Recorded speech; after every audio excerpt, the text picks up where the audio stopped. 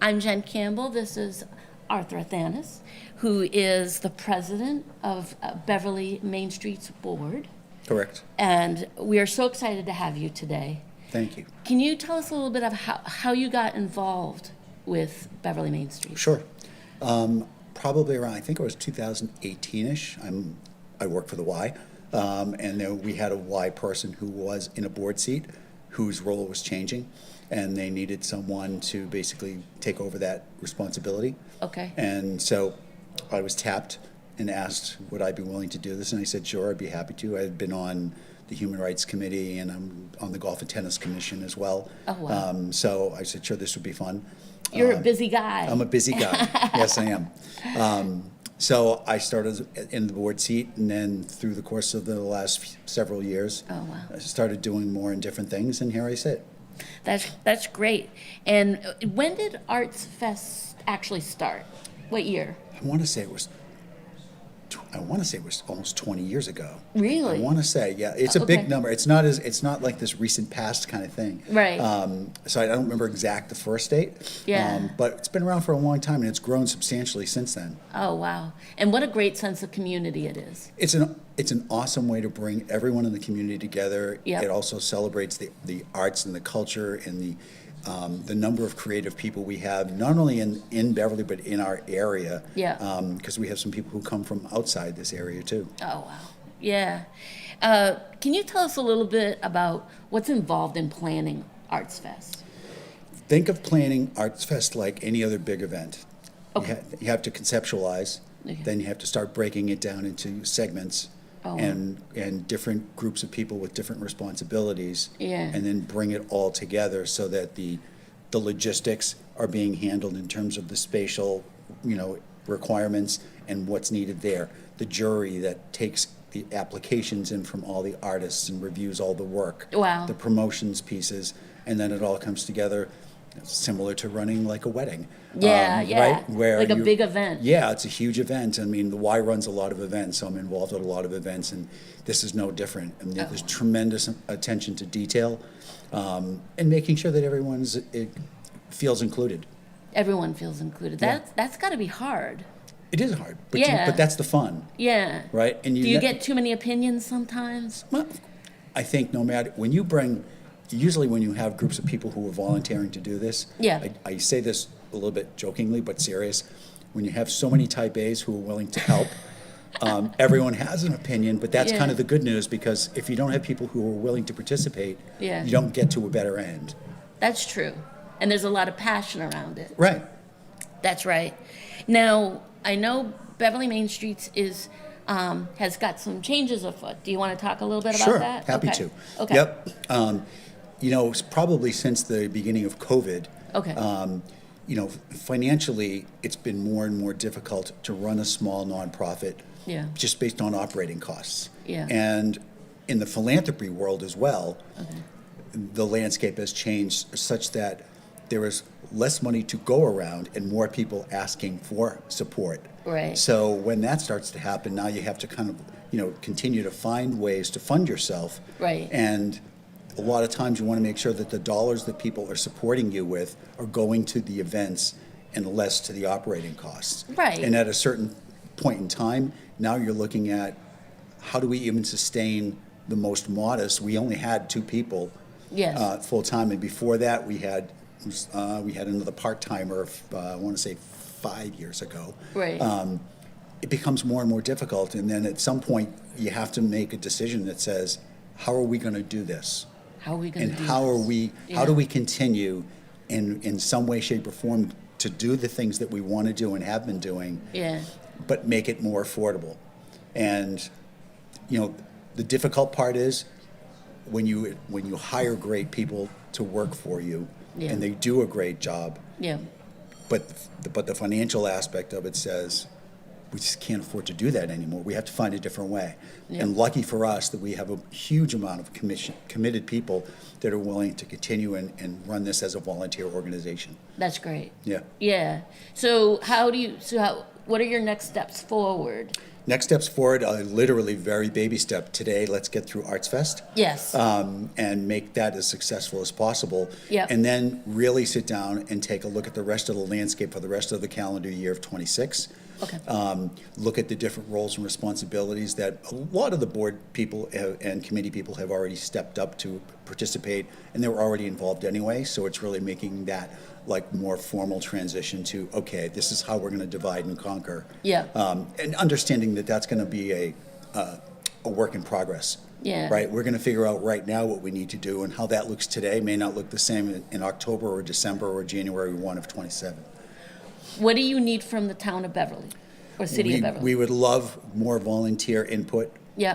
Which they can do via the website. There's info at email that will be attended to by multiple board members. Okay. So we can respond. And your website is? In our bevmaine.org. Okay. If they happen to know people who are on either the board or any committee, please feel free to reach out. They can feel free to reach out to me. Even if they call the Sterling Y, they can get transferred to me. That's easy. Yeah. We are more than happy to sit down and listen to what people have as interest and input and opinions. It's all good. Yeah. So I mean, I think it's important that everyone understand that we want to hear what you have to say, because that's a lot of how we shape what we do. Yeah. If you think of the other events that we have actually added over the years, and then even some that have gone away, that's how you do it. I mean, you have to take a hard look sometimes. Is this event really getting to what we wanted it to be? Really? And if it is, then maybe it isn't. Maybe it isn't. I mean, I think of. So is this an opportunity for Beverly Main Streets to kind of evaluate everything? Absolutely. Okay. I think it's an absolute great opportunity to say. I'll give you an example. A few years back, I think it was probably around 2000, we started First Night, right? First Night was Right. kind of like, let's all the little communities do it because Boston does it.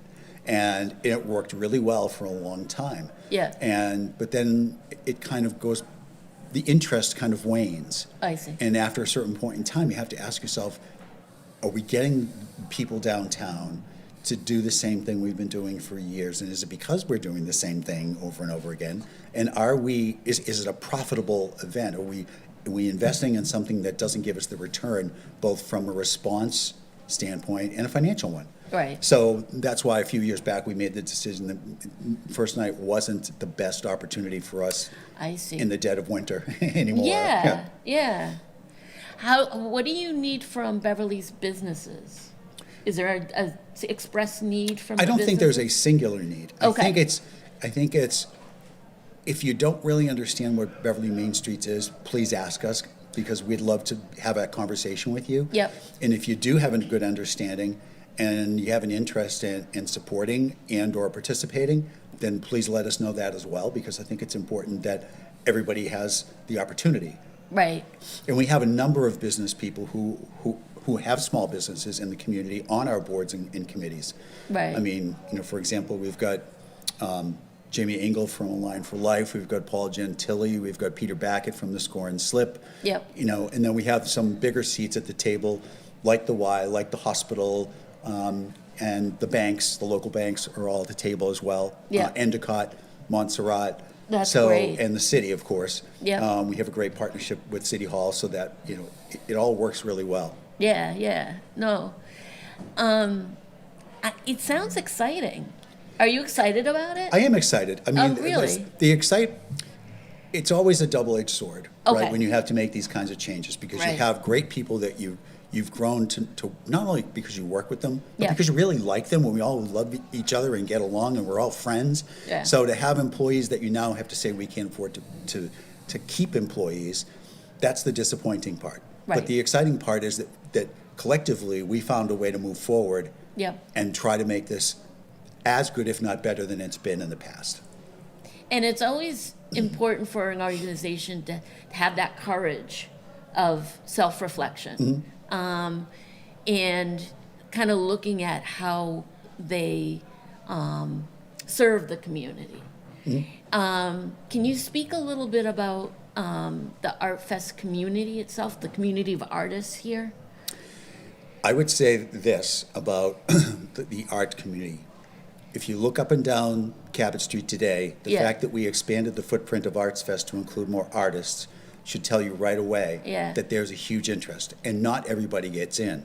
Not So- everybody gets in. Right, so Talk this a is little all, bit about that. yeah, this is all done by jury. So we have, the applications go out, and there is a boatload of people who would love to be here, but because it's done by jury, Okay. it allows us to really focus on a number of things. One is to make sure that there are people who are local, there are people who are new, that we have different types of work, and that someone's actually getting eyes on the work of these artists that are submitting their application to be part of this. Okay. That is not necessarily the case at other Arts Fest type events around us. I see. I say that from experience. My wife is one of the artists, so she One of the does it- artists here? Yes. Okay. But she's also done Manchester and Rockport and Lynn and a whole bunch of others, Yeah. Danvers. Yeah. So they all work a little bit differently, but this is the biggest, as far as I know. Yeah. And the opinion is that we hear all the time is that people don't want to miss this. People don't want to miss it when they. The artists Yeah. don't want to miss the opportunity to be in. Okay. So, no matter what, they all put up money to have Yeah. a spot. Yeah. So there's an investment that they're making to be here because they believe that they're going to have a successful day. That's It's a right. chance for them to showcase their work and get their name out there, but also to make money. And, that is part of it, I think. It's absolutely part of it. Yeah. These people are, because they don't necessarily have brick and mortar Yeah. spaces. Yeah. Right? These people are doing these work in their studio, in their Yeah. homes, or it's an extension of an existing business that they're trying to expand. That's right. Right? So these are the opportunities that these artists need to get in front of a lot of people in a let's say today is now going to be a 7-hour time span. I know. So, which is a great opportunity, and when you have great weather, actually regardless, the weather has been not that great a couple of times, and we still had a great turnout. That's true. And that tells you a lot about your event. Yeah, yeah. But I do hear that today's supposed to be particularly nice, so that's. It's a great weather day. It's a little breezy, but that's okay. A little breezy. People have weights for their tents, and that's fine. I don't want any tents to That's blow right. away. That's right. Yeah. Wow. Is there anything that you want to leave us with in terms of, a message to the community or to the artists? I think the biggest message is that we as a group are committed to making Main Streets part of the fabric of the community. Yep. And part of the opportunity and the effort to bring people and the arts and culture and all the other good things that happen when people come downtown. Yep. That's what we're really committed to, and we want to That's great. grow this opportunity, and we want to make it better for everyone. That's wonderful. And thank you so much for doing all that you do and for the community and the why Yeah. and everything else you do. My pleasure. My Yeah, pleasure. yeah. So we only have 2 minutes left. I Okay. just wanted to see if there's a website or any kind of social media you want to promote. We have a really great social media presence. Yeah. We mentioned that the website is bevmain.org. BevMain.org, yeah. And that is, Beverly Main Streets is our social media handle as well. Yeah. So people can find us that way. Yep. And like I said, by email or even through social media, if they contact us and need more information or would like more information, we're happy to provide it and get back to people as quickly as we can. Thank you. Thank Sure. you, Arthur. My pleasure. Really appreciate it. I'm Thanks. looking forward. I think I'm interviewing your wife later. You are, Is it yes. Deborah? Yeah. Okay. Yeah. So I am doing that, and it was a pleasure to talk to her the other day. Great. So that's good. I think we're all set. Terrific. Thank you. My pleasure. Yep. Thank you. Is that okay? Yep.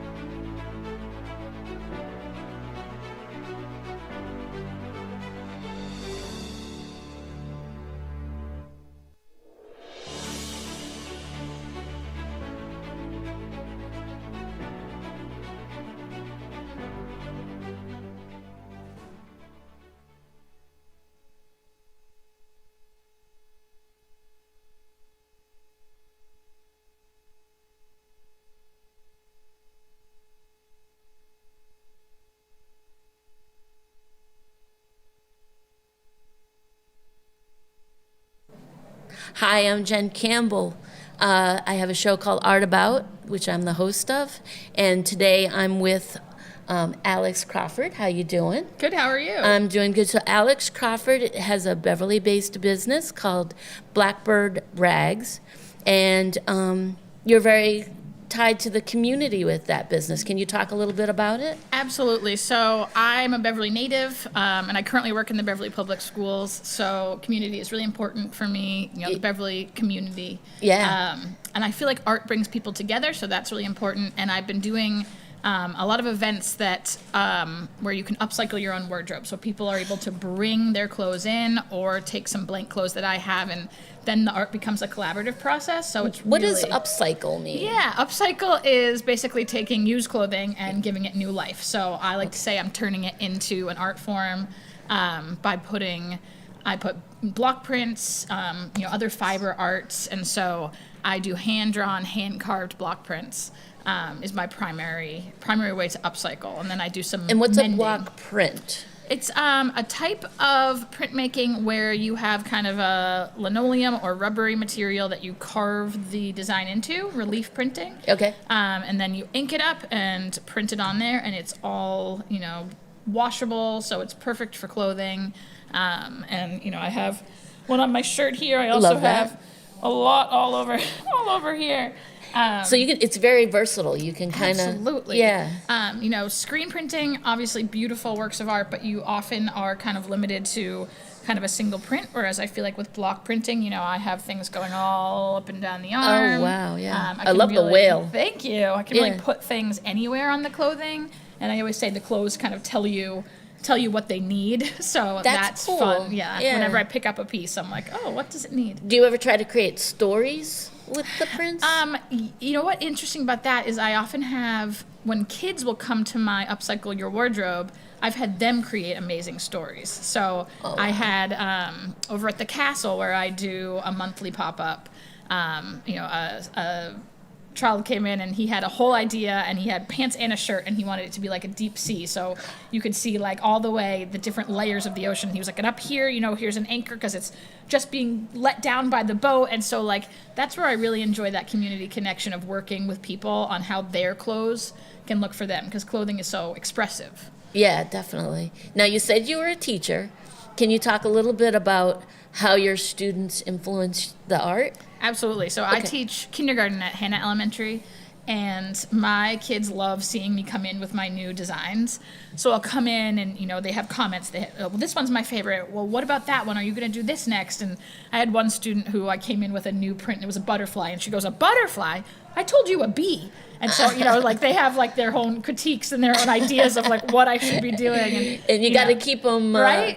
Yeah, they're tough customers. Right, tough customers. So so that cracks me up. And, sometimes they'll draw something and I'm like, oh my goodness, that's a great idea. I'm going to go and do an animal like that one, and so kind of that collaborative too, because kids have kind of no preconceived notions of what art should be, right? They are making pure art, and they're doing it in really cool stylized ways. So sometimes their art will give me inspiration.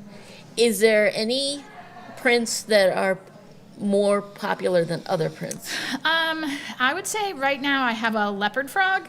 All of my prints are really animal based. I do a lot of work in the the outdoor ed field, and so I work for the Mass Audubon part-time, and so I try to do a lot of local animals, and so the leopard frog is really popular. People love the leopard frog. Okay. So I'd say that's my top one. Yeah. That's really cool.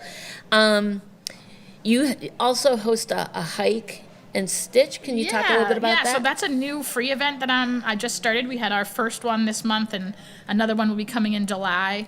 And basically, it's just a free event. Anyone can sign up, and I bring patches that I can teach people how to sew them on their clothes or bags or hats, but also people can bring any, project that they're working on, embroidery, crochet, knitting, any craft. Sewing, any kind of, so I'm hoping to expand that and just kind of take sewing out into nature, because I think it's something we sometimes think of as doing at home. Do you have certain hike routes or hike areas that you're focused on? We are all on the North Shore, and I try to pick places where there's a nice place to kind of hike to and sit down with a picnic blanket. Okay.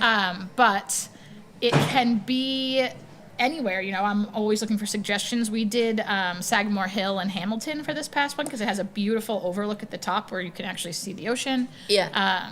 It was a hot day, so we had to find some nice shade. We couldn't quite sit at the very top. We had to go down to the tree line. But we're looking to, in July and August, probably find hikes that bring us towards the beach area so that we can really take advantage of that. And then going into the fall, find some more hikes that will focus on foliage and things. So it's going to be kind of all over. And then, like I said, I work at the Mass Audubon, so I'm also kind of in talks with them about a collaboration on that as well. Oh, wow. Because there's lots of beautiful places at Ipswich River Wildlife Sanctuary where I'm located. That's great. Yeah. I love that area. Yeah, that's awesome. Yeah. How did you get involved in the hike and stitch? Like, how did that idea just come to your head? So I think that's the power of social media, because I saw an awesome creator who's out on the West Coast who was doing something similar around LA. And I was like, oh my goodness, this kind of combines my interests. Yeah. All of my art is nature-based. I do outdoor education already, kind of focusing in on local flora and fauna. Yeah. So I was like, this would be really cool to do around here and really combine that for me. So I took that idea and I'm hoping to expand it out on the East Coast. Oh, wow. That's when you mentioned it, because we had talked a little earlier, I looked it up online. It's a thing. Yeah. Yeah. It's a growing thing. And so I'm like, great, let's grow it around here. Yeah. Definitely. Can you talk a little bit more about your experience as a teacher? Absolutely. So I spent most of my career in education in special ed, but specifically I've always really been drawn to early childhood ed, and that goes way back to when I was in high school. Okay. I took AP Art with Paula Borsetti, who was kind of a local, right? Yeah. Local famous artist. I interviewed her. That doesn't surprise me at all. She's fantastic. She was my art teacher and mentor in that area, and I thought about becoming going into art school. And then I was like, you know what? For me, creating on a deadline is too stressful. Okay. So I thought, you know what uses creativity all day? Early childhood education, right? Like we're saying, you're always pulling creativity from the kids, you're getting creativity from them, using creativity to teach them. Yeah. And similarly, special ed, special ed has a different type of creativity, but in order to reach all students of different abilities, you really need to be creative in how you approach it. Right. So I decided to go into that field, and I'm really happy I did. And actually, I'm hoping to take the art teaching MTEL over the summer so I can get an art teacher license as well, and maybe eventually, later in my career, become an art teacher. I think that would be really fun. Oh, that would be great. Yeah. Wow. So you're a busy lady. You're doing a lot. Oh, wow. Absolutely. Yeah. The stuff that you're doing at Castle, can you talk a little bit more about that? Yeah, so the Castle, I'm lucky enough to coordinate with them. I have my clothing in a couple different stores in Beverly, Unpacked Living and Jade of All Trades. Okay. And then the Castle, once a month, I'm at to do kind of this pop-up, upcycle your wardrobe. So my idea is that I wanted to have a recurring presence somewhere so that people who have clothes at home that need a little extra vibrance, right? Right. Whether it has a stain that needs to be covered, a hole that needs to be repaired. Yeah. If anyone out there is like me, my clothes always have stains. Mine, yeah.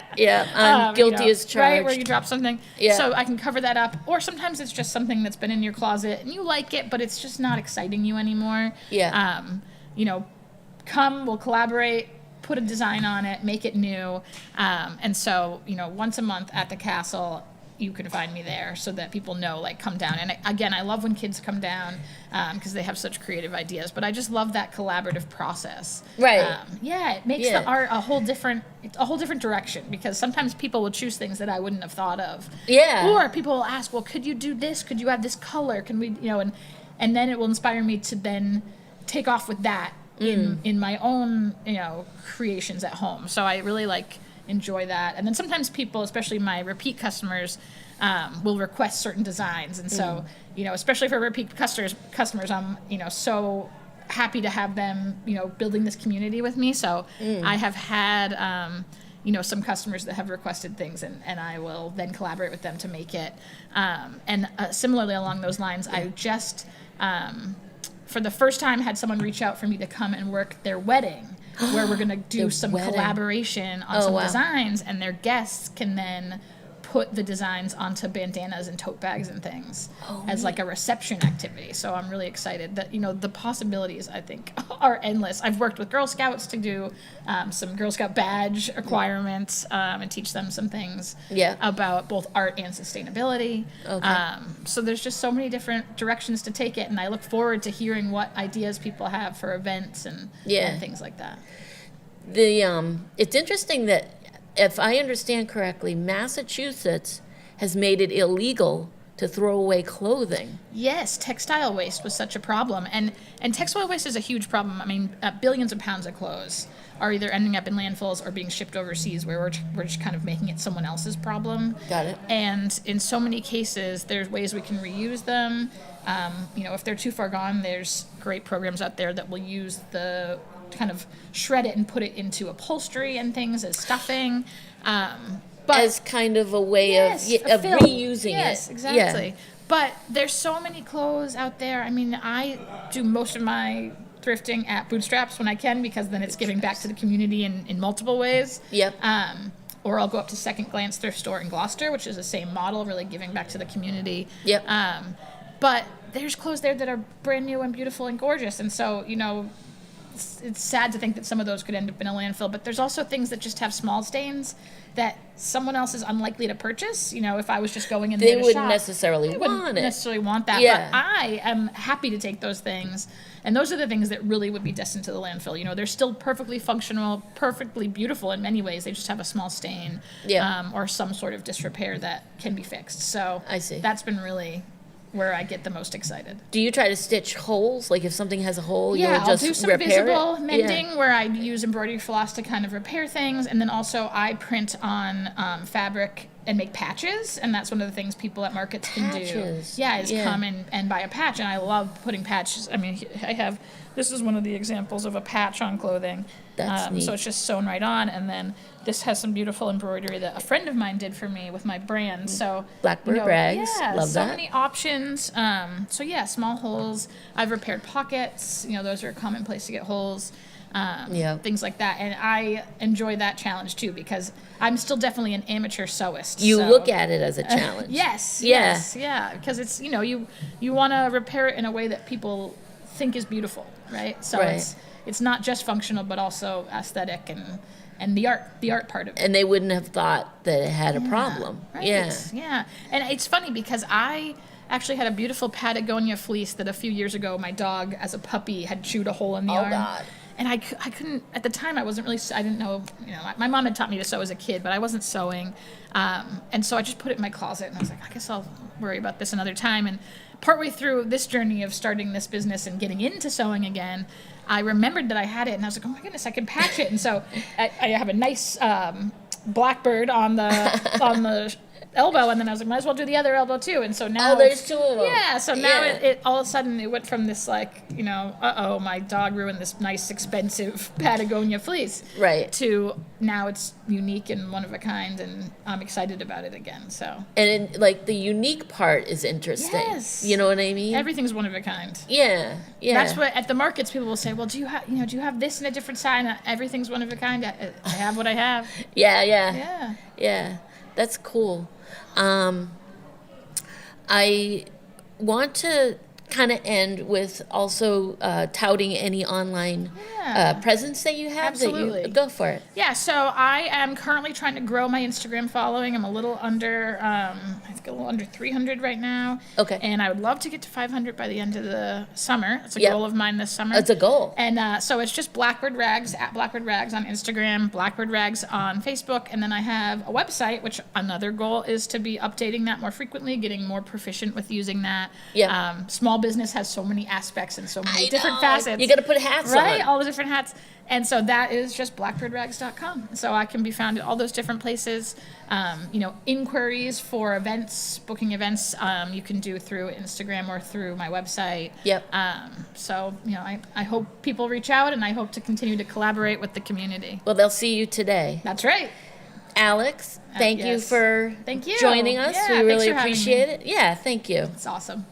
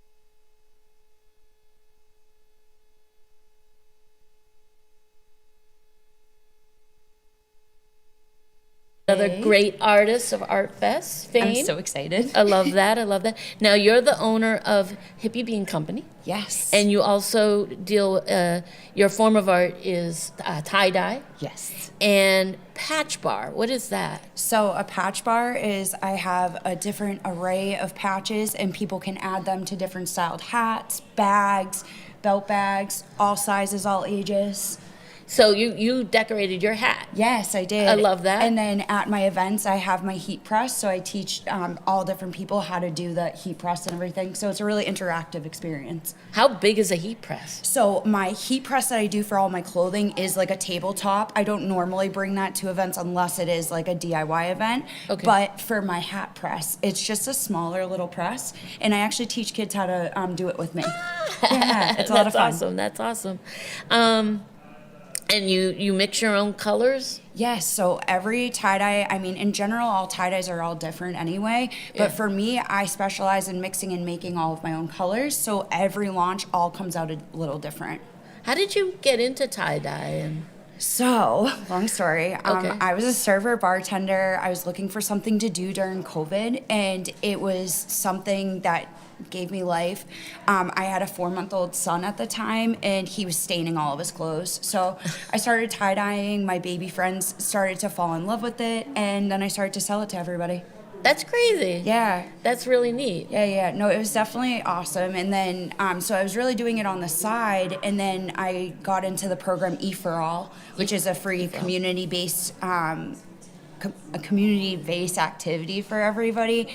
It's business classes, and then that's what eventually got me into doing vendor events. That is really cool.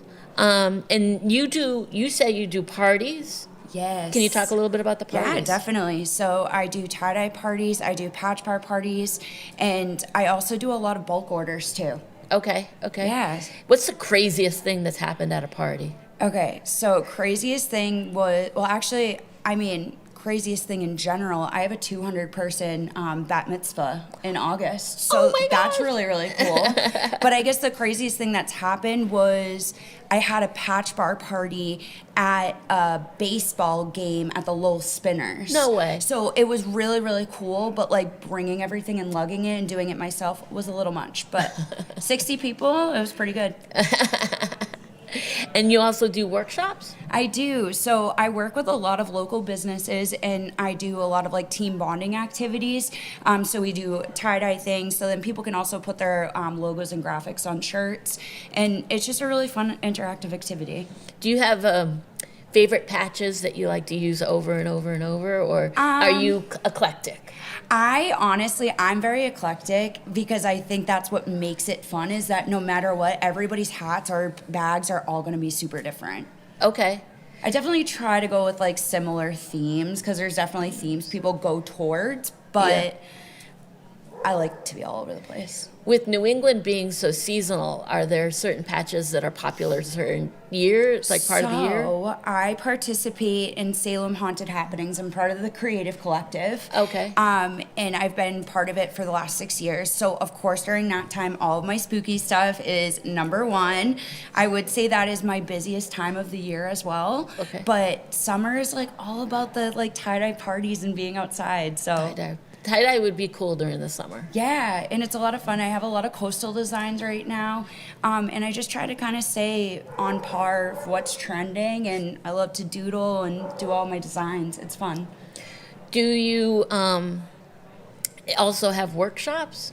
So with the workshops, I don't necessarily, I do classes and stuff, and I do like, I've done business tie-dye parties where I get a bunch of business owners together. Business owners? Yeah, and we Okay. do like a whole networking event kind of thing, and I Yeah. teach everybody how to do them, and then everybody leaves with either a sweatshirt or a t-shirt with their logo on it. That's cool. Yeah. Do you also have stores that your apparel is available Yes, at? Okay. yes. So I'm super fortunate. I do sell in the Homegrown Collective, which is located in Ipswich, Mass. Ipswich. I also sell at Love at First Sight Ultrasound, that are located in Danvers and Amesbury. And then I do a lot of pop-ups in Amesbury. I feel like that's like a close place to my heart. Oh, that's cool. Yeah. Yeah. you do business to business as well? Yes. Okay. So I do a lot of local restaurants, and I have mechanics. I have a lot of different businesses that I work with that I do their own custom apparel. So one thing about me is that of course, I specialize in the tie-dye, but I can do graphics and logos on anything. So, Oh, that's cool. yeah.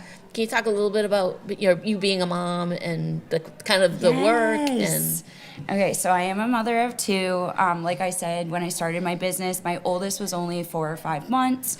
He's now 6, so it's crazy. He's the bean in the hippie bean. And then we also just welcomed a beautiful baby boy last March. Congratulations. So, thank you. So I have Yeah. a little boy, Maxie, as well, and he's my little crazy boy. So now that my oldest, he actually just graduated kindergarten, but I've been home with the baby, and it's definitely a learning curve with 2. How do you find the time? I think it's you got to do it. You don't gotta really have do a it. choice. And the thing is I don't want to work for somebody else ever again. Like, I like making my own hours. I like being able to sit there and say I want to go to the beach with my kids, and I can put my work aside. But then it's also nice that I can sit there and do my work in the middle of the night while they're sleeping, right? Right. It sounds like you're very passionate about what you're doing. I am, and I think that's what makes me have so much drive towards it, is that it's one thing that I actually appreciate in life, and it's something that I'm able to bring joy to other people in ways that I don't think that they knew of. And like, I don't know, I think when you asked earlier what was like one of the craziest things that you did for a tie-dye party or something. So I think my favorite experience was the other day. I did a kindergarten party at my son's school. Okay. So I did a tie-dye party for his classroom, and I think that was like a full circle event for me, being able to like teach my son and his friends and like watch him be so proud of me, you know? Yeah. Because he's watched me build it from the ground up. Right. Yeah. And having his friends be there and see Yeah, you. and he was just so proud, and he was like, "That's my mom! Like, that's awesome!" And he was just so excited because he's been doing it his whole life. So like, it's something that he now wants to teach everybody how to do too. Right. Yeah. What's interesting is because you do these, there's such a community and you're sort of building with the public these opportunities, you're probably witnessing people becoming artists even though they didn't think they had it in them. Yes. So I think that is my inner power, I would say. Really? Is that I think that I've been able to motivate others to actually follow their dreams, because what person in this world could wake up in the morning and say, I'm going to own a tie-dye company, you know? And it's just, I want others to believe in themselves that, like, you can do something with it, you know? You just have to find your market, you got to find your people, and I don't know, follow your dreams, honestly. I wouldn't be here if I didn't. Definitely. I love that. Thank you. I love that because it's very affirming. Yeah. And it gets people motivated. And I hope it does. Don't get me wrong. Like, owning a business is no joke. Like, it's Well, not. yeah, like you talked about the hats. You have to have so many different hats. You have to. And I think one way to look at it is your flashlight is always all over the place. It's really hard to focus on that one thing. But that's what makes an entrepreneur, is that you are able to multitask and think about the different things. Right. And also outsource the things you don't do. Outsource the thing you don't do. Money, not my jam. Okay. I like that. And the other side of it is the freedom, right? Yeah. Like you say, you get to dictate your day. Well, yeah, and it's like it's the freedom of my personal life, but it's also the creative freedom that I really can go in whatever direction that I want to with my business. I can attend whatever events that I want to attend. Okay. So that's what I love about the pop-up part of it, is that I have people down in the South Shore, but then I also have all my people in the North Shore, and I also sell all over the world. So it's cool. You sell all over the world. Yes, so Yeah. from Salem and from different art festivals like this, I've been able to meet so many different people that continue to order from me online. So That's it's cool. really, really cool. That's really cool. Can you talk a little bit about the tie-dye process? Like, Yeah. how did you learn it, number one? And then what does somebody have to do to actually get a good tie-dye? So the number one thing you got to do is just chill. Chill. You gotta chill out because Okay. I feel like so many people are pressed on making a perfect tie dye, and there's no perfect tie dye, and no matter how you make it, it's gonna come out cool. Right. Like, so that's one thing that I do at the beginning of all of my parties and everything is I do like a little mantra with everybody just to get everybody like Kind of set the tone for the thing. because I'm a firm believer in like astrology signs and everything. So we got our Virgos freaking out over in the corner because they're so used to everything being in a perfect way. Yeah. But then I have my little like Scorpios over here. They're like, yeah, I'm just gonna go for Fire it. You know, signs. Yeah. exactly. It's a really fun thing. I don't know. I love what I do. Right. And then with the tie-dye process, Yeah. what makes it fun for me is I use all different companies' dyes, and I mix and make all of my own colors. So again, every launch comes out different. I do different designs. I more so don't focus on like the geometrical, like crazy tie-dye. Got it. I give people credit for that. Like that is hours of work in geometry. Not my jam. Not your jam. No, not my jam. Okay. I like doing the graphics and designs. It was a fun thing for me. When I went to high school, I went to Whittier Tech. Okay. I did the graphics and design program that they used to have. They unfortunately got rid of it. Oh, no. I was in there for a year, and what I learned in that 1 year is what has helped me build my business. Oh, wow. That's cool. Yeah. And you talk about the color. Like, is there certain colors you prefer to use over other colors? Absolutely. So red is the worst color to tie-dye with. No way. It bleeds through everything, and then it'll change just the complex of the shirt in Yeah. general. Okay. What I've learned with tie-dyeing is it's a lot of chemistry. It's a lot of chemistry. It is. So you don't And like then- math, but you like chemistry. I do like math. It's just certain math. Okay. Geometry. I guess it's just like the figuring out of all of the triangles and everything. Not really my jam. Okay. But when it comes to like the chemistry part of it, I also do bleach dye. And so What's bleach dye? So bleach dye is when you put bleach on a black item, or you could do it on a different colored item as well. And so then it takes the under color tones that are in the material out. So it's essentially like a negative reverse thing. dye. I Yes. see. I see. Yeah, so that's another name for it is reverse tie dye. Those are super popular during obviously my Salem spooky times. But with the bleach dye, if it's 100% cotton, it's going to have more of a gold undertone, whereas if it has a little polyester, it has a little gray undertone. So it is cool using different materials to see how things come out. It's been I see. definitely a work in art. Like It's almost like opening a present. You don't know what you're going to get. never. Yeah. Never. Yeah. And that was wicked cool with the kindergarten tie-dye party that I did the other day. These kids threw everything in a bag. I took them home, rinsed them, and washed them. So I got to see them all at first. Okay. And just looking at all of the kiddos' shirts, you had no clue that that's what it was going to look like. Some kids were over there just squirting, not listening, and totally fine. Like, I am so go at your own flow, what you want to do. And I was like, ooh, that might come out mucky yucky. Nope, it came out so awesome. That's great. Yeah, not one. I was like, oh, they all came out so cool. Online presence. Where can we find you online? All right, so I am on Instagram, TikTok, Facebook, all at the Hippie Bean Company. I also have a website, thehippiebeanco.com. And I'm also found on the Creative Collective, the Ipswich Homegrown Collective website, kind of all over the place. Love that. Love Yeah. that. That's great. It's good to have that diversity of coverage in terms of online presence. So, Remy, I want to thank you. Yes. Thank you for joining us today. Thank you really so much for appreciate having it. me. And it's been really great interviewing you. Exactly. It was super cool being here, too. I Thank you. appreciate it.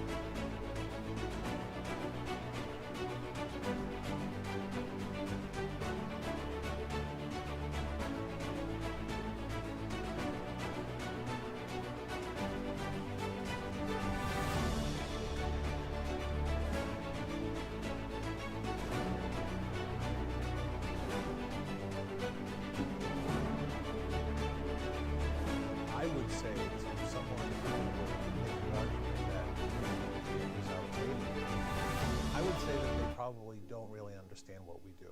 There's a lot to it. There's a lot to it that people don't see.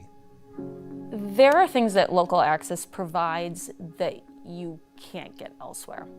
Local access stations are hyper-local. You know, we're non-commercial. At least on your local channels, you're getting programming that matters to you on that community level. I don't feel like you're getting that much of anywhere else, especially where you know, local newspapers are disappearing, if not completely gone. You know, that's a hard reality to face.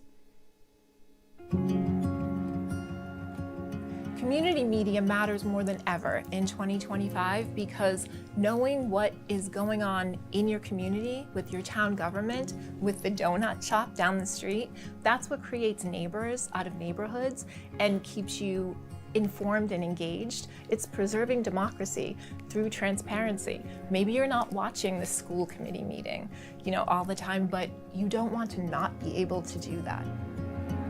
If the state doesn't address the revenue stream, it's all going to fall on the municipalities. And there are going to be some cities and towns in Massachusetts who can't afford this type of service. Now, I think that's a shame because I don't feel as though you could sort of dial it back. Can you all of a sudden stop recording those select board meetings and school committee meetings and airing them live for the public to see? This is an accessibility issue. This is a First Amendment issue, participation in government, transparency in government issue. So one of the things that's been challenging is while we've seen a decline in cable revenue over the past several years, we've actually seen an increase in demand for our services. So that includes the quantity, the quality, and certainly the timeliness. Especially with advances in technology, in streaming, we've just seen a tremendous shift in viewer expectations. We understand that the majority of people out there probably don't watch community media outlets on a habitual basis, but it's the kind of thing that if it weren't there, at some point you'll be looking for it. Maybe right now you're not interested in those select board meetings, but wait until a developer wants to build something next to your house. Or you don't have kids now, but maybe in 5 years you do, and they were in a play, or they were part of a program or a sport. You're going to be looking for us then.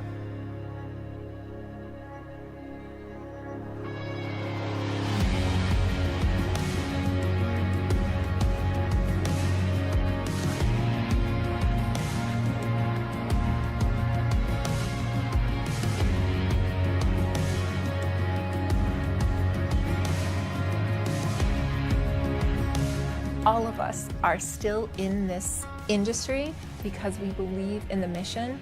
So when people walk into an access center, they know that they're talking to somebody who believes your voice matters and wants to help you amplify that. In order to work for a nonprofit, you do have to have a passion. You know, we're not in it for the money. We really are a community service. Ask anyone in your local government, ask folks in your public school department how much they depend on community media in their communities to tie a lot of communication needs together. And they'll tell you, we are an invaluable partner to municipal life here in Massachusetts. We're actually documenting history, and for it to go away over money would really be a shame.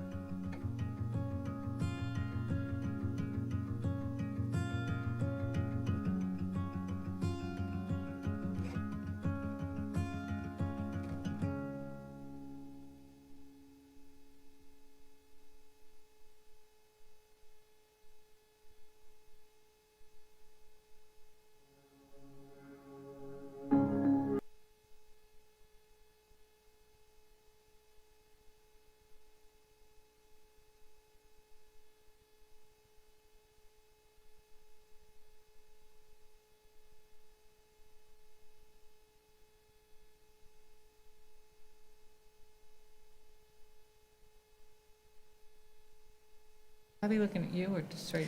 Just look Anyway, at me. Yeah. So, Deborah Athanas, how are you doing? I am great. Are you today, having thank a you. great art fest? I am. That's It's great. one of the festivals that I look forward to every year because it's just a great showing. Yeah. And you see a lot of local people too, that people come back from year to year, so it's nice. Oh, that's great. really That's nice, great. yeah.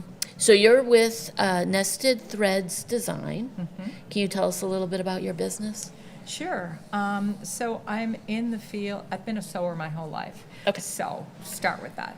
I am my regular full-time job. I make drapes and do a lot of interior design. And just seeing the workrooms, they have lots of leftover fabrics from pattern repeats, just, extra pieces that were laying around. And so I just asked one of the workrooms, can I have some of those scraps kind of thing? And Yeah. they're like, sure, take them, because they have a lot. Yeah. And I just started playing around with it. And then about 4 years ago, someone asked me if I wanted to do a fair, and I was like, sure. I don't, and it just wow. kind of came about so that I was using these leftover scraps, which makes me create different things, because I have small pieces, big pieces, large pattern repeats. So it's kind of like the fabric can kind of dictate Exactly. how the direction you go in? Okay, can you talk a little bit more about that? Sure. So, if I have a bigger piece, I'm going to go for a pillow or a table runner. I see. Or something like that. Yeah. Sometimes, if it doesn't look like it's suitable for that, I'll cut it up and make dinner napkins. I see. And then it just kind of trickles down the line. If it's not dinner napkins, it could be a pillow, it could be aprons.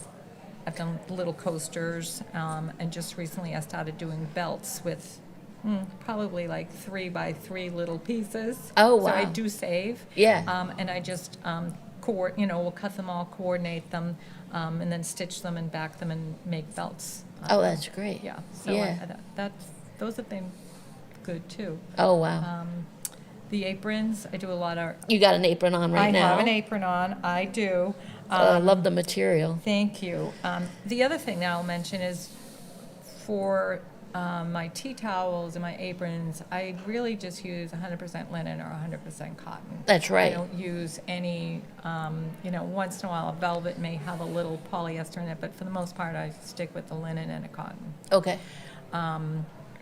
They're just more durable and wash and just hang in there forever. Yeah. And the part of repurposing and doing all that, it just kind of fits right in with that. So, Yeah. so whatever mood I'm in, whether I'm making lavender sachets or the belts, it just, the fabric dictates to what I'm going to do. I love that. That almost, it's like your creativity has a whim to it. Like what rocks your boat at that point, you go Right. with. If I don't feel like making a bag today, I'm gonna make something else. So Yeah. it's kind of nice because I do it after work, so it's my relaxation to do that and to be able to create what I feel like doing at the moment. So That's it is kind great. of nice that I'm able to do that. That's really Yeah. cool. Yeah. And please talk a little bit about the sustainability mission that you have, like that you don't want to waste any fabrics. Right. So if you come and I have a hard time throwing it out because Oh, I wow. know I can find something, and I like to go. The workrooms can't give that stuff away. I mean, like they give it to me, but it just sits there. There's Yep. nothing that they can do Yep. with it, so it just sits. So there's so much waste right now. Really? In so many parts of our world. I just thought that this was something that I could do that could help, because as I said, I've worked in many workrooms and been doing this for over 20 years. Yep. And I just see it, and it's a lot. And I'm like, oh, what do you mean? You have to throw out that little piece or something, So I try to, that's kind of what made me get going, because I just don't like to waste. If I can find a purpose to redo it. Short little story. Go for it. Should I go for it? When my kids were little, I repurposed my husband's suit and made it into A a suit? jumper for my little daughter. Oh, wow. Because I just like to create, and he was like, it's too big or whatever. and I cut it up and made this really cute little pleated little skirt with the little peplum thing here. Oh, wow. And she called it her business dress. So, Business I've been dress. doing it for a long time. Also have taken wedding dresses and made them into christening gowns. You know, I just don't like to, you know, throw things away that can be repurposed and reused. Right. So I do a lot of this in a lot of different aspects of repurposing. I always feel like clothing gets a second breath or a second life. Totally. Go for it. Like, Yeah. Those jeans don't fit you anymore. You can do something with them. Sometimes I'll save it, and I'll save it for the pocket because I want it for an apron, or you know, Oh, yeah. different things. Just because it's kind of cool, you know. Yeah. So, like a denim little pocket. Yeah. Yeah. Oh, that's neat. So yeah, I mean, I pretty much don't throw out a whole lot. You don't want to see But that's my workroom. wonderful. I think that's wonderful. Yeah, no, I try to use everything down to the little bits. And even at that, I started saving the scraps so that I could make what they call, and I'm not a quilter, I think it's called a scrap quilt. Okay. I think that they just, everything is different sizes, and then you sew them together. So it's not like there's a It's not geometric a square. pattern Yeah, to there's it. nothing, Okay. it's just like random pieces. Okay. And put together. I see. I So. see. But that must be beautiful too, though. I mean, there's a beauty in the chaos of it. Correct. Yeah. Yeah. Yeah. You know, I try to coordinate things a little bit, but sometimes it's kind of fun to just randomly put something in there and you're like, oh, that's actually kind of cool. Can you talk a little bit about some of the fairs that you do? Sure. I would say I've been doing this Beverly Arts Fest fair. I think this is my 4th year. Oh, wow. I started doing fairs. I did a Christmas fair at Danvers Art Association. That was my first fair. And I was like, oh, and you know, I made some things. And at that point, I was actually also reupholstering dining chair seats with fabrics too. So I had some chairs and was, you know, like you get that old dining room chair off the side of the road, sand it down, paint yeah. it, redo the seat. So I had a bit of that. Yeah. I still will do that. I don't do it that as much because I'm focusing more on this other, but that's kind of what hooked me in. What hooked you in? Doing that first fair, and I was like, Oh, okay. you know, doing that first fair was good. Yep. To the other fairs that I've done, I do a really fun one in Rockport. It's Rockport. called the Harvest Festival. Okay. That's fun. I always did the Beverly Holiday Stroll. Yeah. That was good. There's one in Lynn that I've done. So I don't do a whole lot, but It sounds like you're doing a lot. yeah, it is. It's like, Yeah. you know, if I can get in, I did the Manchester one. Yeah. If I can get in like maybe 3 big ones like this, like I would consider Beverly a big one, and then do like some holiday things. I'll do the holiday one at Danvers Art. And there's one other one that's coming up that which I didn't know about in Beverly. And What's maybe that? There's one in Lynch Park that's called, is there a Oh, I think I know what you're talking about. yeah, and so someone just yesterday was buying some of my stuff, and she is a vendor there, and she's like, what do you mean you don't do that one? I'm like, I live down the street from there. How do I not know? Maybe I didn't think it was geared towards, you know, what I do. Yep. So I'm hoping to get into that, Okay. as well as the Beverly High School one. Yeah. That's good. Oh, that's good. That's a fun one. Yeah. Yeah. Awesome. You know, a lot of my things people will buy as gifts. I They see. make great gifts. Yeah. And just really word of mouth. Yep. You know, someone that my husband knows was like, oh, I need aprons. Can I have 5 of them? I'm like, sure. Oh my You know, gosh. so like she's got like for all her kids and stuff, and she says, oh, it was fun because everybody was swapping, and you want this one. So it's nice to have those stories come back that Yeah. people appreciate it, and yeah, it's something I just love to do. Yeah. And there's, when we were talking, you were saying there's a love of actual creation that you're passionate about. Can you talk a little bit about that? Sure. I've been sewing since I was in junior high. Junior high. When they told me, you can't make that, that's too hard for you. You have to get it approved. And I'd have to have my mom sign something saying, no, she can do it, she can do it. And I just love doing it. And through high school, I think I made most of my clothes. Really? Yeah. My grandmother was a sewer, my mother was a sewer, they made all our stuff. So then I went to Boston School of Fashion Design.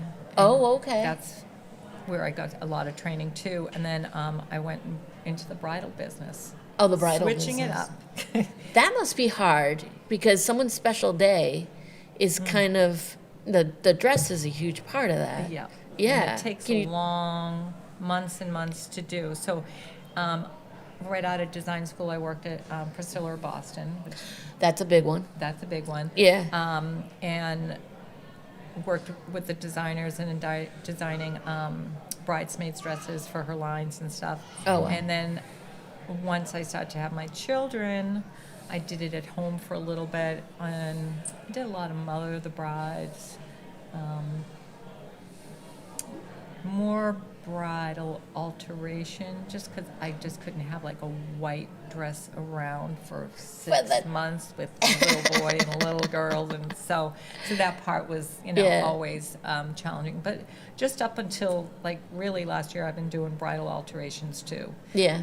And as much as I say I'm not doing bridal anymore, It pulls you back in. People that I've just been doing things for years, and Yeah. if they asked me, I probably would do it for them. Yeah. But I try to just stick with bridesmaids, doing some hems, or Mother of the Bride and stuff like that. Yeah. And just doing my fairs and my work, and I'm a grandmother and a grandmother to be You're again. a busy so, lady. Yes. So Yeah.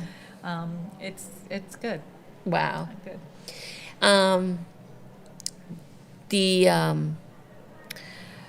It's in terms of online presence, where can we find you online? So right now I just have an Instagram. I don't have a website yet, just because I'm doing a lot of different You're doing things. a lot, because there Yeah. must be a lot of preparation in doing the fairs.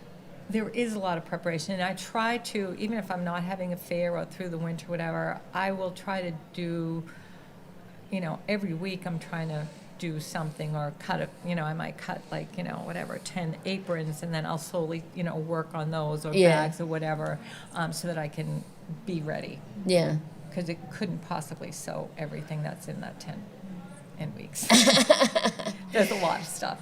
But your Instagram is? My Instagram is nesting_threads_designs. Designs. And I will post when I'm doing a fair there. I will post some, some product every once in a while. And you can always DM me Okay. if somebody needs something. And a lot of people will be like, hey, I'm going to a birthday party. Can I have a little girl's apron? Oh, yeah. And those are really sweet. Those are neat. And I have mother and daughter matching ones, so people have done that. That's cool. So I can't say that there's one product that's better than the other. Every show is different. Yep. Because every product is so unique. They're all different. Right. Yeah. Well, Deborah, thank you for joining us. We really appreciate having you and having you at Arts Fest. It's really, Thank you. it's been a Thank good you. interview. Thank you. Thank you. I really enjoy it, and I'm glad that I was able to sit here with you. And Thank you. we'll meet again. All right. Thank you.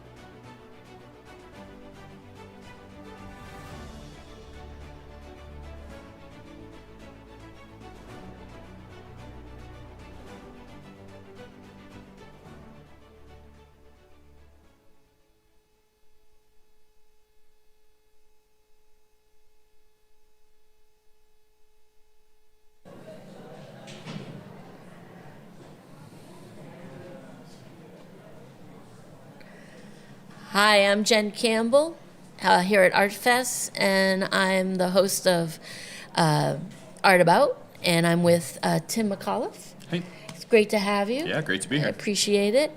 So you're a longtime resident of Beverly? Yes, except for a handful of years. Handful of yeah, years. Yeah. So would you say that Beverly and its art scene kind of impacts your art?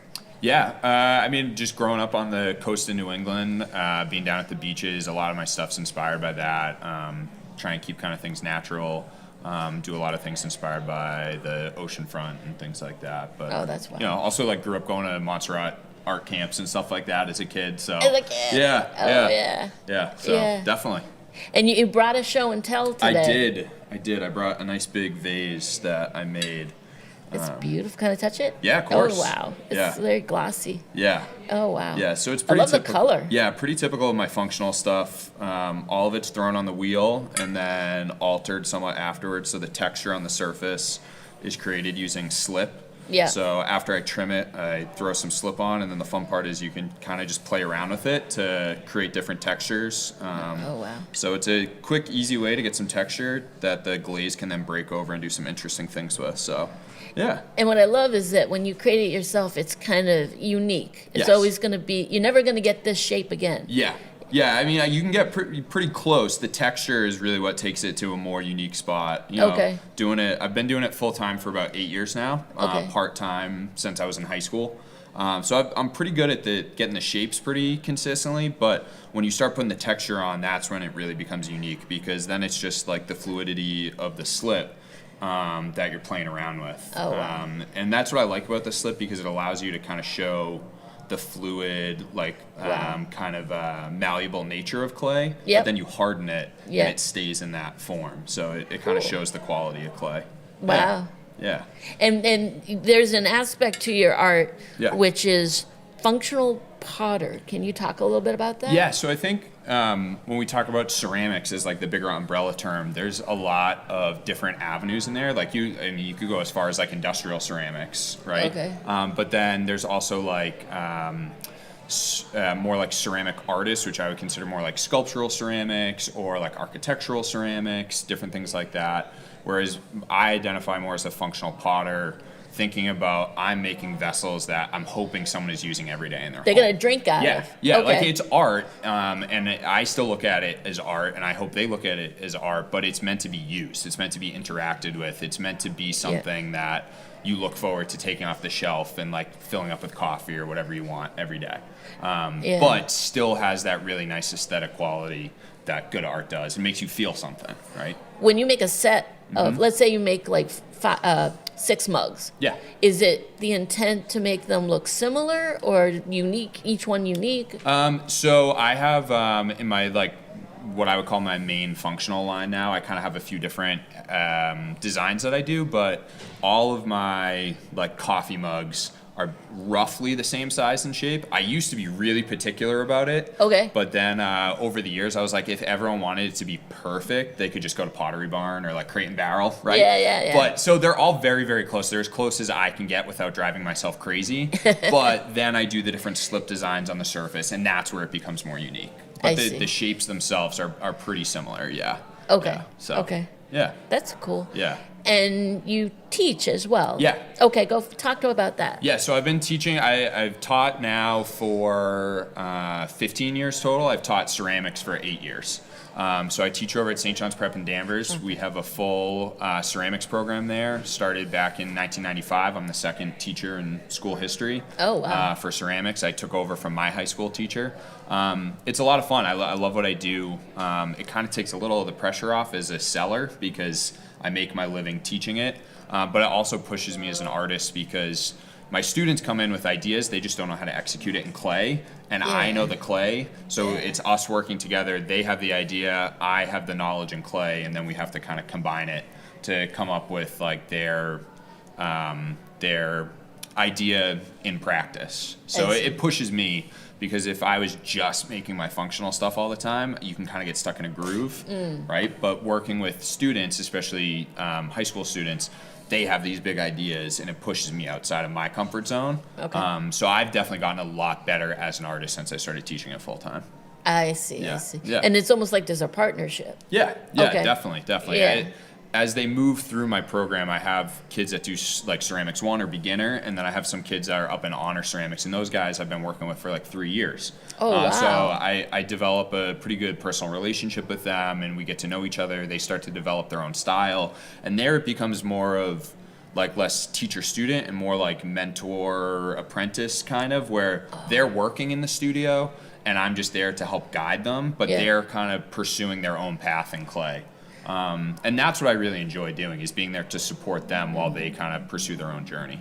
Yeah. Can you see when a student turns, kind of flips? Oh yeah. Okay, Yeah. talk about that a little bit. Yeah, a lot of them come in like really intimidated by it, or they think it's gonna be super easy, right? Okay. There's no like in between. They're either like terrified to touch the clay, or they think they're gonna be the next great thing the second they set down. And then everyone is really bad at the beginning. It's a super steep learning curve, but then there's that moment where it just like clicks for a kid, and then usually it's when all of a sudden they have 8,000 questions for you, because they're like, I saw this online, or I saw that online, and they start really pushing to like explore new things, and they're the ones who want to do a little bit more. Or there's the kid who thinks that they're suddenly better than me because they've been doing it for 2 weeks, and that's always fun. It's an all boys school, so they get pretty competitive, and they're all. Competitive? Talk about that. Oh, they get super competitive. They Okay. get competitive with each other of who's making the best. Okay. But then they're like, "Oh, I think I could like make more than you." I'm like, "You think?" I was like, "I've been doing this full time for 8 years. Like, there's no way you can make more than me in a class period." So we do. I call it throw offs. Throw offs. Yeah. Okay. So I give them odds on like how much time it'll take me to beat them in an hour. They have a full hour class period to make as many mugs as they can. Oh, wow. And then like depending on where I think the kid's at in his process, I might give them 20 minutes, or I might give myself like 10 minutes. So they have 60 minutes and I have somewhere between 10 and 20 minutes, and I have to make more pots than them in that amount of time. I see. And if they can beat me, I told them I'll give them an automatic A+ for the semester. Oh, no one's ever beat me. That's an incentive. Yes, no one's ever beat me. Okay.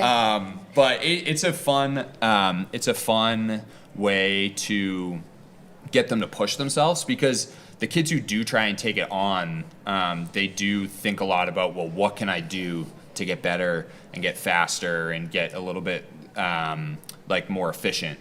So More efficient. What does that mean? So a big part of ceramics is how quickly you can make the pot on the wheel, and part of that for me as a maker is like just my time on the wheel, right? Like the Okay. more pots I can make in a sitting, the more money I can make out of that time period. Got it. But it's also the longer you're working with clay, the wetter it gets and the less it wants to do what you want it to do. Oh. So a big part about making really delicate forms or making very like geometric, like really wide forms is about like you making sure the clay doesn't get too wet, because then it's just going to turn to mud and it's going to slump. I see. So efficiency is kind of twofold, where you just want to be efficient so you can make more use of your time. Yep. But the more efficient you are, the more delicate and the more interesting shapes you can make as well. So, I see. Yeah. I see. Yeah. So yeah, it's fun. It's they can be, the high school kids can be pretty interesting. So yeah. Yeah. And they must give you inspiration. Oh yeah. Yeah, they come in with lots of ideas and push me outside of my comfort zone. It's always interesting to see what they come up with, because they have different interests, they have different backgrounds. Growing up on the North Shore, I think our demographics have changed a lot, which is awesome. That's cool. But like when I was growing up in Beverly, it was definitely a very different demographic makeup, and I have a much more diverse student population at the school now than when I first started teaching there. So it's really interesting to watch them express their own interests and their own cultural backgrounds and bring those into their artwork.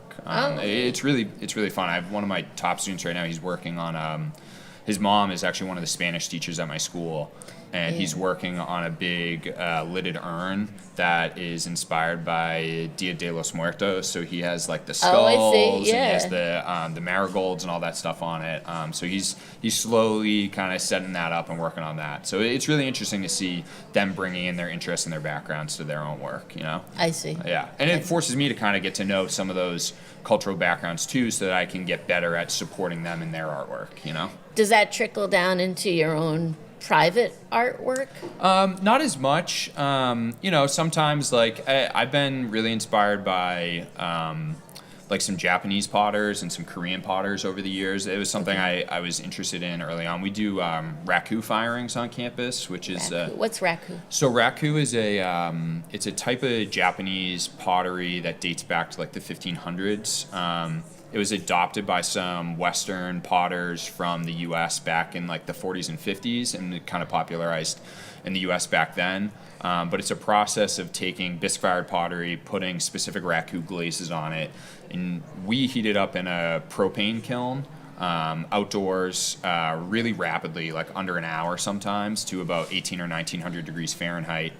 And then you open the kiln at temperature, so it's hot. Like It sounds hot. Yeah, it's real hot. And you Yeah. pull it, you open it up, and we have like protective gear on and everything. But you pull the pots out at that temperature, and you put it in a combustion chamber. The combustion chamber is usually Yeah, what's a combustion chamber? That sounds interesting. yeah, it's usually a metal trash can is what we use, and we Okay. line it with different combustibles. So it could be during the fall, I'll rake my lawn like the day before we do Okay, it, and we use leaves.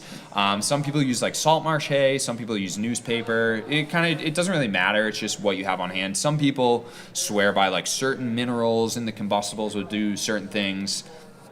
I don't know if that has as much of an effect, but what it does is the pot lights on fire in the combustion chamber, and it actually smokes the pot. So Oh, wow. the fire will start to strip oxygen ions out of the glaze, so you get really bright metallic colors. Yeah. But then anywhere where there's little cracks in the glaze or on the bottom of the pot where there's no glaze, it turns black because of the smoke.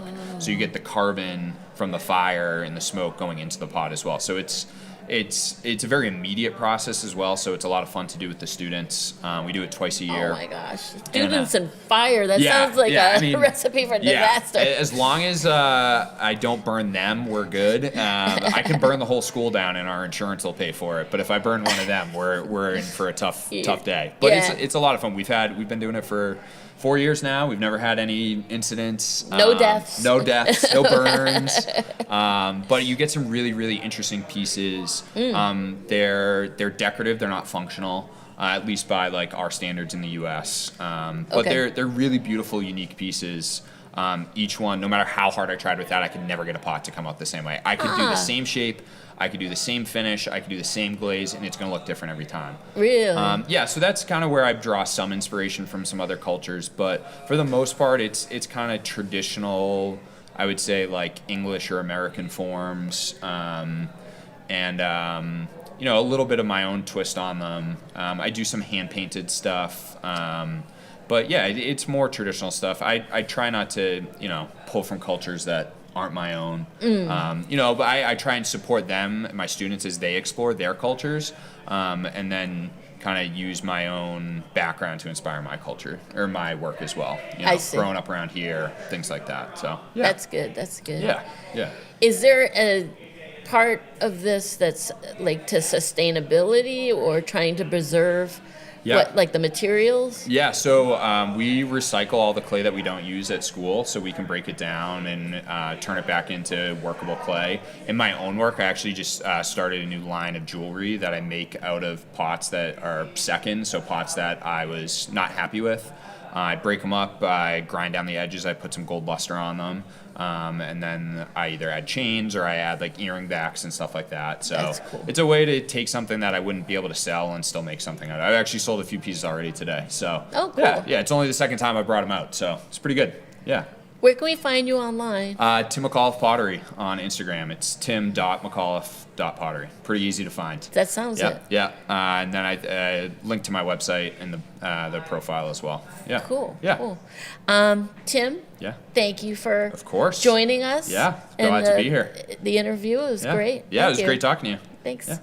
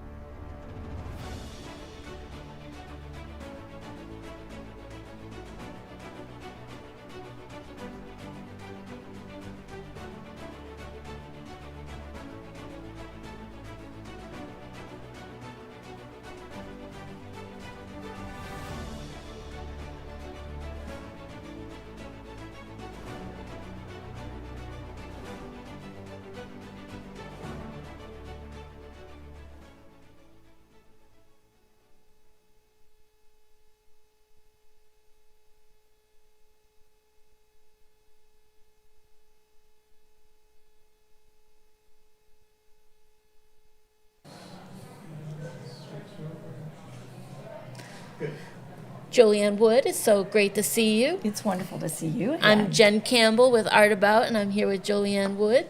And you're here at Art Fest. I am here at Arts Fest. I have a tent set up just down the road. Love that. Can you talk a little bit about the art community and how you're involved in it? Oh, I do a lot of different things here in Beverly and along the North Shore. Yeah. I guess the biggest thing is I have my studio across the street at the Bower, the new Bower building. Which is beautiful. And that's my hub. I do teaching there. I open the studio every now and then for folks to come in and see. And people can come, it's by appointment or by chance. So people can come by anytime. Yep. But I do that. That's sort of my launching pad to do other things. But I do some group classes for the city of Beverly. Yeah. People can find out more about that by going to the rec department website, bevrec.com. Yep. But I also do private teaching, and I also organize events. Oh, wow. Before I get to that, I will also do demonstrations. I actually have 3 coming up in July. You're a busy lady. Yeah, I gather no moss. But community art is my passion. Yes. And so my territory sort of goes from Marblehead through Salem, Beverly, on up the coast all the way to Cape Ann, Gloucester and Rockport, Essex, Ipswich. Yep. Topsfield. I do a lot of work with the Council on Aging in Topsfield. Yeah. And teach senior citizens there twice a month. I've been doing that about 5 years. Oh, wow. And I call that my little art lab. It allows, Why do you call it your art lab? I'm interested because in I that. can try things. And the ladies are pretty game to go along. They paint along with me every session. We create a different work of art every session. And they go on the journey, and sometimes I pick something that's maybe even too hard for myself. So. Oh, wow. But it's fun. They like to make fun of me when I when I fail. But it keeps it real. It keeps it human. But I do that just for the pure enjoyment of it. I don't make a lot of money doing it, but Yeah. I really enjoy I enjoy the folks that I meet there and being a part of the community. So everything I do with my business model really is community oriented. Yes. I'm also very passionate about different events and bringing art into the lives of the community. So I specialize in art events or organizing them, the project management part of it. Yeah. Next weekend, we'll have 25 artists in the gardens at the Rockport Garden Club Tour. Neat. That's happening Saturday, the 27th. And we'll have artists painting during the tour, and then we'll have a reception and a wet paint sale afterwards at the Rockport Arts Association. Oh, wow. That said, that's the sort of thing I do. I have a really large event back in my home state of Virginia coming up in September with 30 artists. That it's must be very a lot similar, to coordinate. Yeah, we do it every 2 years. It's the Floyd Plein Air Biennial, and this will be its 5th installment. Okay. It's similar to Cape Ann Plein Air, but it's in another state. Okay. So we pull on regional and national artists for that. So I'll exit the North Shore for a little while in September and go back to my home state. But I love the North Shore. Yeah. It gives me so much inspiration. I love going out and painting. I do a lot of painting out of doors on plein air, is the French term for it. So people will see me out and about painting sometimes. I have walked by and you were there and you were painting on Cabot. Yes. And I saw that and it was like, what is she doing? Yeah, I think that might have been when I was painting Jolie T. Okay. Yeah. So that painting is in the tent today. Oh, So. wow. But I do, when my tent work, what I sell when I do a festival, I bring out anything new and fresh. I have framed and unframed pieces, but I do all originals. I don't sell prints in my tent. I want everybody. I think I price it accordingly, and I have many different price points, different styles, you name it. Yeah. And so it allows people to afford original art. That's amazing. Yeah. Kind of bringing art to the people. I try. Yeah. I try. Yeah. So, how have you been? You've been busy. I've been a busy lady. I know. Yeah. I'm so excited to see your shows coming out again. Yes. And you continuing with that. I think that's a real gift. And I see that you've been exploring some things on the North Shore as well. Yes. Doing some outreach. Yes. And online. And that's really cool. The show has been on for 3 years, believe it or not. Wow. So you were Congrats on that. You were one of my first guests. I enjoyed that so much. And you started a tradition on Art About because now I've had 2 other artists actually bring their easels, bring their paints to the show and their tarps, and it's always fabulous. You never know what you're gonna get. That's so cool. I know. That's so cool. But I remember the show that you did. You brought in the easel and you brought in And I painted. and you painted. I actually ended up giving that painting to a good friend of mine back in Virginia. She fell in love with it immediately, and I just shipped it to her. It was beautiful. So it was fun to do. Yeah. Yeah. I remember that big cloud on it. Yes. Yeah. Yes. Yeah. I ended up calling it Vanilla Sky. Vanilla Sky. That she actually named the piece, and then I thought, well, she needs to have it. Wow. So what else do you want to know? So, I know that you're involved in teaching. I am. Can you talk a little bit about the private classwork that you've The been private classwork that I do, so I do some smaller classes. I do work with seniors. I do work with the BevRec program. But the private lessons, it's by the hour. By the hour. And I'm not going to announce my rate here just because it's easy enough to find out. But I charge by the hour, and I have all skill levels. It's mainly painting. Painting. Painting, although I will work with drawing and drawing with pencil, charcoal. All levels. All levels, pretty much. Yeah. How do you get across certain artistic concepts to, say, a newbie? With a newbie, I have certain lessons that I lay down that we'll work on. The first lesson is mixing a palette. Mixing a palette. Mixing a palette of colors. I have found great success with a limited palette, which means I only paint from a small amount of a certain number of colors. Okay. I limit the number of colors, and I usually paint from a red, a blue, and a yellow. It's just a matter of which one. Blue and a yellow. So the And primary colors. The primaries. Yeah. And then I may have an ancillary color that I add in, like Prussian blue or lemon yellow. But I try to stay within the triad that I choose. But I would teach folks, newbies, from scratch. That's actually my wheelhouse, is basic is? oils. Yes. Oh, wow. So, but people can come, and I usually will have a 3-hour increment in the morning time, and that gives you a chance to really work on the skill and get into it. And I found that 2 hours is really too few. And so the 3-hour concept works well. Why is it 3 hours? It gives you an hour to get into it. When people come for private lessons, you bring your day with you.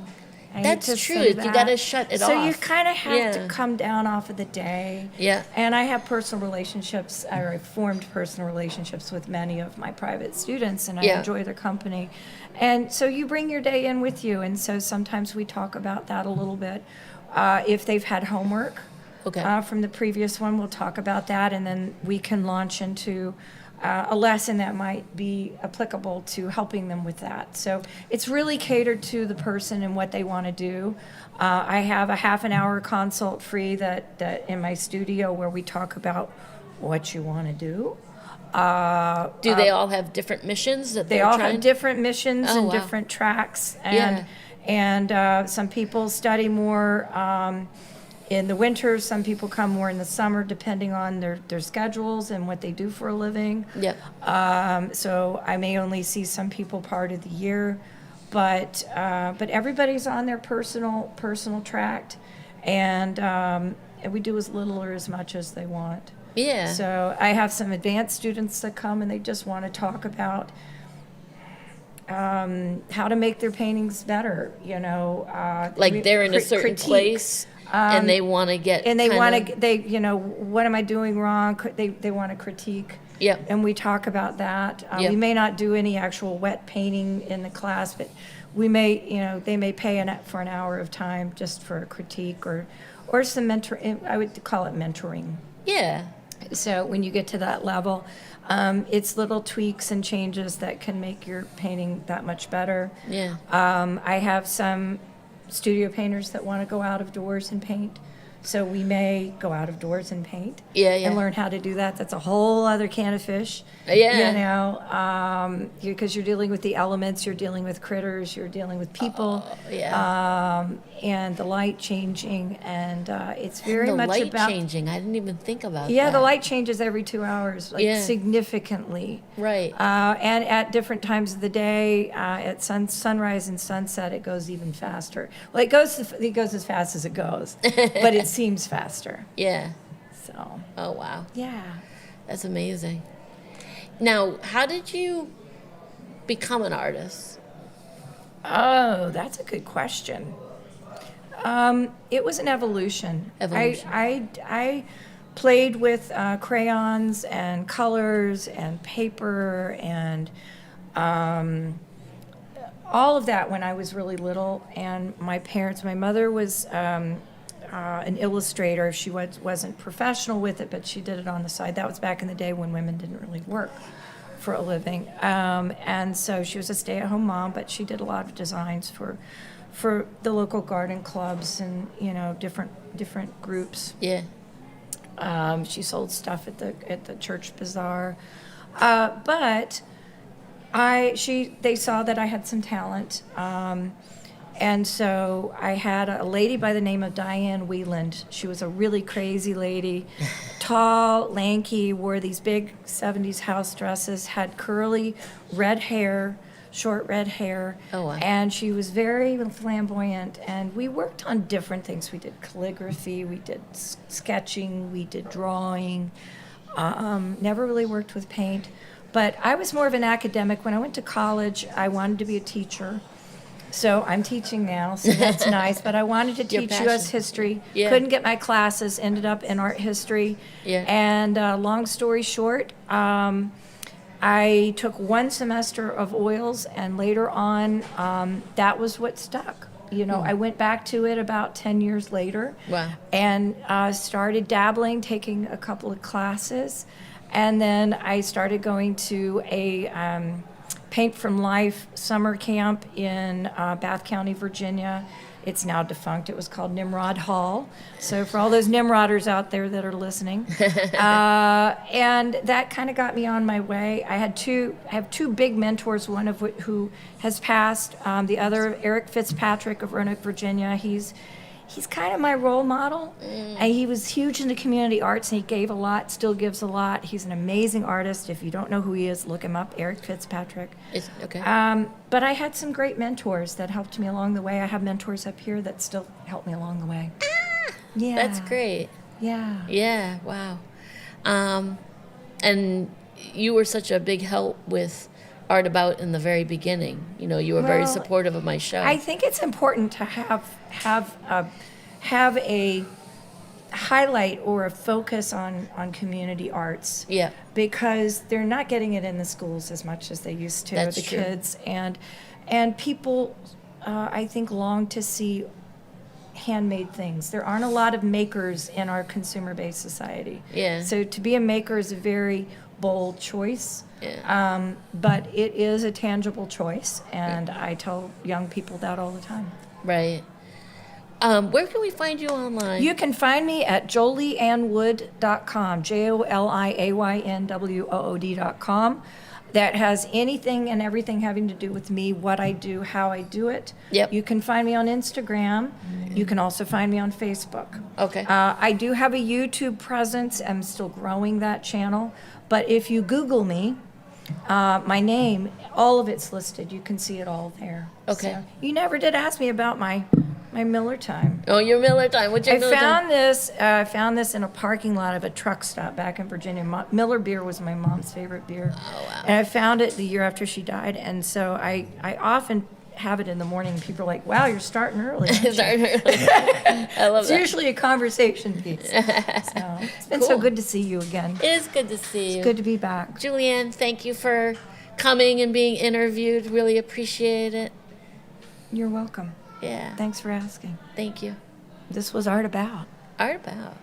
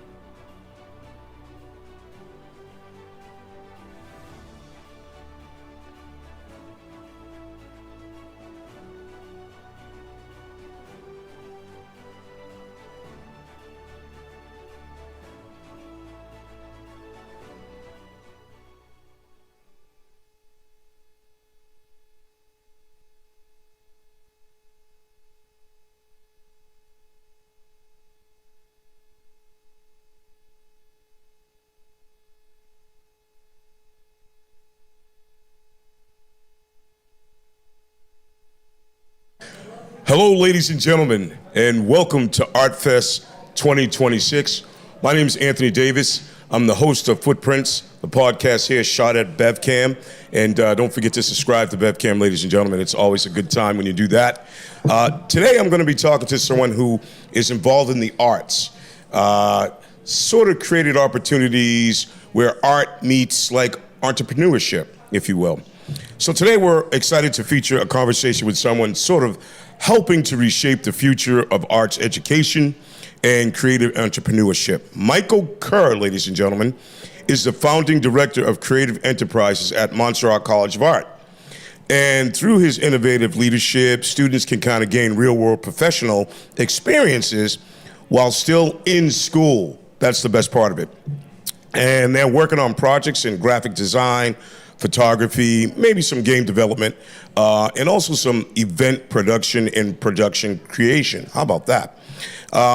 Michael's work bridges the gap between artistic talent and professional opportunity, kind of connecting students to like the regional creative economy, while also demonstrating new ways, ladies and gentlemen, that art education can remain relevant.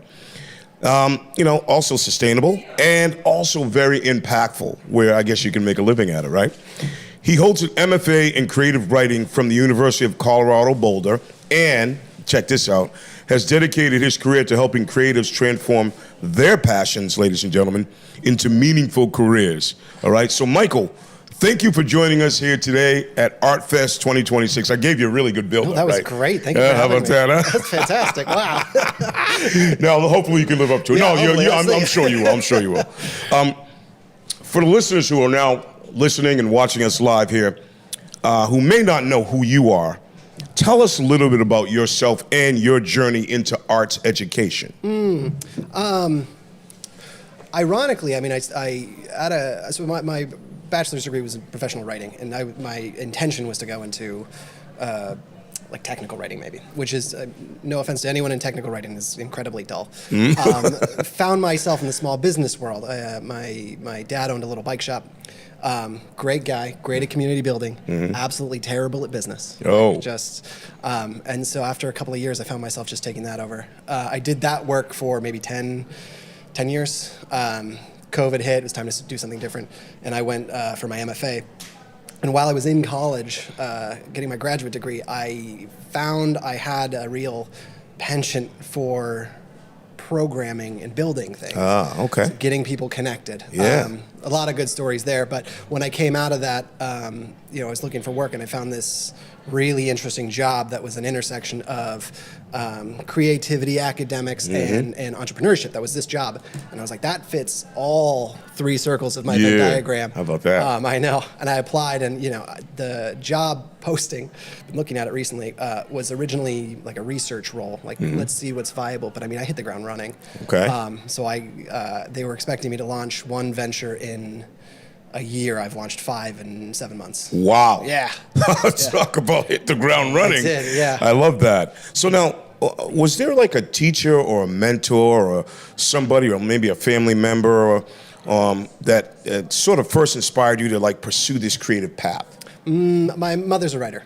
Oh, okay. Yeah, so that's where the MFA came from. Okay. I've been writing, I think, my whole life. Looked at it like one of those old, kindergarten, you save all the pieces of paper that are just floating around. I was searching through that not too long ago, and one of the things I described myself was as a writer, which is ironic because my penmanship is terrible. Like I never. So's mine. Yeah. Ladies and gentlemen, a teacher here, penmanship bad. Yeah. Maybe in a different life I'd be writing prescriptions as a doctor. Yes. But yeah, no, she was inspirational. Always read my stuff. I still write. She's always the first person who reads whatever I write. And yeah, I mean, just combining those two things, like business work, creativity, and I come in here and there's all of these artists who are really talented trying to figure out what they want to do. I love it. So now, let me ask you this. How did storytelling sort of play a role in the way you've built the program now at Montserrat College? Oh, good question. Marketing is a lot about storytelling. I think marketing gets kind of a bad rap because it feels like there's this sort of like pushy seller stuff, but it's just about telling a story of what it is you're doing. Okay. I teach a Launchpad course, and one of my main lessons is, hey, you want to tell a good story about who you are, about what you do, and what you have, like what you're offering. That's fundamental to making your business function.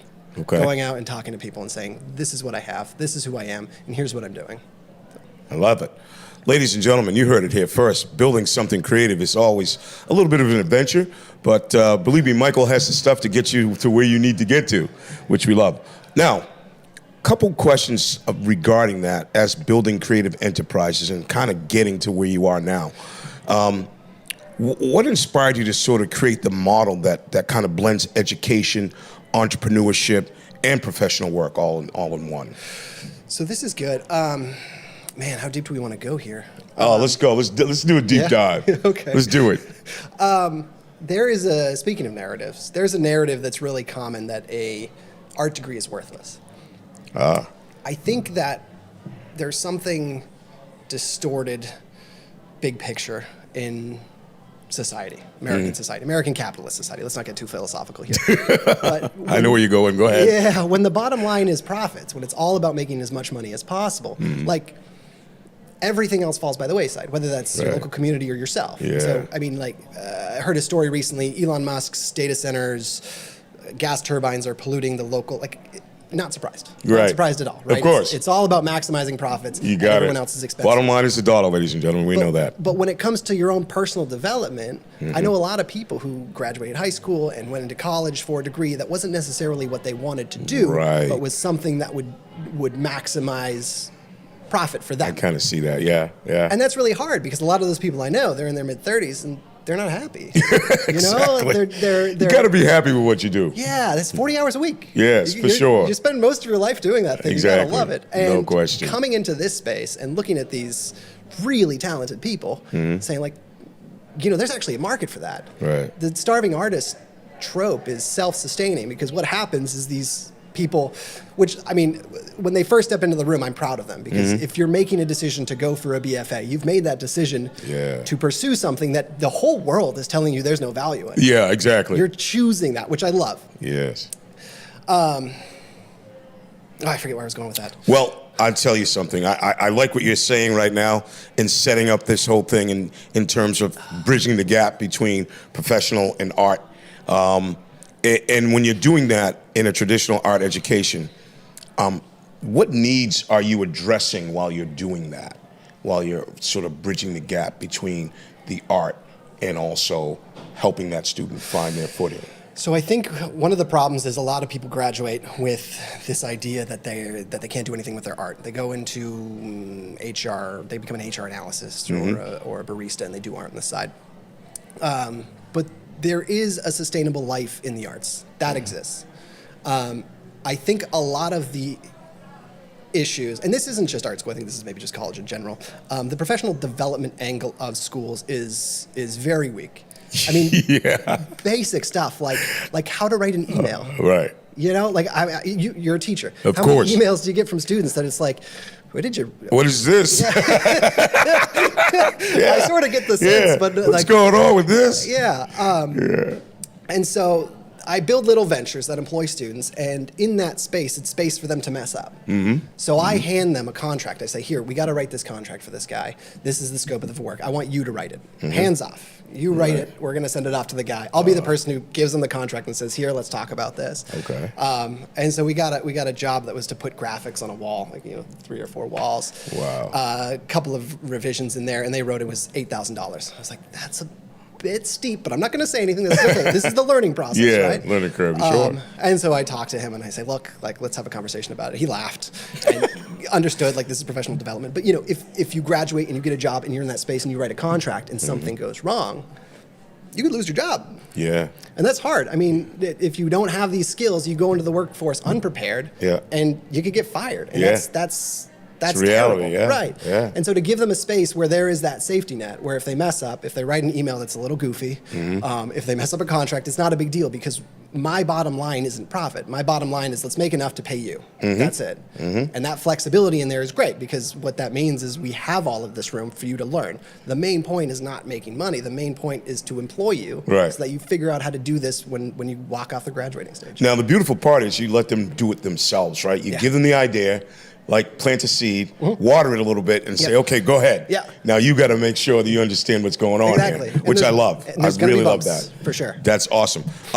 Now, what were some of the biggest challenges you faced when launching this program specifically? Well, there was no roadmap. Right? Figuring it Kind out. of like being a parent. There's no roadmap to it. You just kind of figure it out, right? Figuring it out. Honestly, it was a lot of internal stuff. I think there is a gap between the people who view education. So there's a lot of ways to view education. I think there are two sort of fundamental ways to look at it. There's education as a career pipeline. And so you go in to you study mechanical engineer to become a mechanical engineer. The people who believe that are the people who say an arts degree is worthless because they can't see that connection to an actual sustainable life. Right. But then you have academics who see education as this sort of ideal, like it should be completely uncorrupted by money, by business whatsoever. Yeah. And so making that connection. Excuse me. I should have said it to you when I was silencing mine. Yeah, I should have did that. My bad. I'm sorry. Big Papa here, ladies and gentlemen. Sorry about that. All right, we're good. And so, working with faculty, working with staff and being like, look, this is what we're doing. Here's this amazing opportunity. And it's really quick that conversation changes. Like, it's not like you have to have the conversation. Right. And it's a new thing and it's scary no matter what institution you're in. Of course. But when I actually sit down and I talk with them and say, this is what this looks like, I mean, it's very intuitive. And yeah, I mean, the support I'm getting inside is amazing. Oh, I love it. Ladies and gentlemen, you heard it here first. Really have to have the concept and the idea and then bring it to life, which is what Michael did very well. Now, did you have a moment where you realized this idea is really working? Did you have that aha moment where it was like, oh my God, I can't believe this actually happened?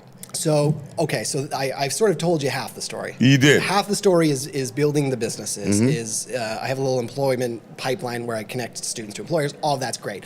But about a month in, I was handed this project, this 248 Cabot Street. It's this big, it used to be where our administrative offices are. Oh yeah. We were moving out, turns out we were gonna stick with the lease, and Brian comes to me and says, hey, what can we do with this?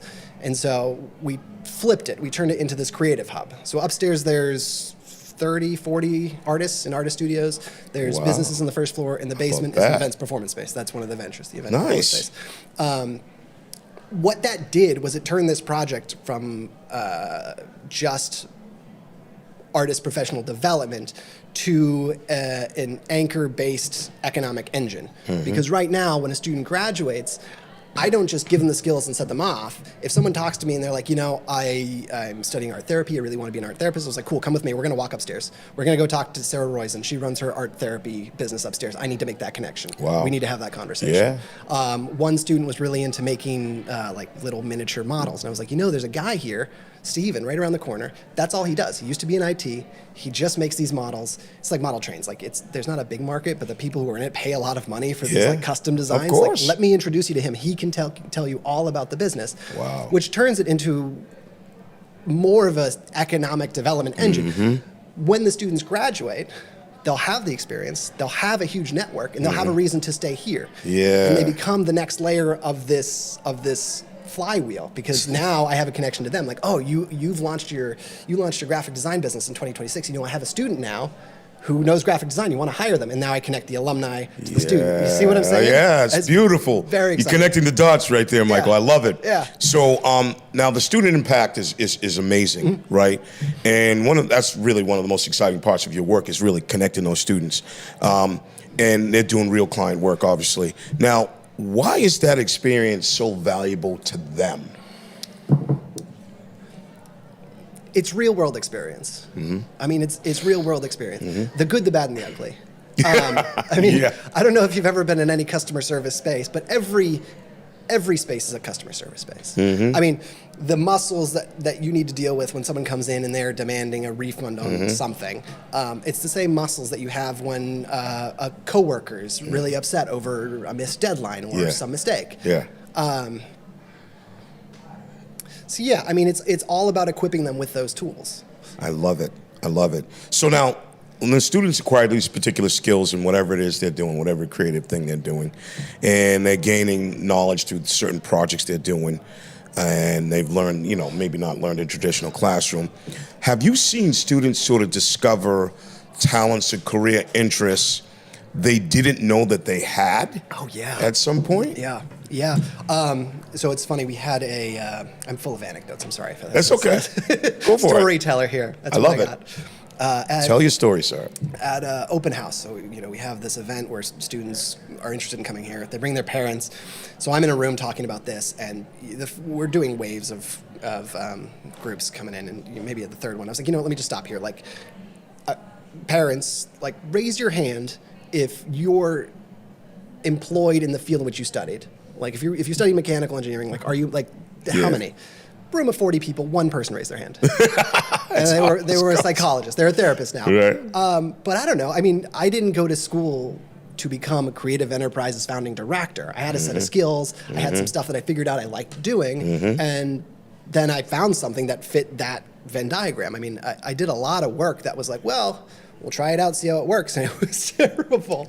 We've all had that experience. Yeah. And I think that's an important part of it, is to figure out what you don't like in order to figure out what you do like. 100%. Just ask Steve Jobs. Exactly. He did that, right? Yes. Yes. I love it. Yeah, 100%. I love that. Now, can you share kind of like a memorable student success story with us that kind of illustrates the impact of creative enterprises? So I'm teaching this Launchpad course. In Launchpad, I have them make a pro forma. It's a profit and loss, how much everything's going to cost, how much revenue you think you're going to generate. It basically just math. Yeah. And they make a business plan, and I'm sitting down with one of them. So they each pick a business at the beginning of their semester. One was going to start a publishing company. One was going to start a gallery. And so I'm sitting down. It's like the final day of class. I'm sitting down with Vorsica. We're going over her pro forma and looking at the numbers, what everything's cost. Very granular. Like, okay, here's how much utilities are going to be. Here's how much the legal fees are. Whatever. There's a line in there that says rent, $2,000. And I was like, Vorsica. Yeah. You realize that you don't actually need to pay that. Like, literally down the hall, like, throw a stone. There's a gallery right there. And you know people right now who would let you use that gallery for free to put on a show. You could literally put on a show next month. And this little light bulb went off. And I mean, my whole thing is entrepreneurial energy, right? Like, absolutely. Everything that I did at the Bower, we had no budget for that. I just made it work. It was, like, I wasn't given a budget. I was given sort of like here, research this, and I have these things that I can sort of piece together. And so to show someone, like, look, you have all of this resource at your fingertips that you're not aware of. There's this whole community that you can tap into. I mean, we're talking about opening, putting on a gallery show upstairs, and they're thinking about, like, all this money we can spend. It's like, if we go over and talk to Jolie was just here, and ask her to bring cookies for the open reception, she would do that in a heartbeat. Yeah. Like, you have a community of people who want to help you. Yeah. I think that's, veering off topic a little bit, but I think that's maybe the coolest thing about the arts space. No, that's completely on topic, because as you're doing that with those students, you're helping them bridge the gap. Not only just for them to be able to understand this is what I want to do, but also networking with other people, like-minded individuals. So that's a beautiful thing. There's nothing wrong with that at all. That's what you want. You want that, right? So now tell me this. How important is it for students to learn about deadlines, number one? Oh, yeah. Client communication, number two, and also teamwork and problem solving. How important is that? Critical. Yeah. Critical. It's really funny because one of the conflicts that was flagged right away. So I build the businesses, and I said I usually get someone to supervise them, so I'm managing the back end. So I have a supervisor, Brandon, who's managing the video game company. He's also an adjunct. So he teaches these students. Nice. So he got them in a room, and he sat them down, and he said, look, like, I'm your teacher, but in here I'm your boss. It's a very different relationship. You show up late to class, maybe you get a missed grade, like, whatever. But you show up late to work, you have to look professional. You have to communicate professionally. Here's what's expected of you. It is a different set of rules. And I was very happy to be in the room when he said that, because I didn't even sort of flag that, right? It's like, oh, right, of course. Like, you have to set the expectations with these students to say, look, this is what this is. So what were they? You said deadlines, communication. What was the other one? So deadlines, communications, teamwork, and problem solving. Oh, man, problem solving is at the heart of it. I mean, I have found the best way to teach someone to train someone is to give them a thing and say, figure it out. Yeah. Just let them go. And I'm here. Like, you want to come talk to me? We can work it exactly. out. But a lot of times they'll ask me a question and I say, I don't know. What do you think? Yeah. And that's important, Yes. right? Yeah. Critically thinking and just seeing a problem and solving it and thinking it through is important part of the process for them, because later on when they're doing other projects, when you're not there with the training wheel, so to speak, now they have to figure it out. Yes. And now they have that real world experience of being able to do that. And a little durability to risk. Yes. Like, okay, let's say we take this plushie and we priced it $15 instead of 10 or 10 instead of 15. What happens? Yeah. We'll find out. Exactly. I guess we'll find out, right? We'll see what happens. How great is that? I love it. So the business of creativity is really important for them to understand. And now I'm thinking sometimes there's stereotypes in certain things, right? Especially with artists struggling financially. Like, so how do you challenge that narrative where someone says, oh, this person's going to struggle financially if they do this particular thing? I show them. Yeah. I show them. I mean, I had an uphill battle with just the ventures, because I would find the clients for them and I would connect them to the clients and they could see the business, they could see what we were doing, but that's somewhat limited to whatever that particular organization is, like whatever the money that the graphic design is making. And if I'm failing as the person who's supposed to be drawing in business, then it looks like it's failing to them, and that's a hard dynamic. But now with that building, with the Bower, want to talk to a graphic designer about how much she's making, how she bills clients, how that works. I mean, well, actually connect them to Liz, but I can literally walk them upstairs and say, look, here's a person who has run a successful gallery. Yeah. Like, Ginger's right here. Let me bring her into the room. You can talk to her. Yeah. This is what this is. This person has made a living doing exactly the thing that you want to do. How about that? The other side of it is I don't know the last time you searched for a job, but looking for jobs sucks. Yeah, it's terrible. It's not good. Yeah, it's horrible. It's a horrible. Yeah, it's not. It's something I don't want to do ever again. But when you find that one job that just fits, that's a good feeling. Yeah. And so if you come out of college and you're told that what you're doing has no value, and you start looking for jobs in galleries or museum curation or graphic design, you're not seeing anything. It starts to reinforce that. You start to think like, well, man, there really is nothing here. Yeah. But if you can push past that, if you can learn that there's stuff that's not necessarily the thing that you're focusing on, but is something that you could actually love doing, then you're good. Then you're good. You make a life out of it. Right? We all figure it out. Yes, no doubt. Well, a lot of times people have misconceptions about certain things, right? So tell me a little bit about misconceptions regarding the business world and connecting arts with it. Tell me a little bit about that, because I think that exists somewhat. Give me a little bit more. So, for instance, I have let's see, people have certain careers, right? And you think people misunderstand most about those careers. Like, for instance, you'll never make money selling your art. Or you'll never make money being a claymation artist. Or you'll never make money doing this particular thing. So tell me a little bit about some of those misconceptions about that. Like what people think. I mean, I think I hit the nail on the head right there. I think the narrative is that you can't make money at it. And it's just not true. I mean, we got, 50 artists out there? I was talking to Becky Green, who runs Beverly Main Streets, about it, and she says that every single year, these artists make money. Every year. They make whatever the rental is, plus some. You kind of have to find the right space, and you have to keep going, and you got to tell your story. Yes. I mean, that's it. You got to sit down and say, here's who I am, here's what I'm doing, let's talk. Now, I love that fact, because you being able to connect people to what they really love, and then them in turn being able to make money at it is awesome. Yes. So now, what advice would you give to parents who support a child who kind of is interested in pursuing art professionally?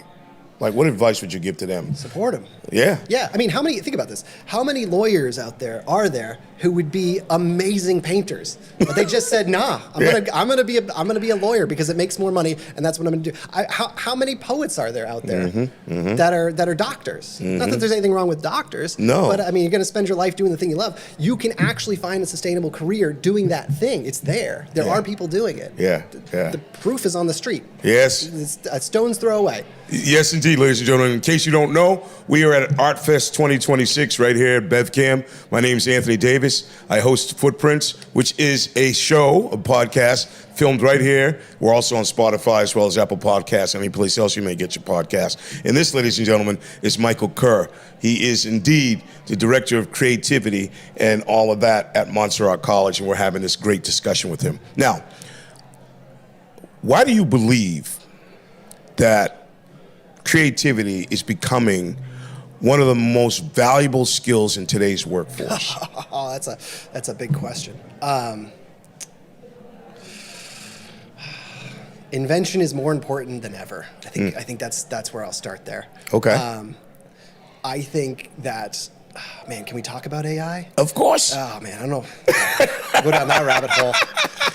It is absolutely here, so we might as well talk about it, right? There's a lot of opinions about it. There's a lot of feelings. I think the one thing that is I have found consistently with it is that, and this is literally the algorithm of it, is that it takes whatever it has and it flattens it. Mm-hmm. We were talking about recognizing AI in student Oh, learning. yeah. And grammar is the one thing I look to. For but sure. Also just the sort of total absence of voice Right. is, and I'm defaulting back to writing because that's where I live. I think that kills a culture. That kills the soul of a space, of people. It really does. Like, do we really want to produce something that is totally homogenized, or do we want to celebrate diversity? Do we want to celebrate? I mean, the cool thing about arts communities is that everyone is different. I mean, if you're in an arts community and you're painting the exact same thing as the person next to you, I mean, what are you doing? Yeah. Right? You're not learning. You're making the same thing. Yeah, and it's 100%. boring. I mean, you wouldn't even want to do that. And Right. honestly, even if you wanted to, you probably couldn't. Because each person is unique and they have their own voice and they bring it to whatever they're making. And so back to your question, elevating that in whatever you do, in any professional space, is what makes that space, first, more workable, and two, more profitable. Yeah. I mean, that's the thing that people are looking for. And I think that's, again, not to get too philosophical, I think that's one of the things that's great about AI is that it is elevating this. We constantly have this back and forth between like, well, is good art subjective? Is it objective? Is it really good? Or is it just in the eye of the beholder? AI, I feel like, has settled that for me. Yeah, it actually has. There is good art. It's not AI. It is. Yeah. It's tremendous too, because like now you get to see the difference between the two. Yes. And as an artist, you can have that perspective and be like, well, wait a minute, that's AI, but look what I did. Yes. And now it's like, oh man, I can see the beauty in that. Yes. Do you know what I mean? Yes. And that's the difference between the two, I feel. Now, higher education in the future is really kind of coming, and it's here basically now. So now it's kind of changing rapidly, higher education. Now, how do you see colleges sort of adapting to like better prepare students for the future? Well, that's a big question. I mean, we're doing it our way, and I think that's important. I think art schools. I think that we're building the arts model that will make artists more effective, more professional, more prepared for the real world. Big picture academia. Oh man, that's tough. I exist between those two spaces, and I exist as a bridge between it, between school that exists only to find employment for you, right? And education as a personal development tool. So professional development, personal development. Because I do think that, I mean, you teach humanities, right? Of course. There's something to that makes you a better person, right? Without a doubt. Right. Without a doubt. I delve into like all the stories behind those particular lessons and curriculum that we're teaching. Yes. And it's amazing to see someone actually lived that, and then we wrote about it, and then I connect the dots through history, which is like this led to this, which led to this, which led to this, and now it's a beautiful thing. It's here for us to read, right, and to learn from, and to become whatever the next thing is, and I think that's huge. For sure. I think you got to find a way to bridge those two, because we do live in a world where things cost money. Like that's the space we live in. You have to find a sustainable life, but I don't think that should be done at the expense of the idealized version of education. Yeah. Like education has its own value that is disconnected from money. Money shouldn't be the bottom line of everything. There's value in people, there's value in self, there's value in education that has to be understood and realized and continued. And I think that's a real fight. I hope the solution is what we're doing. Yeah. Finding that bridge. For sure. Where you can do the thing you love that makes you light up and still have a career out of it. So I'm wondering if other institutions are doing the same thing, but I don't think so. So what lessons can other institutions learn from creative enterprises, the model that you're actually doing in terms of that? You have to incorporate faculty. I mean, you have to get buy-in from the people who are actually teaching. You have to bring them into the conversation. All of the ventures right now, the supervisors for them are faculty members. And like I said, that conversation between Brandon and his employees was about that. Yeah. So that has to happen. And I also think I mean, you have to prove ROI at some point, right? The return on investment for a degree has to be shown somewhere. Also, just, I mean, if there's any college presidents out there, put more money into your academic programs. Like, just yes, like those should be bolstered up. I think a lot of money in bigger institutions goes to things that just feel that maybe can draw in more money, but I don't think colleges shouldn't be for-profit engines. You know what? I kind of agree with that. Yeah. No, not kind of. I do, because I think it's important to pour back in to all these institutions to help these students become relevant in whatever it is that they're studying, especially when we're talking about art and creativity. Yeah. I think it's important. Now, I will ask you this, because I think this is really important too. Do you think experimental learning will become more important than, say, traditional classroom instruction in the years to come? You said you weren't going to throw me any curveballs. That's a curveball. A little bit, little curve. Will it? I don't think so. I think there is something to education for education's sake, and I think the experiential learning side of it removes. I mean, put it this way. So you're going to art school, because it's what I know, and there's a class where it's just painting, and there's a class where you're painting for clients. The difference between those two is the work for the first class, for the paintings, is being criticized by a professional artist who has devoted their lives to this. Right? They're giving you feedback on color theory, on composition, right? They have this input. A client just wants the thing they want. And so the work that you're producing is going to be disconnected from what you actually want to make, and is going to be what they want you to make. A teacher is trying to get you to where you can be yourself, right? You can be the fullest. I know it's very like new agey woo-woo. Yeah, definitely though. But not to say that experiential learning doesn't have its place. I mean, that's what I'm doing. But I don't think one will ever replace the other. I think you need to... Yeah, it's like a yin and a yang. You need them both. Yes. I do feel that. Yes. Because, one can't really exist without the other. Yes, well said. Yes. I really think that's what it is when it comes to that. Now, let's talk a little bit about leadership and vision. Yeah. Because I love that. Now, what leadership lessons have you learned while building creative enterprises? About myself? Yes, about yourself. Man. Ask forgiveness, not permission. I like that. I think I'm going to put that on the wall in my classroom. I love it. When it comes to leading students, when it comes to working with students, I think there is, and this goes with teaching too. I've met a lot of teachers that like to reinforce a hierarchy. Bosses too. I mean, you've probably had plenty of bosses that it's like, I'm the important one. I'm the guy who has to say over everything. I don't want that. And I want it to be collaborative. I want to make a space where it's like, look, here's the framework which we have to function in, but I'm here to work with you. I'm here to help you with this thing. And I've had a lot of positive feedback. I mean, one student was like, I've been here and for 8 months now, and working with you, I've never had anyone treat me like an equal. And that's crazy to be in a space where I don't feel like you're the boss and I have to do everything you say, but like we're working together. Yeah. And that gives me some voice in whatever we're doing, which is honestly the best way to go. Yeah. Because imagine that you're running a business and you have an employee come up to you and say, hey, I was thinking this one thing, maybe we're not doing this right. Have you thought about doing it this way? That's invaluable. Yeah. I mean, whatever perspective you have on whatever the thing you're doing, the more input you have, the better it's going to be. Of course. So you want to promote that. You don't want people to be scared to come up you don't to want to have them shut down, right? Yeah, 100%. Give them some buy-in. And that's the other part, is they're going to do better work if they have buy-in to the thing that they're actually doing. You own part of this. Yeah. That's the point. We're building this together. No doubt. So now, How do you sort of encourage innovation while also managing risk?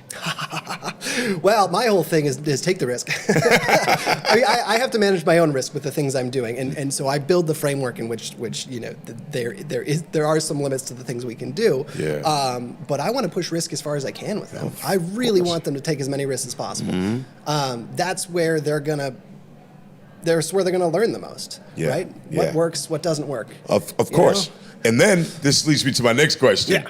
Okay. When setbacks occur, what keeps you moving forward, even though the setbacks occur, right? A good nap. Yeah, I love those too. Definitely. I don't know. It's just with students, I sit them down. I say, this is what it is, but here's the next thing. Let's move towards that. There's usually always some shiny star that we're working towards. Like, okay, let's get to this goal and let's finish this project. We finish this project. Okay, let's find the next project. Right. And things are gonna happen along the way. And I think part of this process for them is learning that, like, yeah, I mean, you pick yourself back up and you start again. Or maybe it's terrible and it's time to drop it and move on to something else. Yeah. That's good too. Sometimes you just got to cut your losses, but the thing is, stay present in the moment while you're doing it. That's very right? zen. Because for me, as a teacher and an educator, that's what I try to do. I try to stay present in the moment. A student asks me a question, I stay present in that particular moment and try to do it. That's hard to do these days. It is. It's very hard, but that's my challenge every day, and I try to get the best version of them as I'm giving them the best version of me. And that's really kind of difficult too sometimes, right? Now, what's one word that describes creativity? We're gonna do a little rapid fire type of thing here, right? What's one word that kind of describes the creativity? Curiosity. Curiosity, indeed. I like that. Coffee or tea? Before or after 11? Before 11. Before 11, coffee. Coffee, indeed. Yeah. Favorite place to find inspiration? The woods. Oh, I love the woods, right? It's surrounded by all kinds of At stuff. nighttime. Oh, my. That's even better. You get a full moon with a fresh coat of snow. How about that, huh? How about a book that has influenced you? Range by David Epstein. Oh, nice. I'm reading The Road Unpaved by Rissa August, who I had on my podcast, but that's another story. You should go check out Footprints, ladies and gentlemen. Fiction, You'll see. nonfiction? It's her story, and she was diagnosed with terminal brain cancer 7 years ago, but she beat it, and she's like a triathlete, and she rode her bike cross country. It's an awesome story. Wow. Yeah, it was really cool. How about a skill everybody should learn? Juggling. No, let me. I'd love to learn how to juggle. All right, I'll teach you. I'll teach you after this.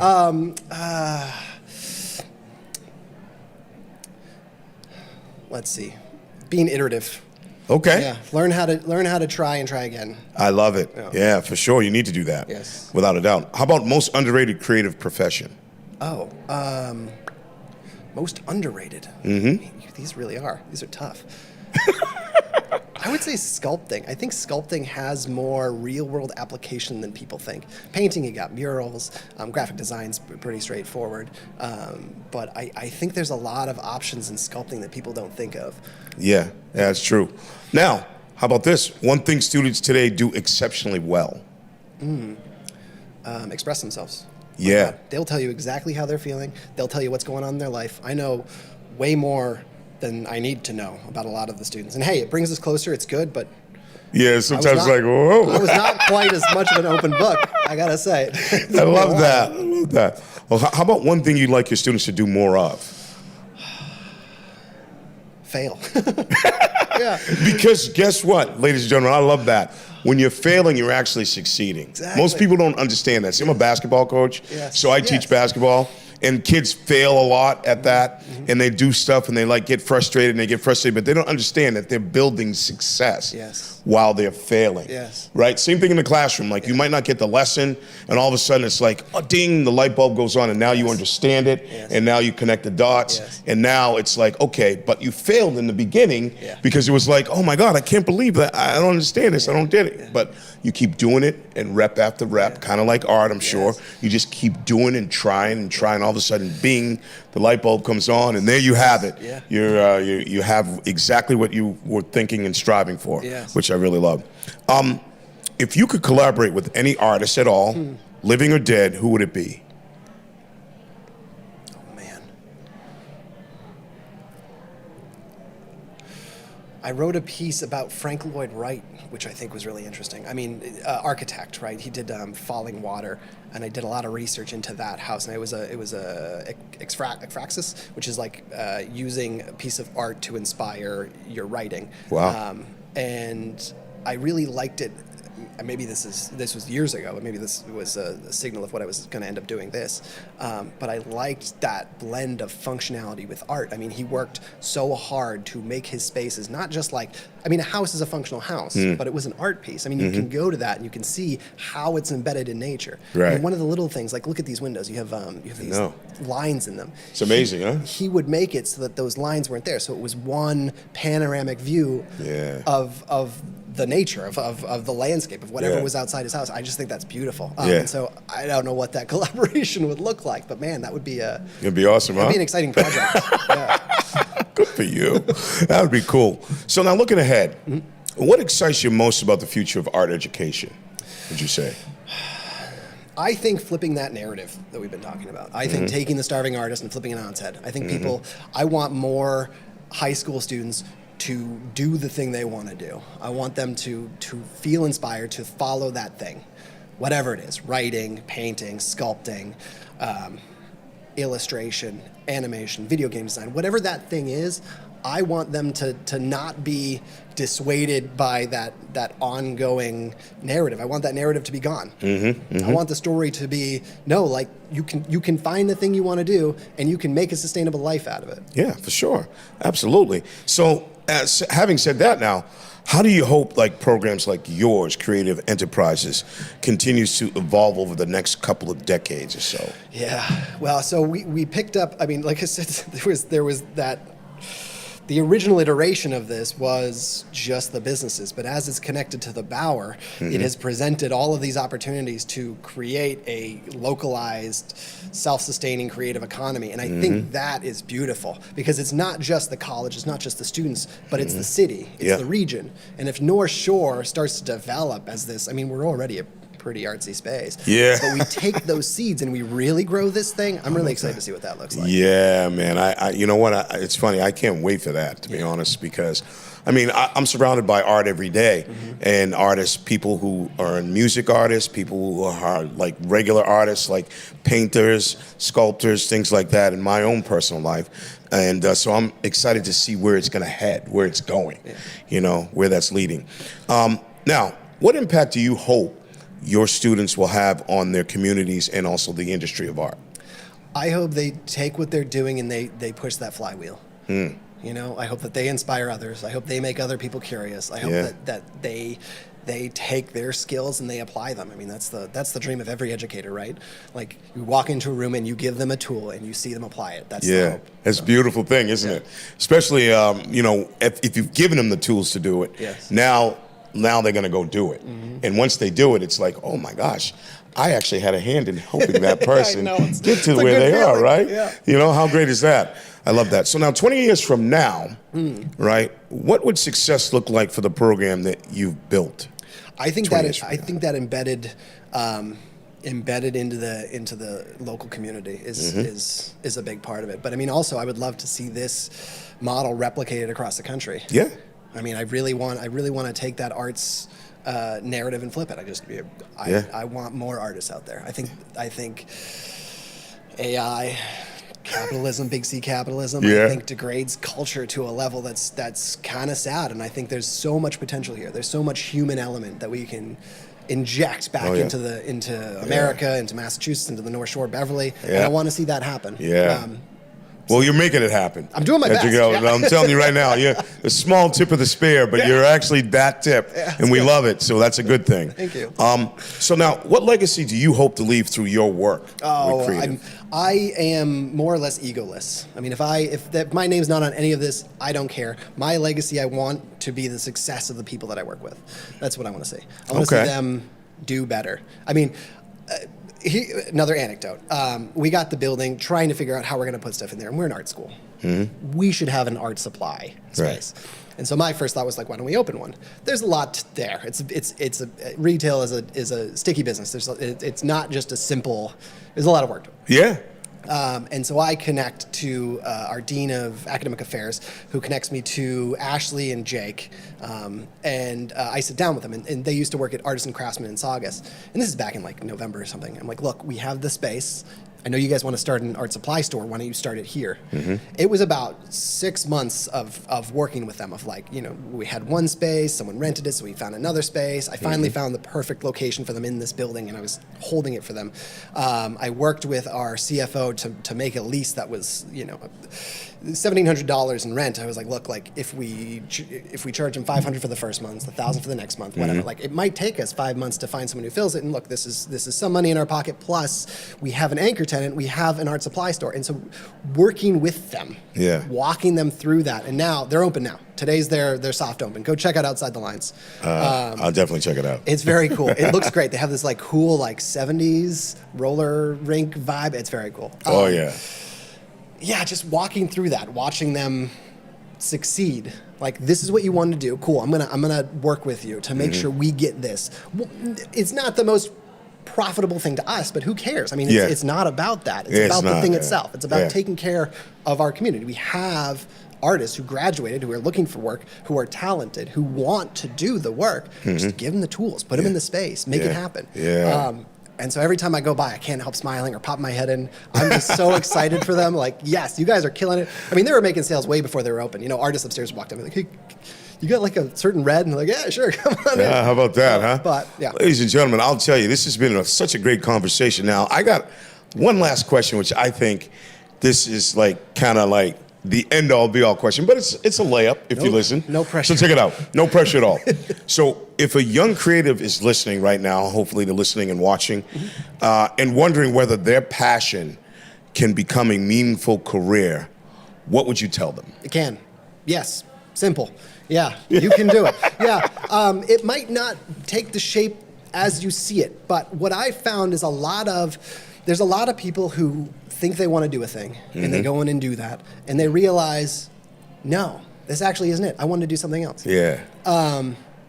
You're going to figure it out as you go, but keep chasing that passion. Keep doing the thing you want to do. If you like it and you spend time with it, painting, designing, studying macroeconomics, whatever it is, quantum physics, you're going to get good at it. Yeah. And so just keep chasing that thing that you're good at. Keep doing the thing that you love doing. No question. And there will about be it. a space for you. It exists. Without a doubt, without a doubt. Now, what would you say to a young creative that has a passion for something? Like, say they want to like make cones and they want to make art out of cones or whatever, but they have a friend who says, that's never going to fly.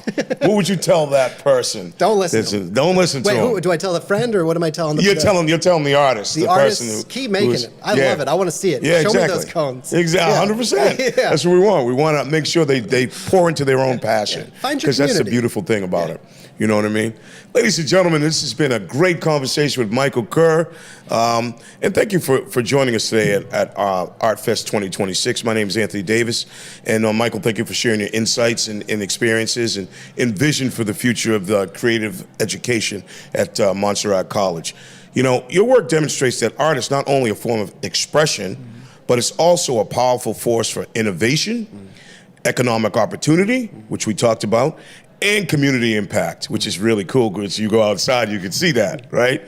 By helping students gain real-world experience before graduation, you're showing what's possible when creatives kind of get together and entrepreneurship work together, okay? To everyone joining us here at Art Fest 2026, thank you for being part of this celebration and creativity, which we love. And we love the imagination and the artists' experience themselves coming.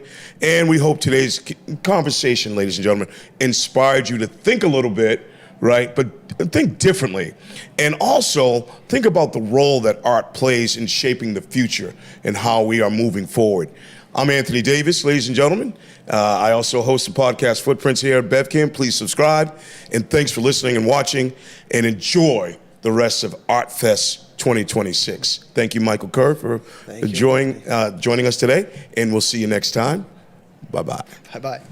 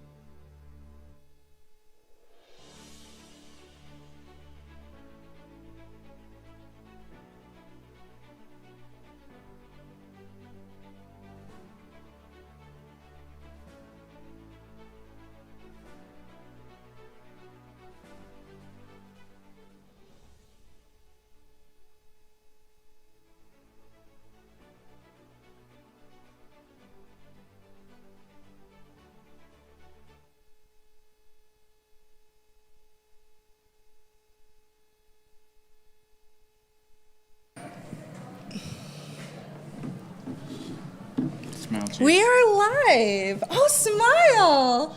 Hi, everybody. We're live from Beverly Main Street's Arts Fest 2026, and I'm here with John Andrews with Hi. the Creative Collective. And Hello. oh, you people don't know me. Hi, my name's Liz DiFiore, and I'm the Community Engagement Manager with BevCam. And thank you so much for being here today to come sit down and chat with me. Of course. Love Arts Fest. I know it's hard to imagine that this is my third Arts Fest since kind of moving here, and it just gets better every year. And I know it's going a whole extra hour longer today, so I'm doing a lot of coffee, but otherwise. I mean, eventually, scope creep will be the entirety of Cabot Street. And I feel like the rest of June Sure. would be great. Every weekend. It's like Pride. It's Pride Month, Arts Fest. And I mean, those things go really well together anyway. So Pride Month, Arts Fest, Juneteenth. Yep, absolutely. Every weekend is 98,000 events. It's delightful. Speaking of, Yes. you guys do a ton of events, and you guys also help to get the word spread about a ton of events. But before we get into all of that, I'd love Sure. for you to just kind of explain to people what the Creative Collective is, especially for those who maybe have never heard of it. Sure. So, Creative Collective, it's a work in progress, I would say. That's a very artistic response. And always has been. We had started out originally as we were going to be business support for artists. Mm-hmm. Didn't work, and that's okay. We still do support artists, but we're not exclusively. Mm-hmm. So I feel like for us, as we started to be a non-traditional business program, post-COVID, post-federal government, our current thought process is our special sauce is kind of the ecosystem. Mm-hmm. So where arts and culture, tourism, economic development, and community all kind of come together, that's where our happy place is, and making sure that those conversations between all those sectors Mm-hmm. are happening, but also translated in a way that people understand. And what does that look like in practice? Oh, it's everything. It's we do events, we do marketing, we do promotions, we do direct business support. A day like today with Arts Fest, we're very supportive of Beverly Main Streets and the job that they do. We also co-run Salem Arts Festival with Salem Main Street, so I understand what it takes to do this. Yeah. Today I was fortunate enough, and we came by earlier, I got to walk the Lieutenant Governor around and introduce her to some makers and artisans and great places like BevCam, and really just make a case for why. It's interesting that the biggest conversation we had was that right now, if you create free public things for people to do, they'll spend money. Mm-hmm. The cutbacks come when you ask someone to spend money up front. Yeah. And that's interesting because the more we can do to create things in public spaces, they're like Arts Festival, they're truly inclusive gatherings. We as Massachusetts, we're a pretty much liberal-leaning society, which is great. A lot of the events have a cause behind them. Mm-hmm. When an event has a cause behind it, it's not necessarily inclusive. Oh, So okay. something like Arts Fest Beverly, you walk down the street, there's not a lot of political conversation. It's artisans, makers, and the community coming together. The energy is amazing. Yeah. So whatever we can do to support that, we have vendors that are in this festival who we do business support for and marketing for, and we also run our own markets, so we give them opportunities through that. But also the role that BevCam and Beverly Main Streets and the Cabot and all the anchor partners around that do to support these type of events, because at the end of the day, if the community's happy, if the businesses are thriving, and the makers get to make some money, seems like a win-win across the board. Yeah, and I feel like oftentimes it's not really it's like, oh, but how many people really do? I know I'm hitting that's things. okay. Very professional here. That's okay. I feel like a lot of people will question oh, but how much money do people actually make at a festival or something? Is it enough to live on? And the idea of the starving artist being that pervasive stereotype, but in our experience is that it's so much more the bigger picture of like all the different ways that people can make money being an artist, and that it's more than just one day.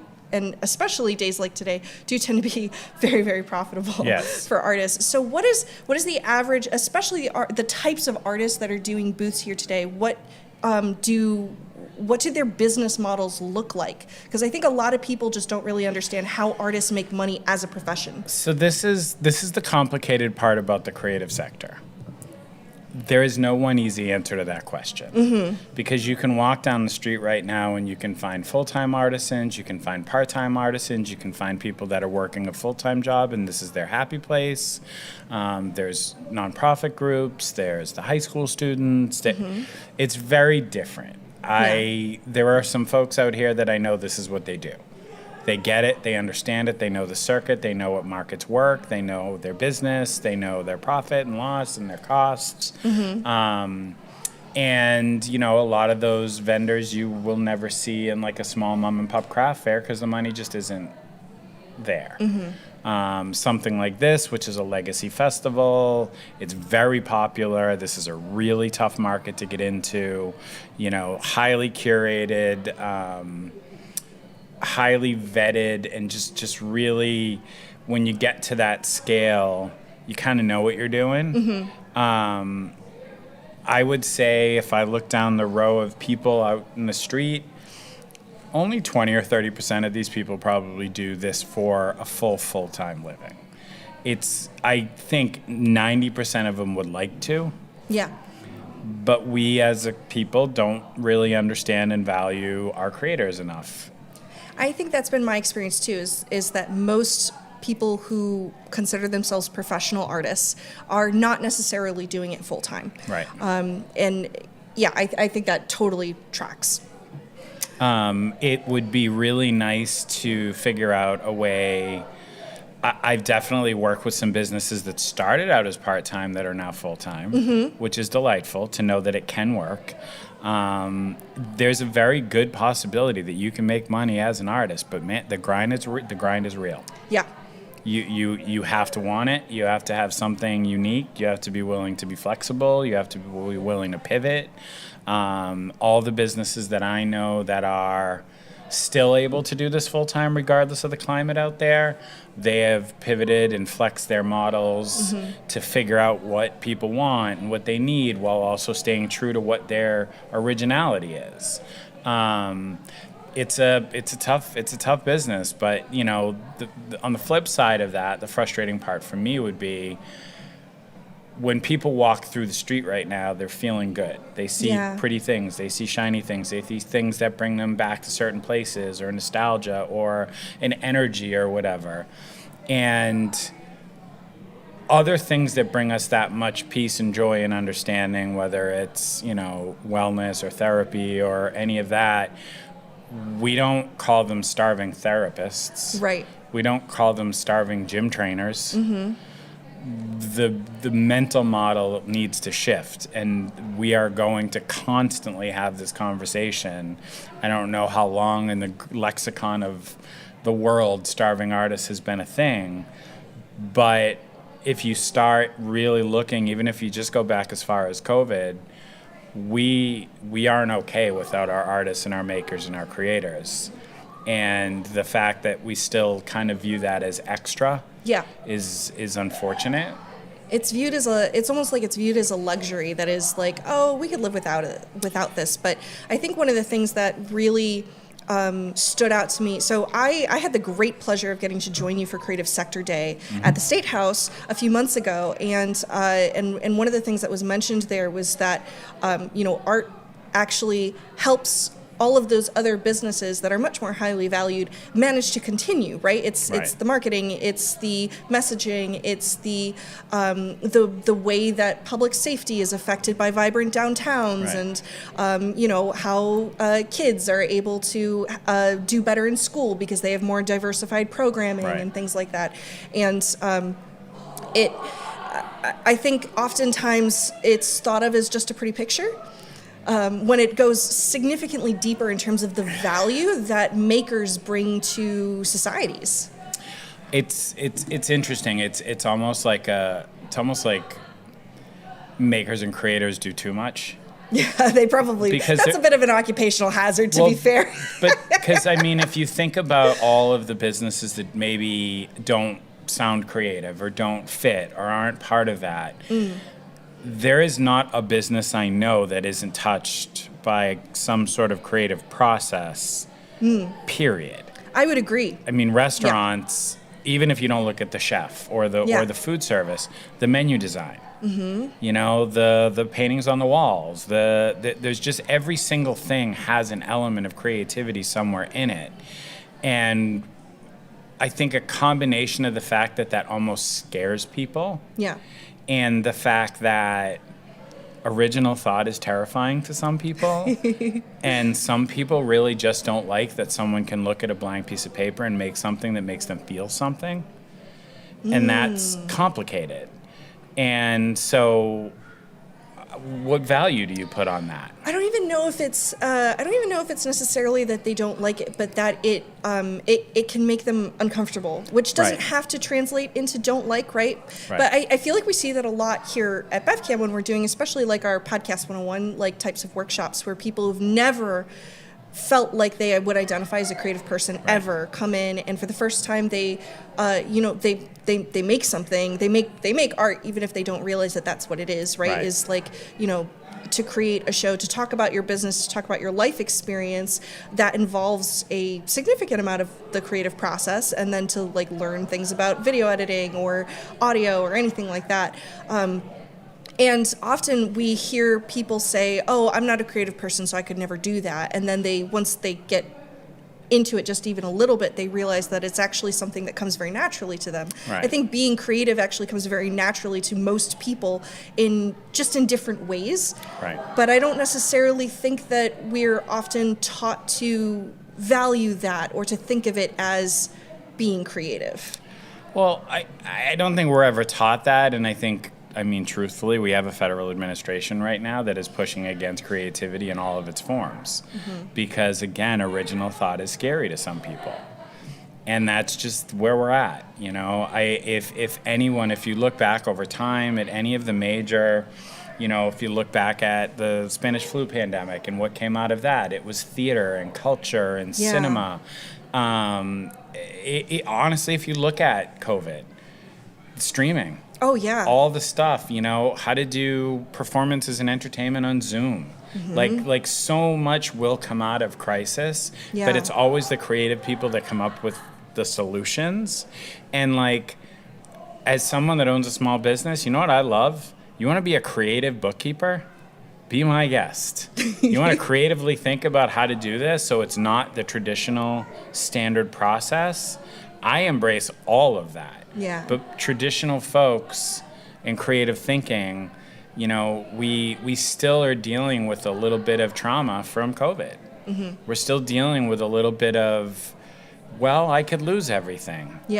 And so that hold on tight and that not wanting to really think about things differently, generational wealth, generational sustainability, like all of that stuff is really part of the equation. You can also look at it as basic as if we want communities we want to live in, then arts and culture has to be part of the equation. I don't know a lot of people, even the people that are very much like, get off my lawn. They still love when there's a free concert in the public park. They still love when farmers market happens. So in all of these things, the ecosystem is so fragile right now, but it's also so critically important. And I feel like we are in a bit of a bubble here in New England, and I will take that bubble and I will protect that bubble till I can't protect it anymore, because it is not like this in the rest of the country. And, I look at 2.5 weeks in a row of arts festivals that are bringing in 10 to 15,000 people and supporting. We can look at this as a craft fair, or we can look at this as 120 businesses on that street thriving. These people pay taxes, they go out to eat, they support their kids' schools. So why we treat them as a less than? I think there's two parts of that equation. I think number one, people are scared of things they don't understand, as we well know. And number two, I think we as a sector have to stop othering ourselves. And I think one of the ways that that I've seen the Creative Collective address some of that is giving people a space to both commiserate and also like support each other. Can we talk a little bit about Coffee with the Collective and like that event series? Yeah. So give us the quick pitch about like what Coffee with the Collective is. So, when we started, we were very much in the line of like, this is a traditional business program. And in traditional business programs, people network. Yeah. So how do we network, Then I realized that creative people and a lot of people in our program are on some sort of neurodivergent spectrum. They don't network, or they didn't know how to network, or they didn't feel safe in spaces to be able to network. And, traditional chambers, nothing against them, but standing around in a circle in a conference room or in an office doesn't feel comfortable to people. Having to present who you are and what you do in front of a group of people doesn't necessarily work. That doesn't mean you don't have the best business in the world, but some people just don't do that.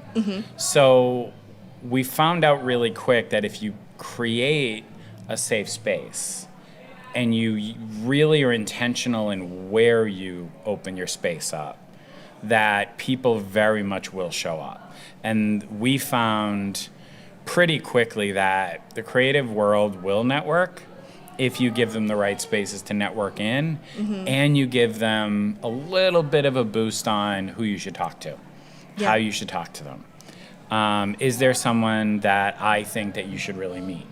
And can I make a friendly enough of an introduction that it doesn't feel awkward networking? And because everyone that works for me and everyone on my team, we're all very much real people. Yeah. It doesn't feel stuffy. It never feels Can confirm forced. none of them are robots. Right. So it's grown exponentially. It's actually becoming complicated to find spaces to do the coffees. You guys fill rooms, that's for sure. We do. Every event that I have been to has just been an incredible energy in the room, and there's always a little something in each corner as well. I know you guys usually have like some sort of poster board where people can put up post-it notes of like stuff that they've got coming up. I know you have like somebody helping with like a connect the dots kind of idea. Yeah. And then there's and then of course there's always like the more informal like the announcements and such. Yeah, we play it by city, we play it by opportunity. We try not to put too much programming in the way. Yeah. Because realistically, to get all those people in a room, and I mean, creative people bring creative energy. It's delightful. Oh, they do. It's chaotic and wonderful. The amount of connections and opportunities and new collaborations that have come out of our networking events is exactly what I've always wanted. We're also really intentional, which a lot of folks don't realize, in who else we invite. So I'm constantly inviting the head of planning, the state rep, the city councilors, the folks that actually probably just don't really understand who these people are, that they are their constituents, that they are real people, that they have businesses, that they are part of the community. And that has been really interesting for me. And we've been trying to lean in a little bit more in partnership with the Salem Chamber and Beverly Chamber. How do we get both groups in the same room? Yeah. Because the reality is my group's great. We don't got a lot of money. I can bring in some corporate folks. We can make sure that people understand why they're both in the room together. Yeah. And how they can benefit each other. And then maybe someone can actually get paid.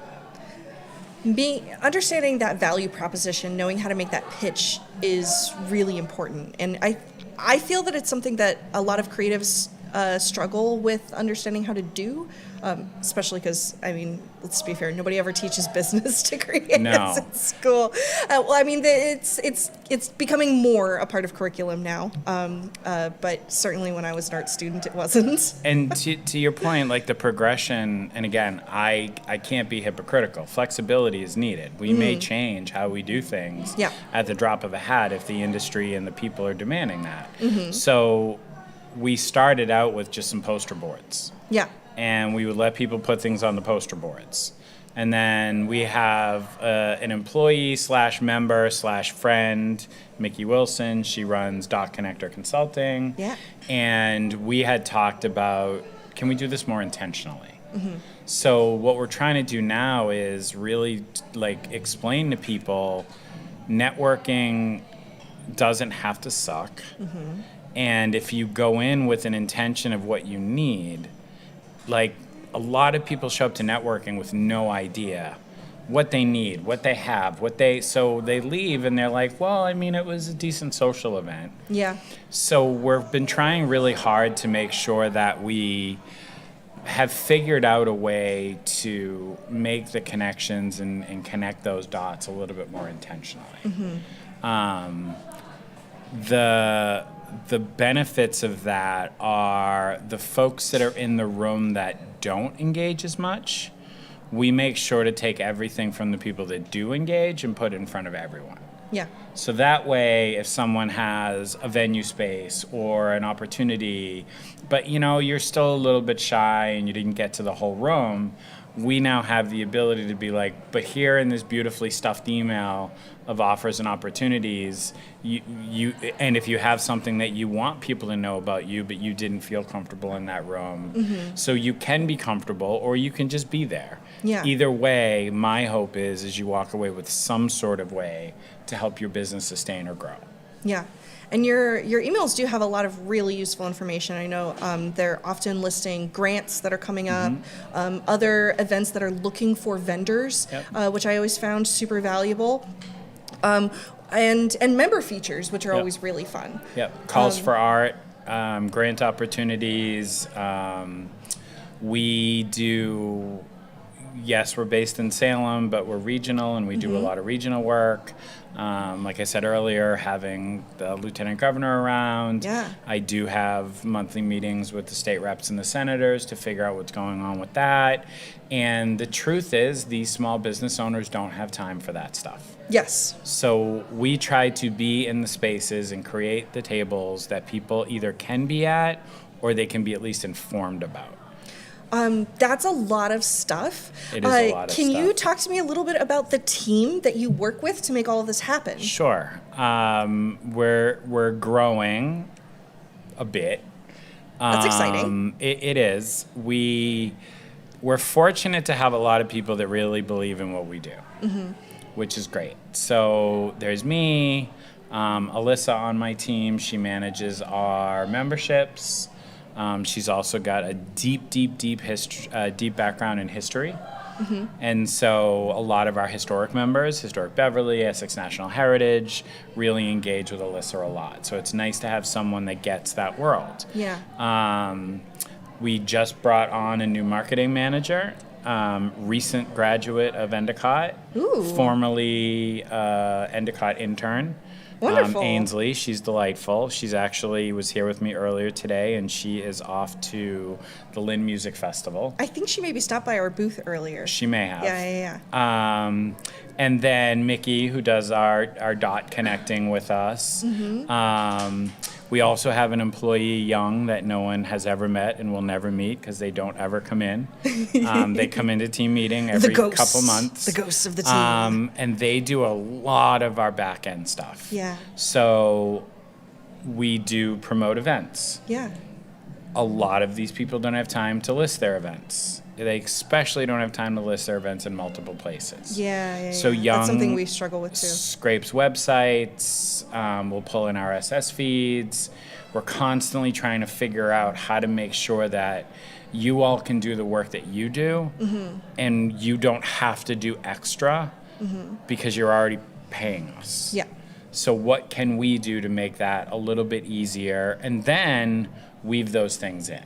Yeah. Who should know about it? Who should find out about it? Because, I mean, our members, there's hundreds and hundreds of events a week, and it's all over the place as far as what everyone does. Tia on my team, she's kind of our Lynn representative. Born, bred in Lynn, loves everything about it. Started a couple nonprofits in Lynn. Oh, wow. Also hardcore into making sure that people aren't food insecure. So she's actually on the Food Insecurity Task Force in Lynn. She started mutual aid during COVID. Yeah. So when someone needs nonprofit advice, when someone's more in that social services category, we have someone on the team that can have that conversation. Is that everyone? Oh, and then we just brought in 1 day a week just to start. I'm getting older and I'm thinking about legacy. Okay. So we brought in a development person 1 day a week. Oh, wonderful. Just to kind of walk me through what succession might look like. I would like to have Creative Collective not go anywhere. Yeah. But right now it's definitely structured in a way that if I'm not here, it's not going to last. That's something that I think all businesses, regardless of whether or not they consider themselves to be creative businesses, Yes, 100%. have a really hard time doing. So that's Right. actually quite impressive that you're Right. thinking about it, making plans already. Yeah, I know what we've done. I know who we've helped, and I know how we've helped the economy and the growth, and Mhm. a lot of creative people stay in business. Yeah. And I would really, really hate for it to go away. I think that's the reason that I'm pushing. I don't think I'm that well thought out and planned ahead of time, but I think I can see the writing on the wall. Mhm. And if anything changes federally in a good direction, I'd love to be ready to be like, hey, is there an opportunity for me to start a pocket of this in other regions? Yeah. I've had a lot of conversations. We do work with mass development, so I've worked in a lot of the gateway cities throughout the state. Mhm. And, we have contacts out in Pittsfield and Holyoke and North Adams and Springfield and Worcester and Lawrence. Yeah. And so if there was a way to kind of build up the more than just local regional ecosystem Mhm. with this kind of method that we've put in place, could we actually build a pipeline for even more opportunities for people to say, okay, yeah, there's, 35 market opportunities here. But if you also don't mind driving to Merrimack Valley, there's another 100 opportunities. Mhm. And stuff like that, everyone's looking for customers. Yeah. And the truth is no local economy can support itself. Oh, that's an interesting concept. We need tourists, we need visitors, and I'm not even saying from other countries, I'm saying Right, people from local Salem tourism. that go to Beverly. Right. We We did take care of the troll that lives under that bridge, and he's Great. cool now. So I don't anybody think from you've Salem, convinced you're Salem allowed I to don't come think over Salem's now. been convinced of There's that no yet. toll. But I was just talking to Montserrat about this and Fringe Yeah. Festival. Yeah.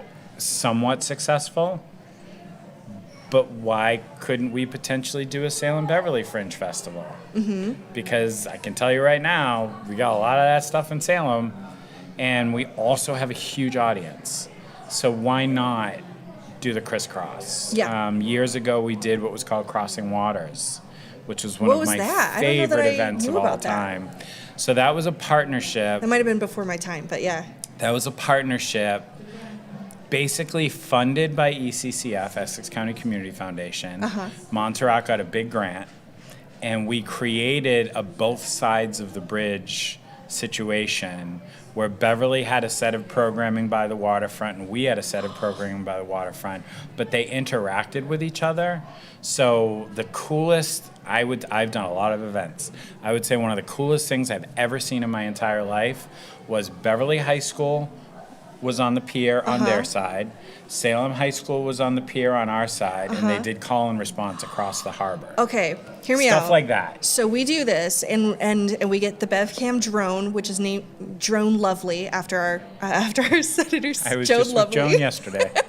And we do like a back and forth. Oh, that would Yeah. be so cool. That would be so cool. So All right. it was great, and each side had its own kind of feel and vibe, but it was silly, awesome stuff. Yeah.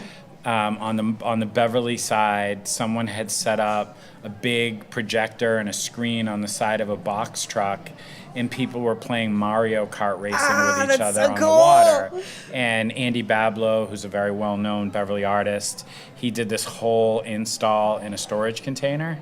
It was all neon glow-in-the-dark experiential walkthrough thing. And then we did spoken word stuff over on the other side. And then a friend of ours had these big light sticks.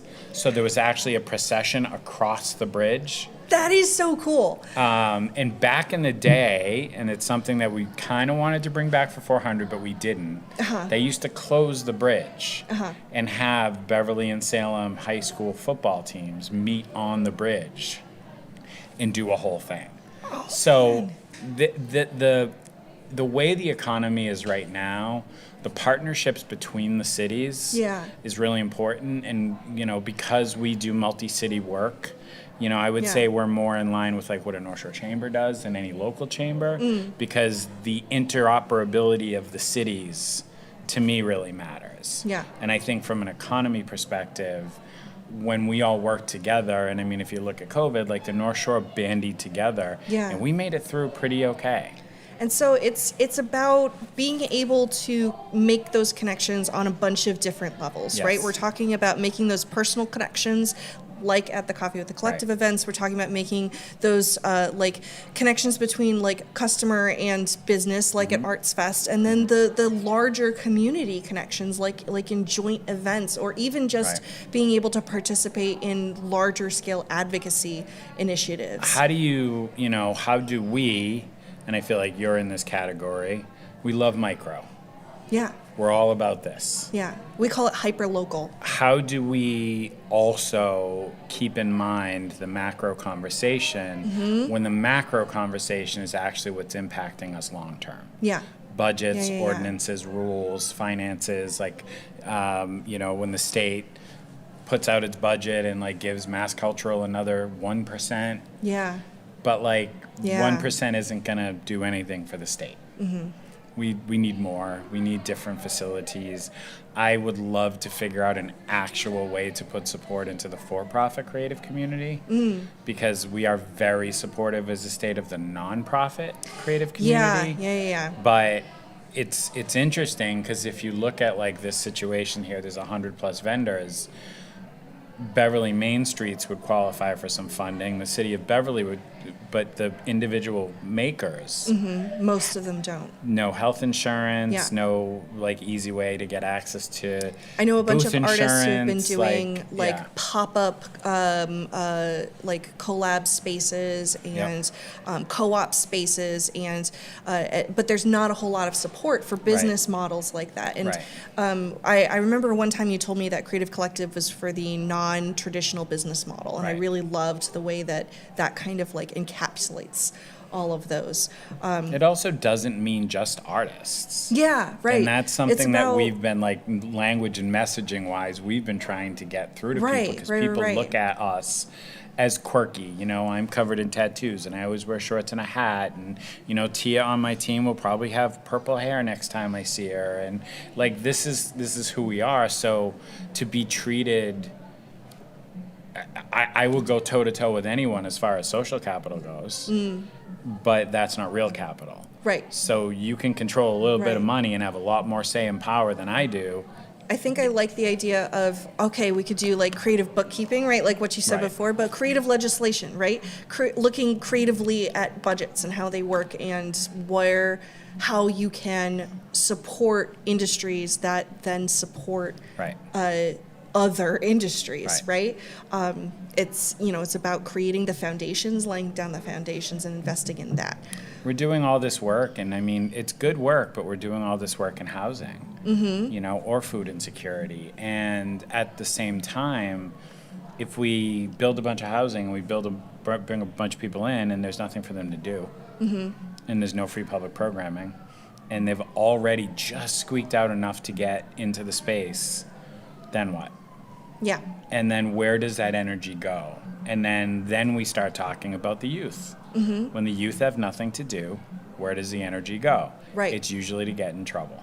Yeah, unless there's dance classes that they could take, Anything. or any sort of thing happening downtown. I know Beverly just opened up the brand new McPherson Youth Center, which has been pretty fantastic. But not every community, not every neighborhood is able to have something like that. And just that one thing is limited in its reach as well, right? It's about like diversity of choice.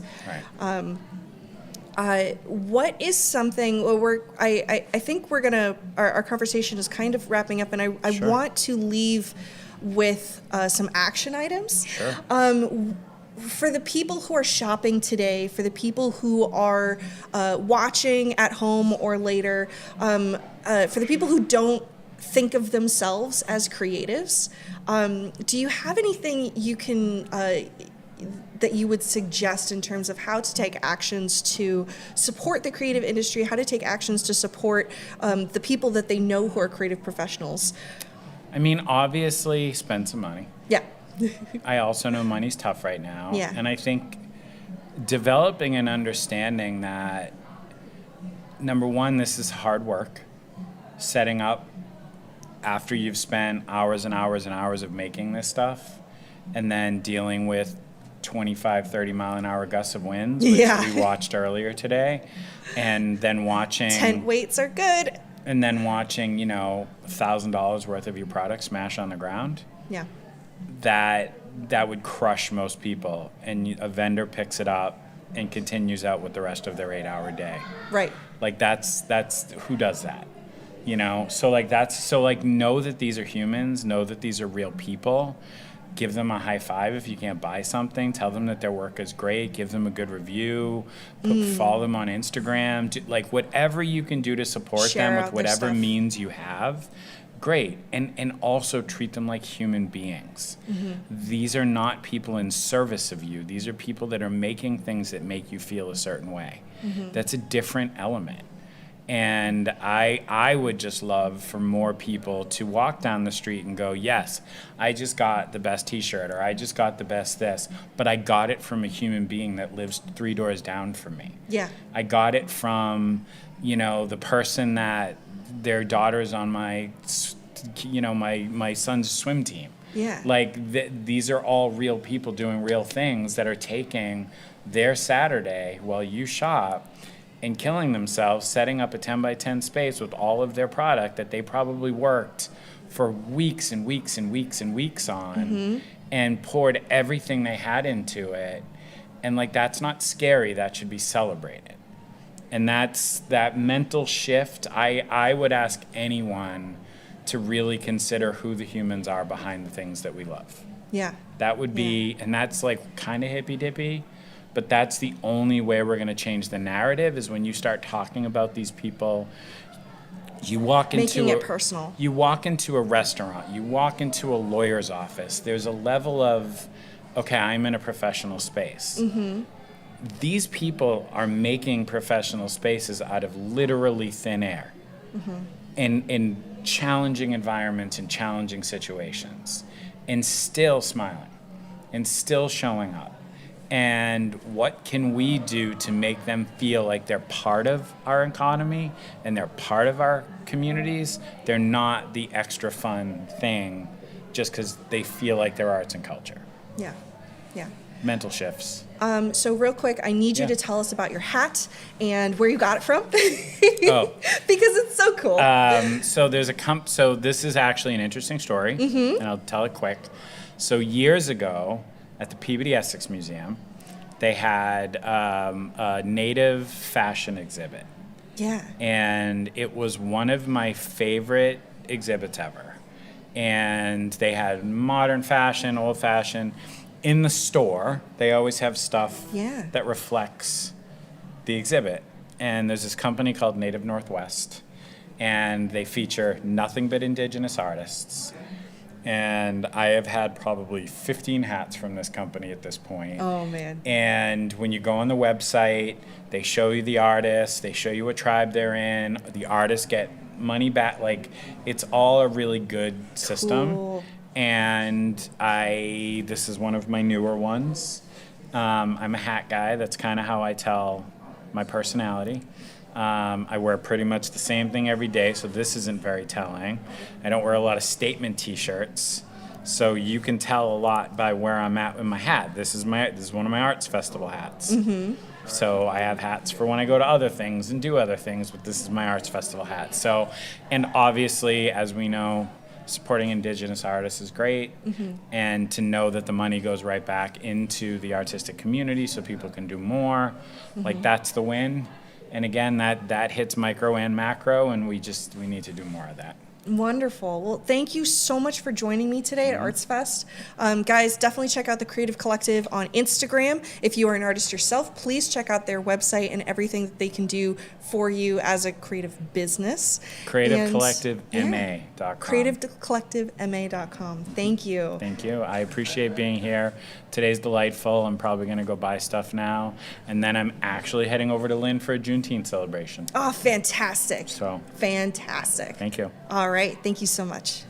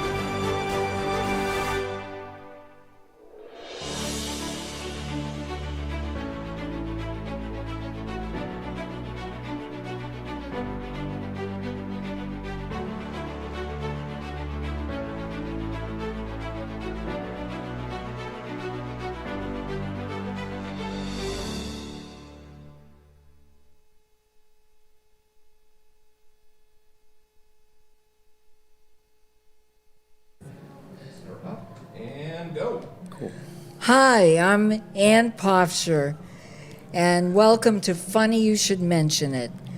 And do you like poetry? Well, funny you should mention that, because my guest today is a poet, Jim Dunn. Hi, Ann.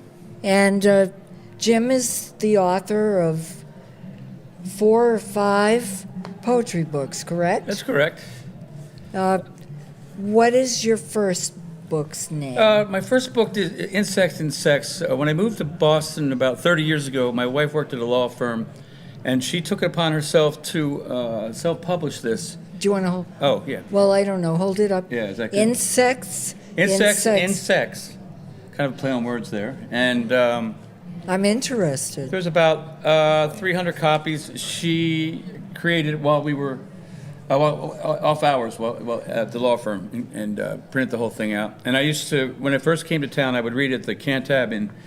Yes. Yeah, and I met a lot of really great Central Square. Yeah, legendary poets there, like Jack McCarthy and Patricia Smith. And so this book was a way to spread my work when I first started reading in Boston. But another very important place to read was Stone Soup with Jack Powers, who became a very good friend of mine too. But Yeah. this is the first book, and then this is a Convenient Whole, which Convenient Whole. Yeah. So this book was published by Bill Corbett, the poet and publisher out of the South End. He was a great poet and publisher. Hey, man, how you doing? And this picture was actually taken from the magazine Duplex Planet, and it's a naked guy digging a hole. Okay. And then there's a joint book by a soft launch published by a great press in Lowell in concert with Bill's press wafer. And this is called Soft Launch. And this picture was taken on John Wiener's roof. And Yeah. who is John Wieners? John Wieners was a poet, a brilliant, beautiful poet from Milton originally. My hometown. Your hometown and his hometown. He's now buried there across from Milton Academy in the Milton Cemetery. Oh. He was a poet who, in the 50s, who went to BC. He was a double eagle, so he went to BC High and he went to BC. And then he was walking past the Charles Street Meeting House and heard Charles Olson, the famous poet from Gloucester, reading, and found out that he was the rector at a small school, a very influential school in North Carolina called Black Mountain. So John went down there. He studied under Olson. A lot of other poets like Robert Creeley and Duncan were there. There was a lot of artists. A lot of John Cage was there. It was a plethora of exciting avant-garde artists of all disciplines. Then he went to San Francisco and wrote this book called Hotel Wentley, which was one of the most influential and very precocious books. He wrote it above and beyond his means. Only 8 poems, and it turned the world on its ear. And So he was a well-loved poet. he was a well-loved poet. He's one poet who didn't fit anywhere but was everywhere. You know, you couldn't really classify him.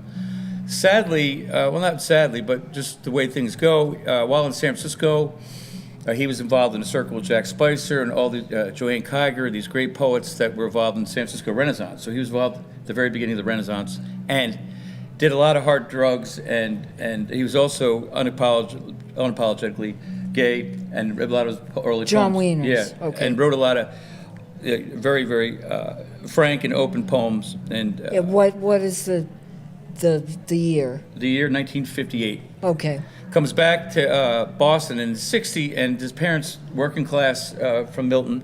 His dad was like a janitor, and his mom cleaned houses, you know. So they didn't know what to do with him, so they had him committed. A lot of They had him committed? yeah, he was in 5 or 6 institutions through the '60s, and they Because were all he was too different. yeah.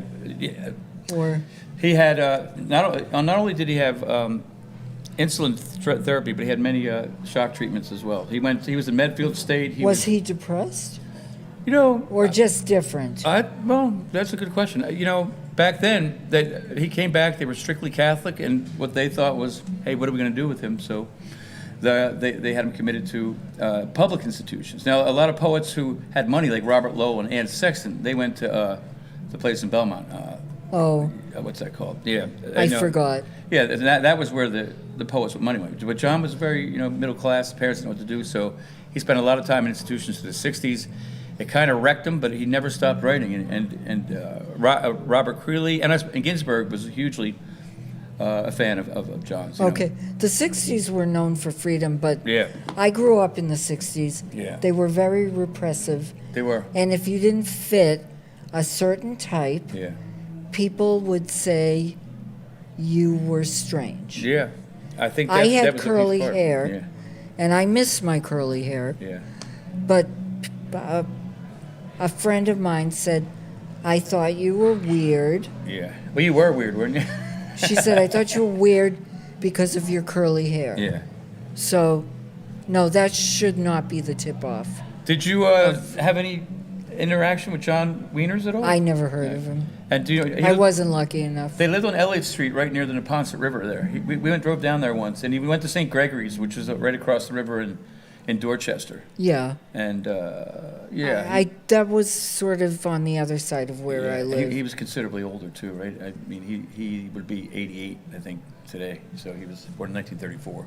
Oh, okay. So anyway, he was an inspiration for you. Yeah, he poets like Frank O'Hara. He was involved in the Poets Theater in Cambridge. So a lot of the, poets from all like New York School really worshipped him. But he ultimately and very at his core was a Boston poet. And he came back and he got an apartment on Joy Street on Beacon Hill, right near the African Meeting House there. Okay. And he lived there for 35 years. And then in 1975, he published a book that was crazy. Everyone thought it was crazy, but it was brilliant. Had all these collages of first ladies and movie stars, and people thought it ruined his reputation because he was close to a lot of the gay anarchists and activists like Charlie Shively. Okay. And this book, poets that were academic and that were well known thought he had ruined his reputation, but this book was just incendiary. It was like a Molotov cocktail of what was going on in his shattered brain, but it was brilliantly beautiful. And ultimately, it's a work of unadulterated genius. Was he like Charles Bukowski? Bukowski and Wieners actually they showed up in similar magazines at the time because they both were kind of outsiders. I don't think they ever met, but Bukowski gets a bad rep of being a misogynist and being a heavy drinker, but at the core he's got a soul, and that's what John had. John had soul. I didn't know that, but when I was in my 20s, anybody who read Bukowski was cool. Yeah. But anyway, so they were influences on you, but you met them. Yeah, I did. And you were friends with them. Yeah, so John used to just show up at Stone Soup, and he looked a little disheveled, and at the time he was very, very, a lot of poets thought he was just reclusive because he wanted like a Greta Garbo kind of character, Yeah. And he was, in a way, but he was also very open, and everyone thought he was kind of, some people who didn't really know, sweetly demented, or they thought he was, they discounted him. So I went up there and met him, and I realized he was still very active mentally. He was funny. He had a great sense of humor. You would have loved him because he was funny as all get out. And he would show up at Stone Soup, and everyone's like, who is that guy? Oh, that's the great John Wieners. And like, you got to be kidding me, So his work was ignored for a number of years, and he was. So I made a point of it to become friends, and I was working on Summer Street, so I'd go over the hill and hang out with him and go to lunch. And he loved going to Burger King, so we'd go to Burger King. And he always loved getting a plain burger with no ketchup, nothing, and he would put 3 packets of salt on it. I think we should call that the Poet Burger. That's the Wieners Burger. The Wieners Burger.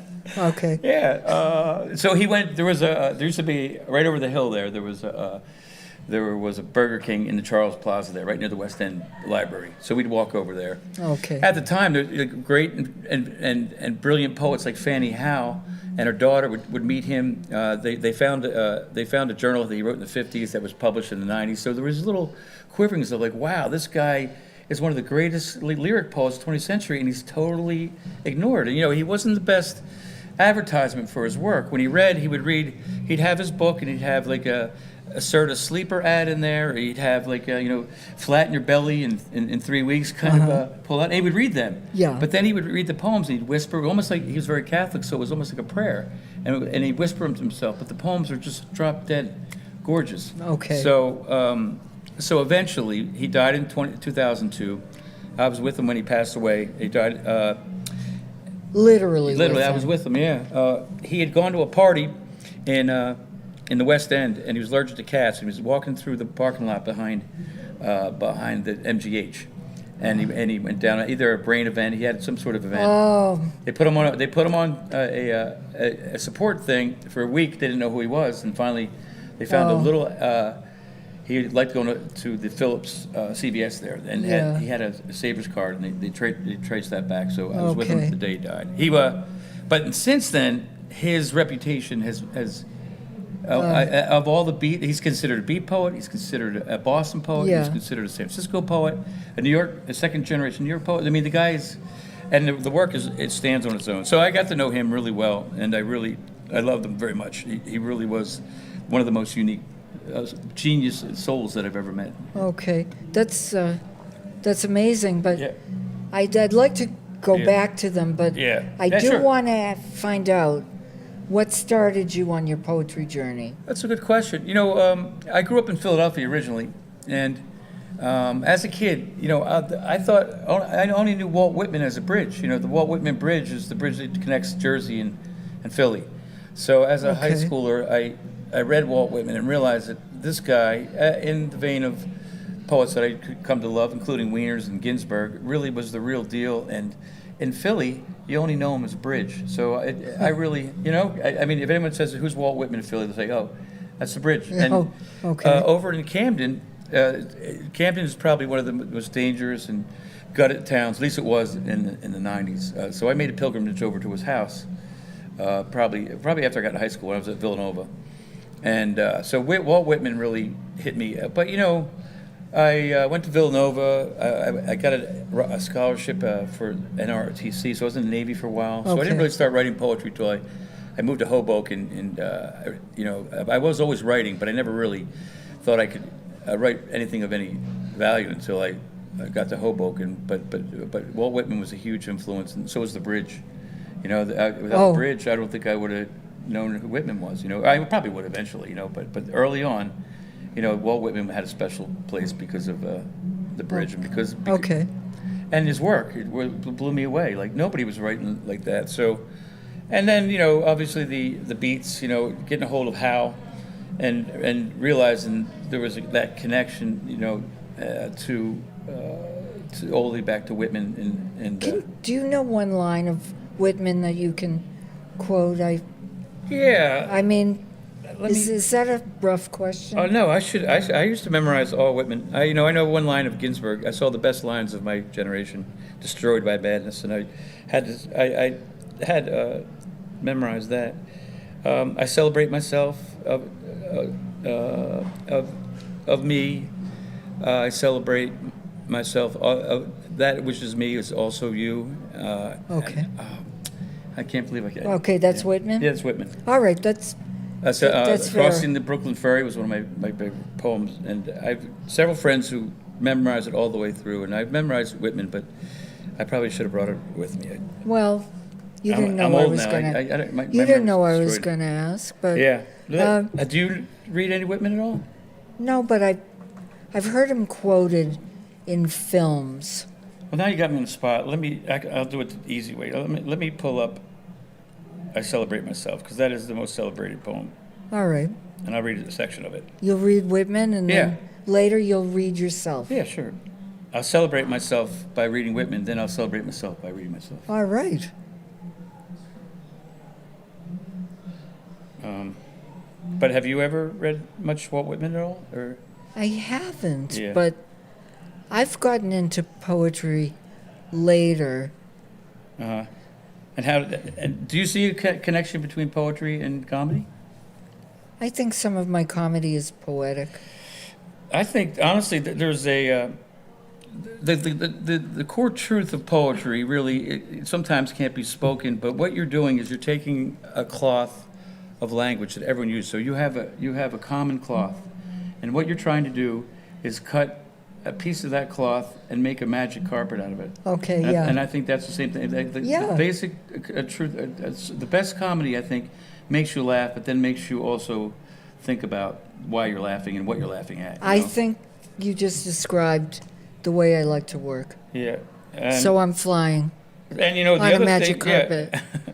The other thing is, I like it. you know, the comedy is very dependent upon the energy you get back, or what, you know, the synergy. And Yeah. I think when you read certain poems, like Olson believed that the projector verse, like one perception always follows another, and poetry is controlled by your breath, and also what you do is, you know, you're transferring that energy from me to you. So that transfer, and I think comedy does the same thing. Okay. Oh, no, I can't get. For some reason I can't get my phone to come up here, but With Whitman? yeah, but you see, I'll try one more time. Anyway, I could read a poem on my own. All right.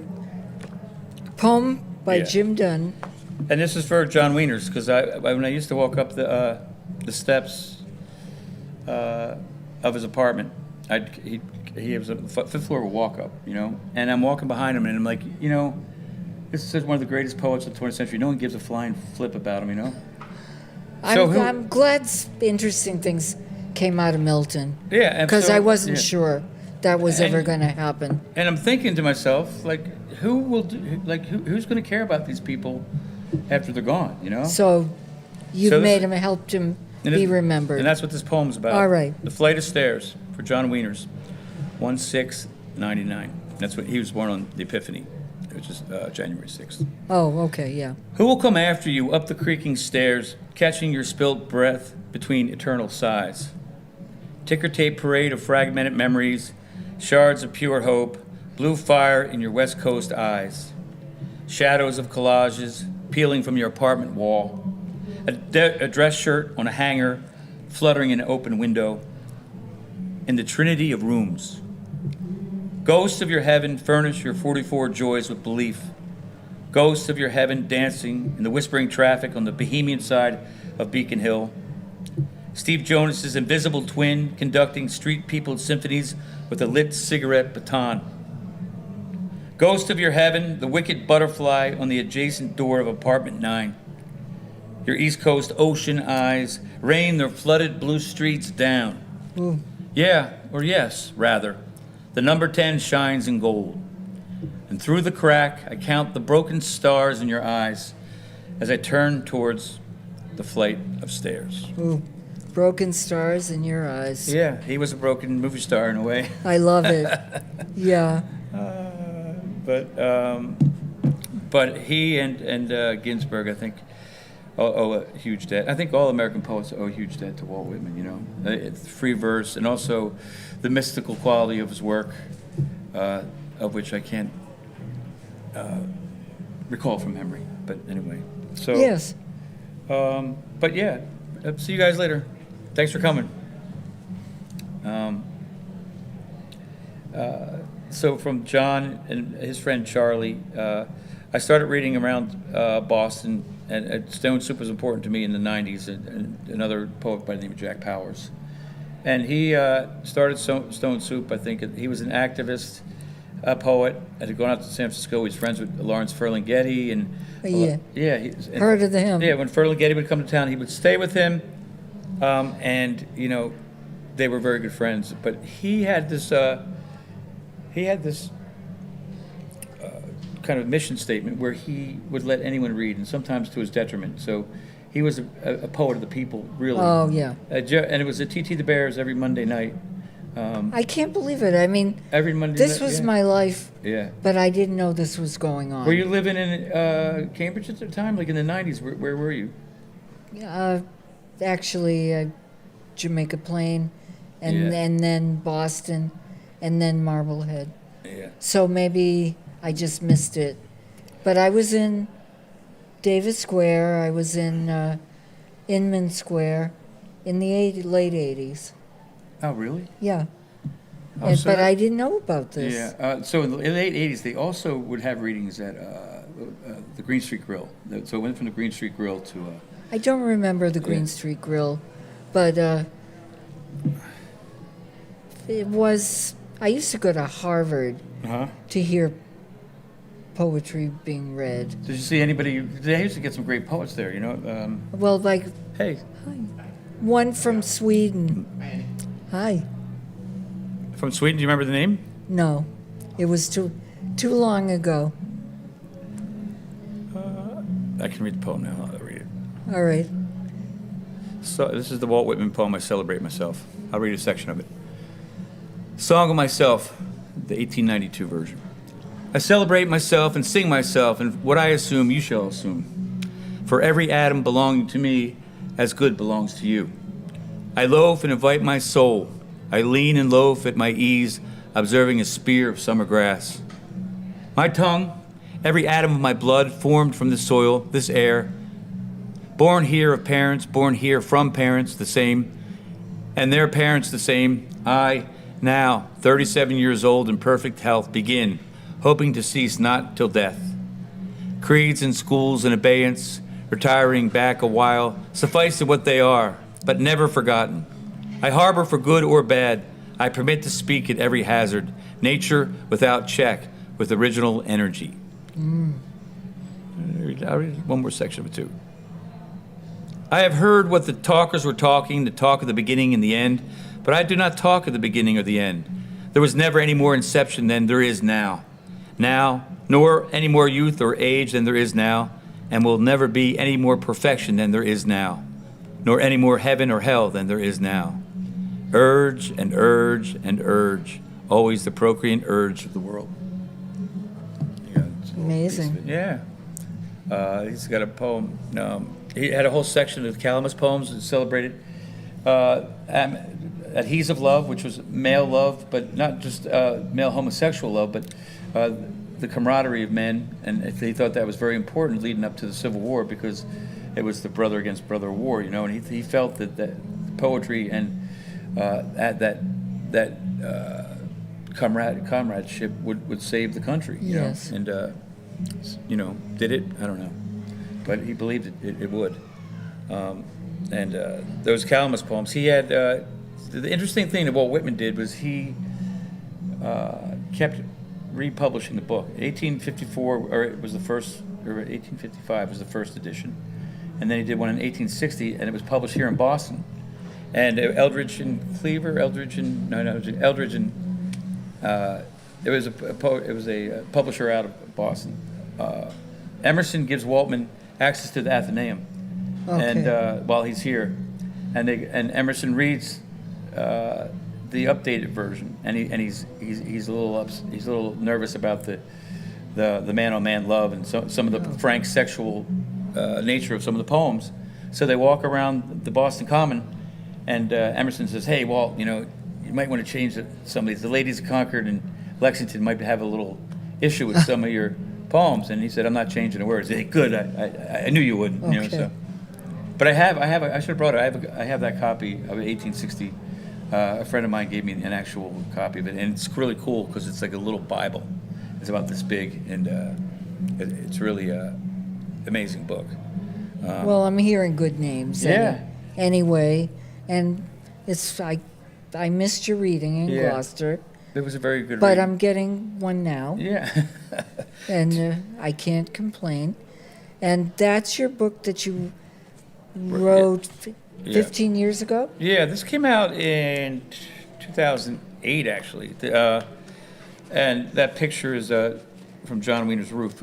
I had some friends I was showing his apartment to on Joy Street. Oh, okay. And yesterday was Juneteenth, and so on Joy Street they had a big Juneteenth celebration because the African Meeting House is right behind his house. So yeah, that came out then.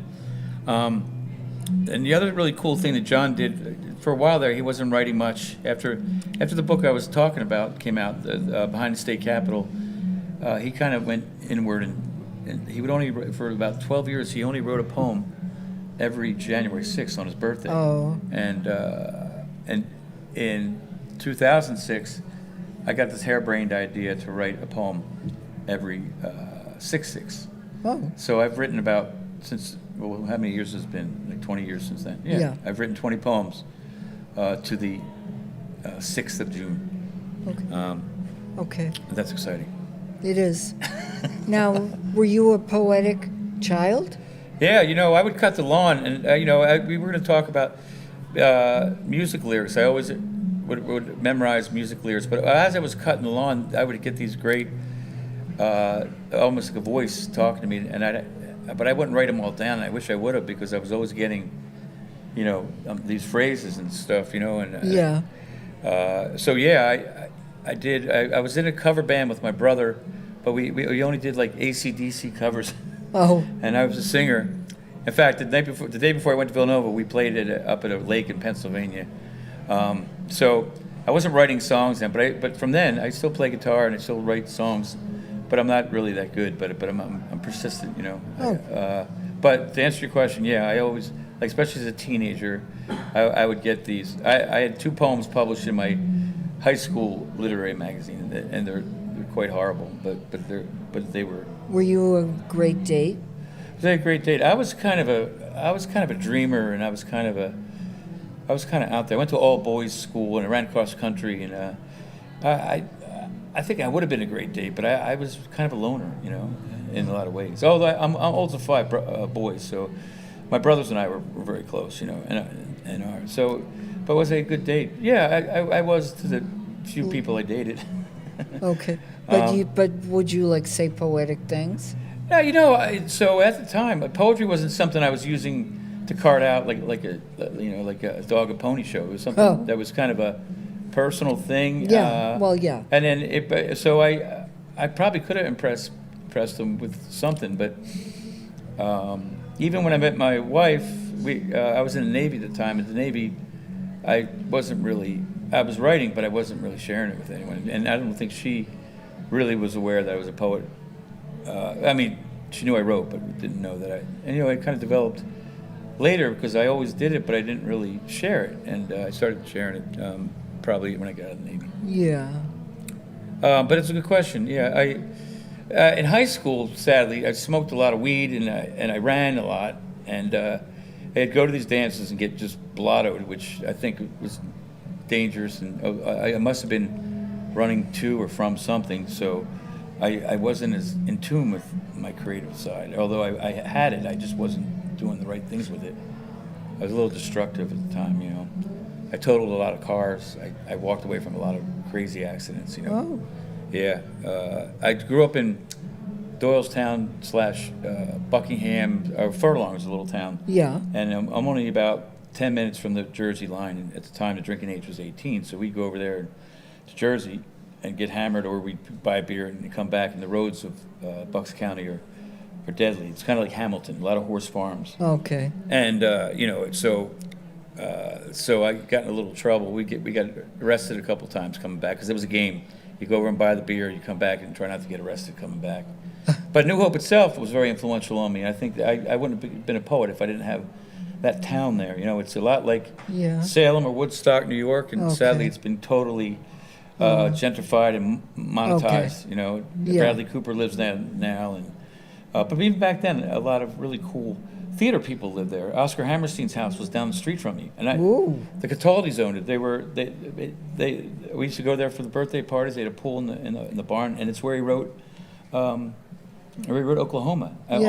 He looked out one of the biggest legends that ever lived. So that since then, of course, with everything else in Doylestown, now they realize that house was, what it was, and now it's been National Register. It's a B&B. Okay. Now they've really not exploited it, but so New Hope is very a funky town. Was a lot of hippies and a lot of music, bikers, and the biggest gay center, like west of the West Village in New York. And Yeah. people like George Kaufman and Moss Hart had houses there. Kitty Carlisle would come in. Oh, I remember her. I used to slice her lunch meat. You did? Yeah. She was in one of my favorite movies. Oh, she was? Called 1, 2, 3. Oh, wow. Written by and directed by Billy Wilder. Oh, wow. No. And she played James Cagney's wife, the character. It's one of the most amazing movies I've ever seen. Well, do you remember later on she was on What's My Line? Yes, I do remember that. Yeah, so she lived in Aquatong Road, right in New Hope or Salisbury until She didn't die that long ago, maybe 10, 15 years ago. You know, that's just long ago. Oh, and now. she was in the Marx Brothers. She was in the Marx Brothers. You know, and Harpo Marx would come down to New Hope because the Bucks County Playhouse is there, and a lot of famous, in the summer, a lot of famous actors would be there. But Moss Hart and George Kaufman, they wrote that movie, The Man Who Came to Dinner, I think it was called. Oh, yeah. So, and they would have all these actors from New York come down and visit them. So you met a lot of famous people. I did. And that has stuck with you. Because you meet I do. a lot of people. Yeah, I do. You know, my brother worked for Arnold Schwarzenegger for 20 years. And Wow. So, and I was the best man at his wedding. So I met Arnold, and he was, you know, a couple times, and and in New Hope, it was the weirdest mixed people, like Connie Francis. I'm not gonna. What's her name? I just mentioned not Connie Francis. Who we were just talking about. Was it? Kitty Carlisle? Yeah, Kitty Carlisle would come in, and the guy that the first black president of the National League, Bill White, would come in. Do you know who lived near there? But nobody knew where he lived. He was like kind of this secret. Was not him. The guy that did the Budweiser commercial, Leon Redbone. Oh. So he lived in New Hope. Nobody knew where he lived. No one knew. He died recently in New Hope, and he just was so private that you'd see him around town once in a while. In the 80s, Paul Simon, when he was married to, what's her name, Star Wars. Gee. When he's married to her, he also lived in New Hope. And Billy Joel lived there for a little while. So it's a really funky, cool town. Sadly, it's been... You mean he was married to Carrie Fisher? Carrie Fisher, yeah. I didn't even know that. Oh, you didn't know that? Yeah. Well, or maybe I just forgot. Yeah. But back to poetry, and then literarily, that area is interesting because Nathaniel West, who wrote Miss Lonely Hearts, he was from New York originally, and his parents owned a lot of hotels, and he got a job working in a hotel right on the Delaware River. So he lived in Ottsville, Pennsylvania, where he finished. Did you ever read the book Miss Lonely Hearts? No. Oh, you'd love it. It's dark. It's about a guy. I'm going to write it down Yeah. when this is It was. finished. So he lived there. Dorothy Parker. Oh. She lived in New Hope. James Michener is from Doylestown. Hated it because he was an orphan and they treated him like crap. So he's not even buried there. He's buried in Austin because the last books he wrote were about Texas. But I lived in Austin. oh, did you? Yeah, I've been to Austin a couple times. Too, But yeah. I've been to Old Austin. Yeah. I guess Old Austin. I was there in the early '90s, and even then it was kind of older than it is now. Yeah. It's changed a lot. So that area I grew up in was very influential on me for several things, and musically too. You know who else lived there? Right when I graduated high school, there was a big pump that they were building, and they were diverting the water from the Delaware to this nuclear site. And Abby Hoffman was there almost every day. So I met Abby Hoffman, and sadly he killed himself on a turkey farm right in New Hope in 1982. So I didn't know that. Yeah. That's another thing about that place. There's a weird darkness to it, very dark. Oh. Jessica Savage, who was a news reporter for NBC, Yes. had a very That was a cursed life. Her love that life she had an accident, right? in New Hope. She went. That's where it was? Yeah, she went. She came down with the Construction. Yeah, the New York Times publisher and her went on a date from New York. They drove down to New Hope. It was raining, and there was a club, a famous restaurant called the Chez O'Day, or Chez O'Day, and where you could have dinner, and there'd be like a Broadway piano player who would just be there playing. It was really great. Yeah. But it happened to be on the land between the Delaware Canal and the Delaware River. Yeah. And it was raining really hard. They came over the bridge. They had dinner, and they had her dog in the car too. Oh. And they went down to the end of the parking lot, thinking that they were going where the bridge was. Yeah. And they drove straight into the canal. That's I read about that. Yeah. Actually, that broke my heart. The craziest thing was they had their dog in the car, and the next day the cops were trying to figure everything out, and they had her purse sitting there drying out, and it was one of those really little dogs. It was the dog. They thought it was her purse. Oh. That's horrible, but it's a great story. The Sakatumi lady, Judy Carney? Yeah. She broke her neck in New Hope in a car accident. So all right. Don't go there. Yeah. Yeah, but it's a very, there's a little section of it north of New Hope called the Devil's Acre. But Trenton is nearby.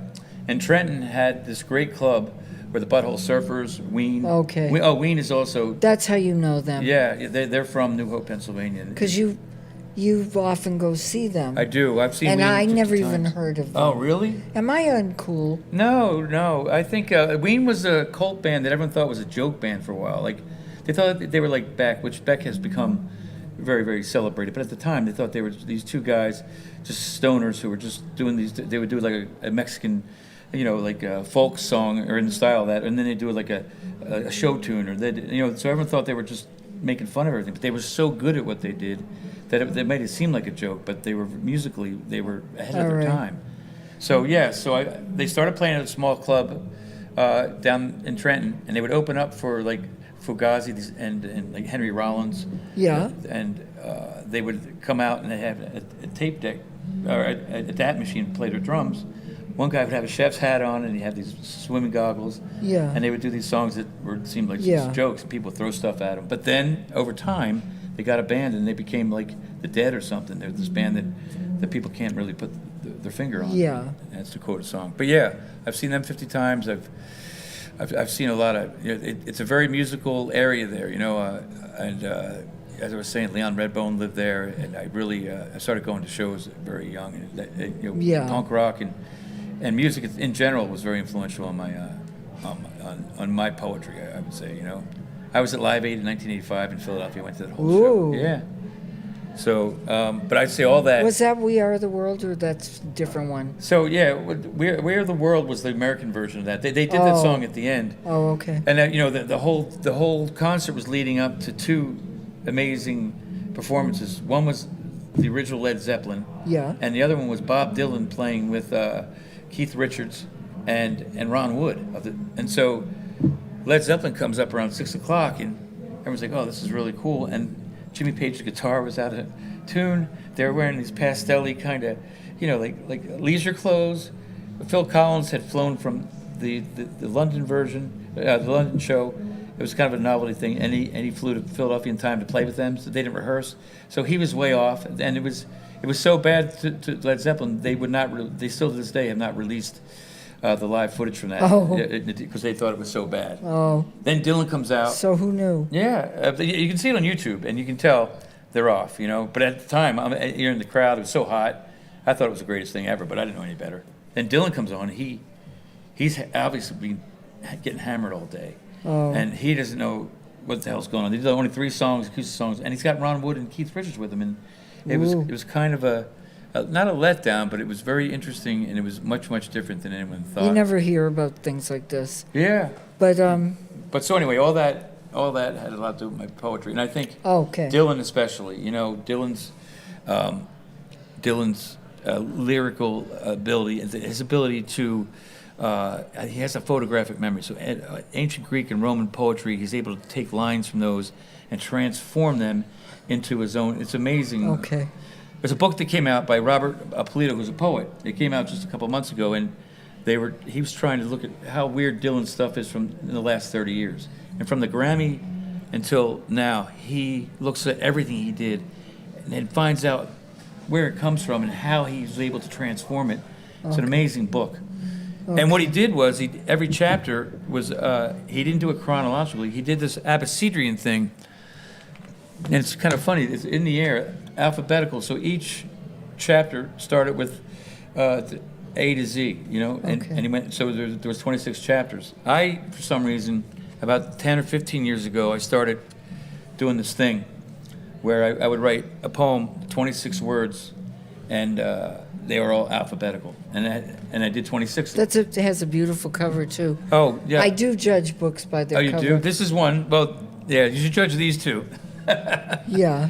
And I actually love this cover too. And this one, I could talk about. I go fishing at Raves Chasm all the time. Oh, I love that place. So we could talk about that in a minute. But this cover was, if you ever go up to the Lone Gull up in Gloucester, there's a barista there by the name of Alex Strope, and all her paintings are on the wall. She's an unbelievable... Lone Gull. The Lone Gull, right on Main Street in Gloucester. Okay. And she's an amazing... Do you want to read something out of that? Yeah, sure. I'll read the number. Just be prepared. They're 26 words, and they're alphabetical. But I'll read a couple. I'll read the title poem. Yeah. It's called Angry Bull's Cadence. Well, I like A because Yeah. my name begins with A. Yeah, and the other thing's crazy is that this is a form that anyone can do. So it's easy to do, but it's really hard to master. And you end up cheating on the X's. Do you teach? I don't teach. No, I probably should teach something. I Or, should teach or myself. privately? Or? No, I would, but I never have taught. Eventually, I'll probably do something. I know. I've been to Endicott as a visiting poet a couple times way back in the day. Okay. And I've been to Malden High School a couple times. My friend taught there. But eventually, I think I'll teach something. Just out of the blue, like what happened with these poems? I would get a phrase that's alphabetical, from A to E, Okay. and then from there I would just work it. But then from that phrase, whatever the words or the image, I tried to really stick with it, and it's really hard to do. I never use a dictionary, and I also never, I never obviously didn't use AI. AI. Oh, no. But then, just as I was getting ready for the reading the other day, this came to me: angels become children, dancing evermore for glory's hidden incarnation. So I get that's pretty cool. And then, then from there, I'd work it all the way through Z. Okay. And sometimes they work, and sometimes they have this glow or they have this energy, and sometimes they almost work. Yes. Angry Bull's Cadence. Angry Bull's cadence, dancing in rage, furious gallop, holy injuries, jinx killer looms, measuring noon. Obscure pillars queering rolling space, time umbrella, vested women excitedly yip, zowie. 26 words. Yeah. And there's 26 poems too, so they're not. It doesn't go A, B. They're all A to Z, but I thought it's 26. And I wouldn't. I shared them with a couple people, but I wouldn't do anything with them until I was done 26. And I finished them last year. And there's a guy out of Western Mass. He's a great jazz pianist, and he went to the New England Conservatory under my friend Ruth, who's a poet. Yeah. He started this press. It's called the Bodily Press, and he's come out with some amazing books. And he published this book for me, so I'm in debt to Elliot Cardinal out in Western Mass, and he really. The other books are like from Nate Mackey and from Patrick Pritchett, really great books. Oh. And you were going to ask me about this, so I'll read this one. This might apply today. It was written before all the trouble with ICE, but it could apply.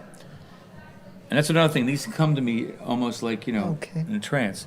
A billion cops deployed engaged for general harassment, inciting jackhammer kisses. Lace moon, nightly oozing prayers quickly returned. Oh, sorry. Oops. Oh, that's poet calling me. Gloria. Sun-tinged ultraviolet waves, X-rayed yellow jacket zinger. Okay. So I think that applies to, what we're doing these days. And then I read some really weird ones that I don't even know where they came from, like a brutal. Let's read like one more. Yeah. And talk more. A brutal circus death. A brutal circus death exposed. Flamethrower guiltily hollers, "I just killed laughing mimes. Not over puppetry, quite rather selected to undermine vicious, whistling extortionists. Yee-hawing zebras." There you go. One there. well, what advice do you have for people who want to write? Maybe they've been told Yes. they're not that good, Yeah. but should they do it anyway? I think the one thing that I've always been really in pursuit of, and I think anyone who wants to write should be in pursuit and should do this. I think the greatest thing about my poetry is the pursuit of pure and ultimate freedom. I've chosen every cover of these. I've worked with people, but the order of the poems, the weirdness, alphabetical poems. I got 100 haikus in here for no reason other than I wrote them. Yeah. So my advice to people would be like, do exactly what you want to do and commit to it, and don't be discouraged. And if you get it published, then that's gravy, And I know a lot of poets who are writing for self-glorification, or they're always trying to promote themselves, which I think is a very good thing. But that shouldn't be your motivation, or at least I'm talking for myself. There's a soul connection that I feel in poetry. You have to Yes. and I really think that, the chasm is a good place to foster that, and Yes. that's why I go there a lot. But my advice would be, write one poem that you really feel comes from your soul, and share it with people and see what happens, and keep doing it, because some of these books were completely ignored. I mean, and no one gave a crap about it. But I kept doing it, and I'm not a great poet. I always say I'm a minor poet, but I'm a great friend. You know, and that's another thing. I made connections with these poets, and it was something about my energy and their energy that jived. You know, it was more than me just trying to befriend a poet that may have had some notoriety. I find that these poets that I became friends with are outliers, like John Wieners and Charlie Shively and Garrett Lansing. You know, these are poets, these are secret heroes that like to stay secret, but their work shine through, you know. And I think my advice to people would be, you know, go that route through your own energy and your own soul. Well, actually, whatever a person feels called to do. Yeah. Like even the comedy that I do. Yeah.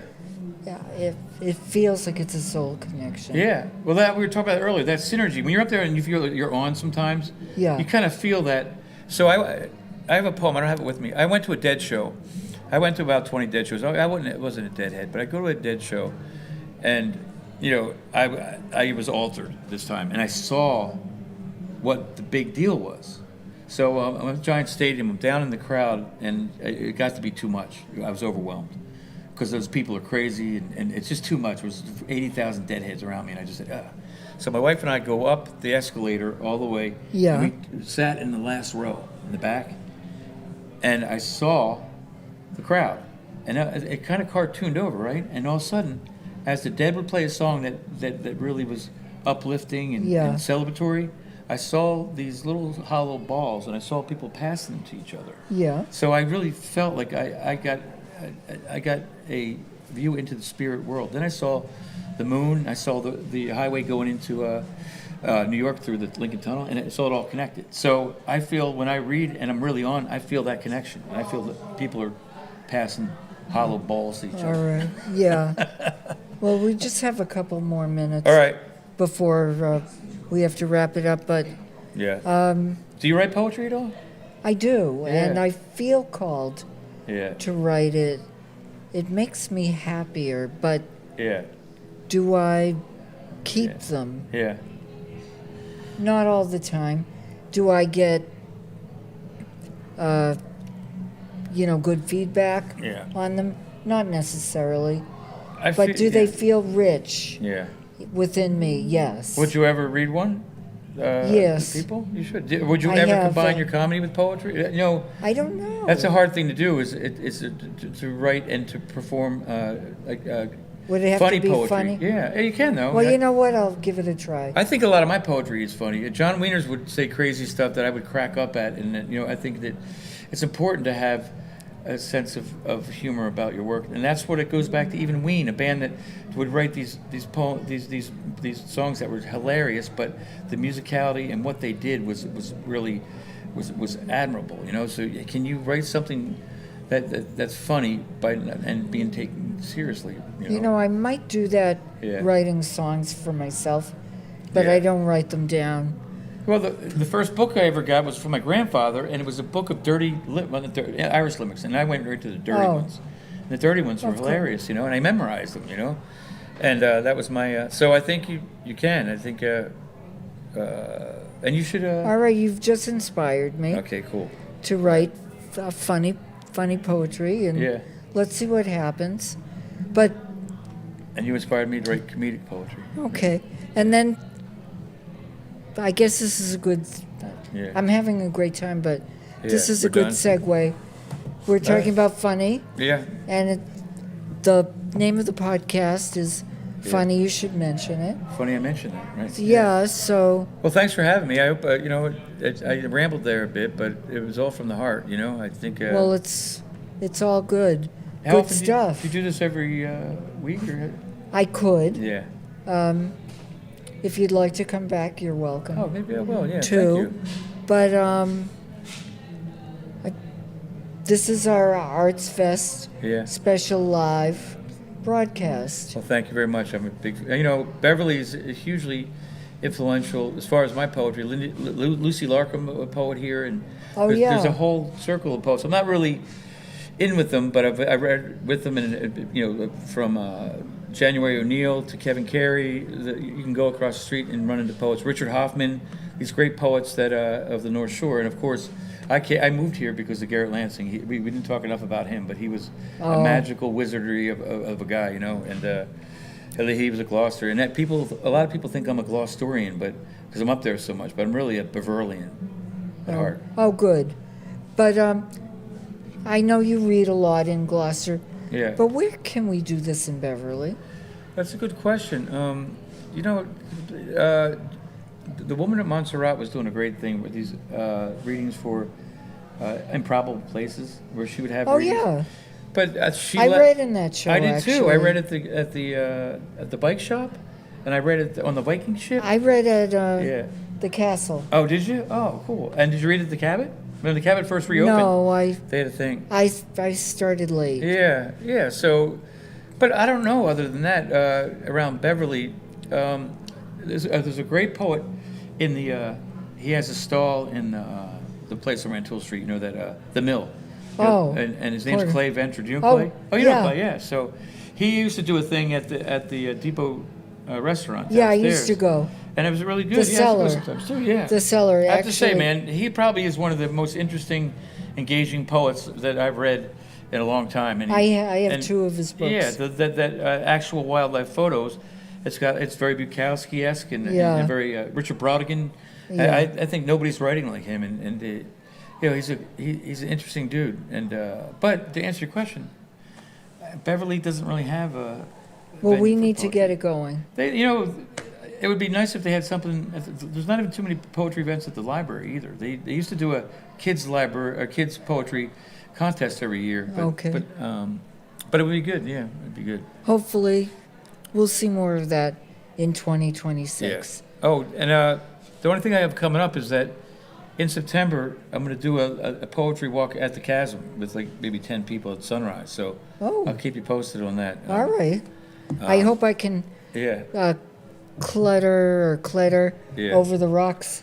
You know, at my more advanced age. It's dangerous. So what we'll do is probably just go right to the left there, and there's a spot where you can walk out. You don't have to climb on the rocks. You can just go out, and you can still get the vista and see the beautiful view. Because there's no two ways about it. That if you do go fishing or you do other things around the rocks, it could be very dangerous. Well, I used to go. I just am less unsure on And my it's kind of a feet. hidden spot. Like people, I love that about it. It's kind of an occulted hidden spot. It's very beautiful. And you walk through there. It's Very- probably the most beautiful spot in all of Very New England, rugged. right? Very rugged. Do you know the story? Rafe was he was a slave who was deeded a shack right Oh. there. So after the I didn't know that. Yeah, it was called Rafe's Crack. Oh, okay. Or Rafe's Fissure, and then he had a little shack and he turned it into one of the most popular New England tourist spots after the Civil War, and then it's been privatized now. That is fascinating. Yeah. I wouldn't have known that. There you go. All So, anyway, thank you, Jim, You're for welcome. being my No, guest thank today. you. Jim Dunn, Thank you. poet. Yeah. Ann But- Pofscher, signing off. See you next time. See you guys. Thank you.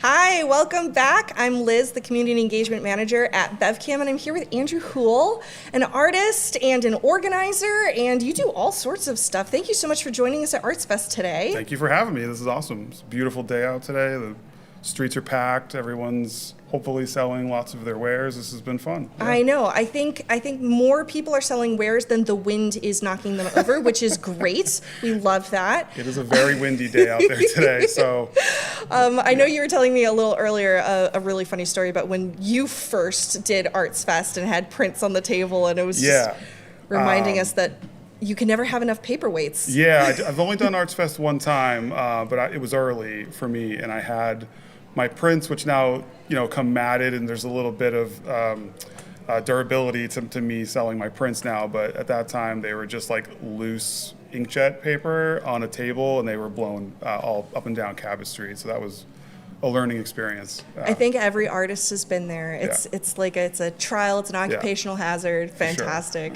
Sure. But to get a little bit further into an introduction, because just saying artist and organizer is not enough to explain what it is that you do. Sure. Yeah. Pump my tires. Do you want to start with the artist bit or the organizer bit? I think so.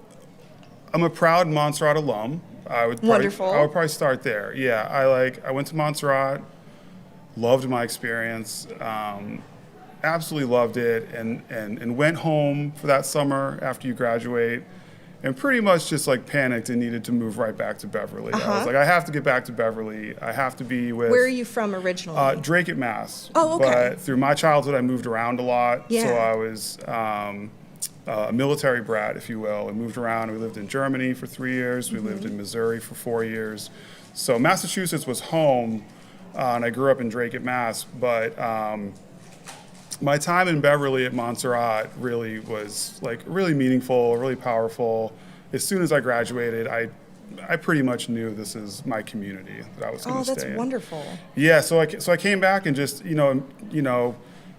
got an apartment with a terrible roommate, and just got back up here. Also a necessary life experience. Yeah, I knew what I was doing. I knew it was a bad idea, but I got up here and I got an apartment and just started creating. And I think it took a handful of years of creating and painting and making a lot of different kind of art that looked like maybe different people were making this art. It didn't really have a singular creative voice. Because you were evolving as a person and as an artist, right? I mean, I remember the last week at Montserrat feeling like I had finally figured it out. The week that they were, throwing me out and like, get your stuff out of your dorms and go home.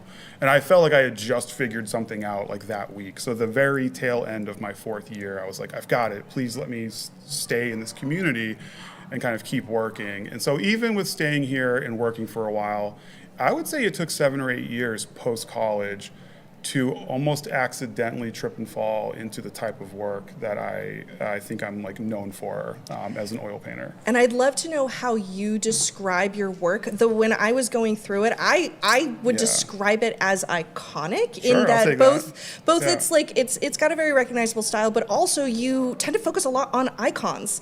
Like certainly in the local area. Yeah, where we live.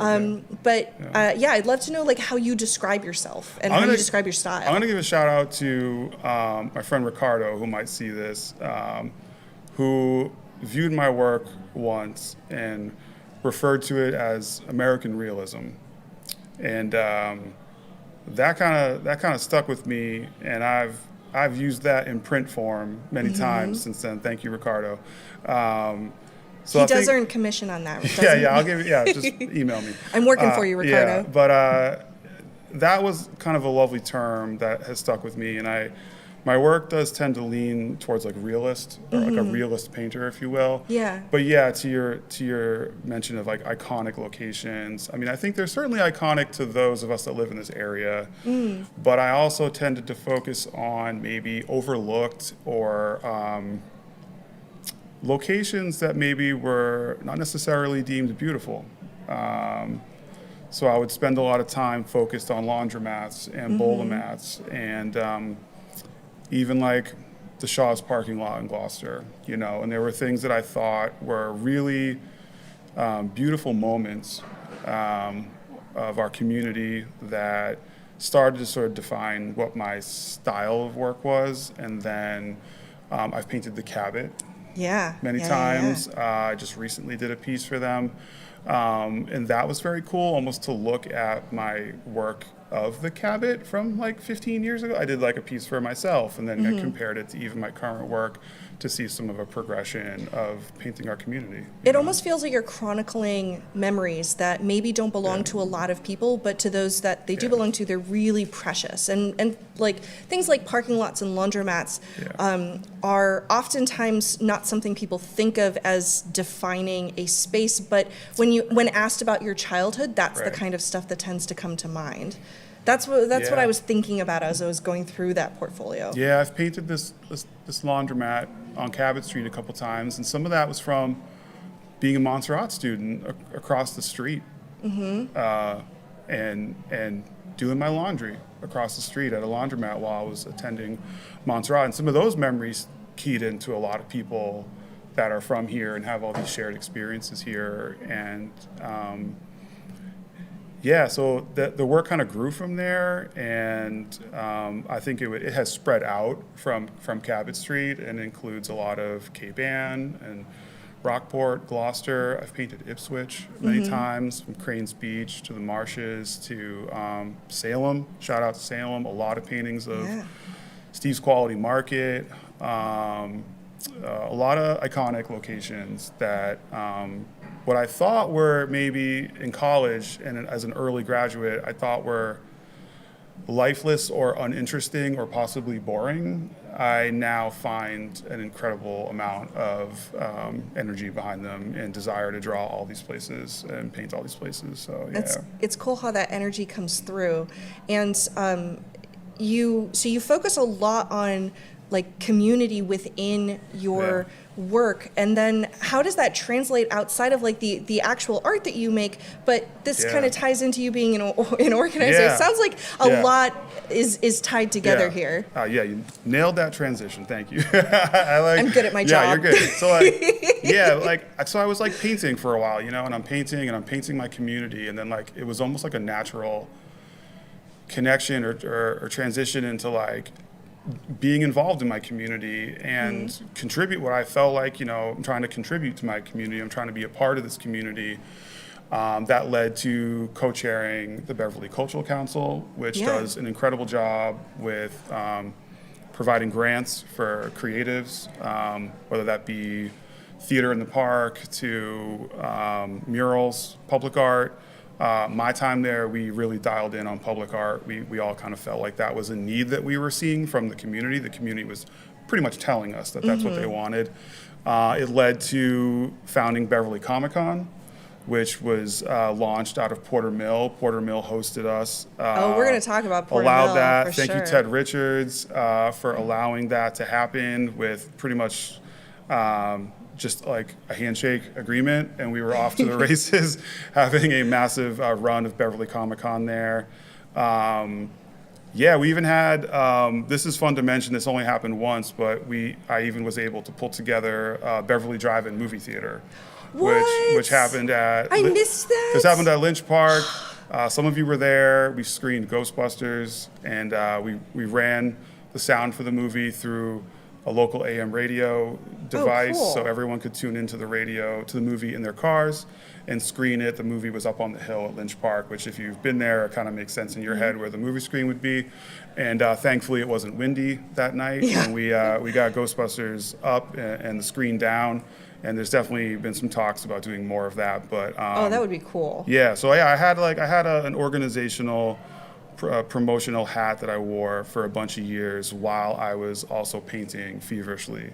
So did you also have a studio at Porter Mill in addition to doing Comic-Con there? Yeah, I think maybe that was kind of how it naturally Comic-Con transitioned. Like my space was there. Just for the people who don't know, can you explain what Porter Mill is? Yeah, of course. So Porter Mills is a wonderful building that kind of bookends downtown Beverly. If you could kind of define maybe the end of our arts district, if you will, it's at the end of Rantoul Street, 95 Rantoul Street. Shout out Rantooligans. Rantooligans forever. It's got maybe 40 or 50 artists in the building. Oh, I didn't realize it was that large. There's a lot of us in there. Some of us have been there that actually predate Porter Mill was the title, and we're there when it was called Red Brick, and some of those artists stuck around for what we now call it as Porter Mills. So there's some artists that have been there for a long time. I didn't realize that building had such a legacy in the arts. Yeah, and it's a wonderful space. There's 4 floors. We do open studios twice a year, usually the whole weekend now for open studios, Saturday and Sunday. It's open to the public. Families come in, explore all 4 floors. You can do your Christmas shopping. You can do, I think your Mother's Day shopping, I think, or the other one lines up. And it's also home to Coastal Mass Brewing on the first floor. Big shout out to those guys. Justin, Jake, Tim, you guys have been amazing. It was a great relationship formed with myself working there, working down the hall pretty much. Good beer and good art are just a match made in heaven. I mean, that's a no-brainer. It's a hit. So can you talk, you ran Comic-Con for 5 years Yeah. out of Porter Mill. Yeah. Were there other events like that really engaged that community while you were there? At Porter Mill, well, the building really does a great job with open studios. And I would also say, to tie back into Coastal Mass, for a bunch of years now, they've been able to do the Beverly Beer Mile. And you got to open your doors for Beverly Beer Mile. Oh, yeah. If everybody's coming through, I mean, if you're an artist and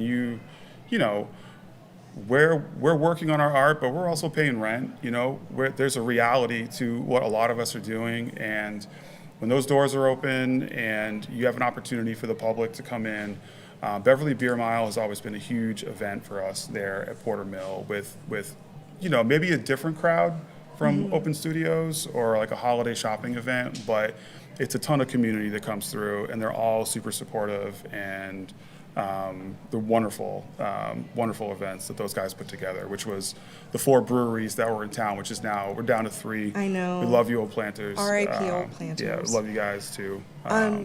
So you've moved from painting communities and bringing those into people's homes in that way, and then to doing grant work with the Cultural Council and organizing events at Porter Mill.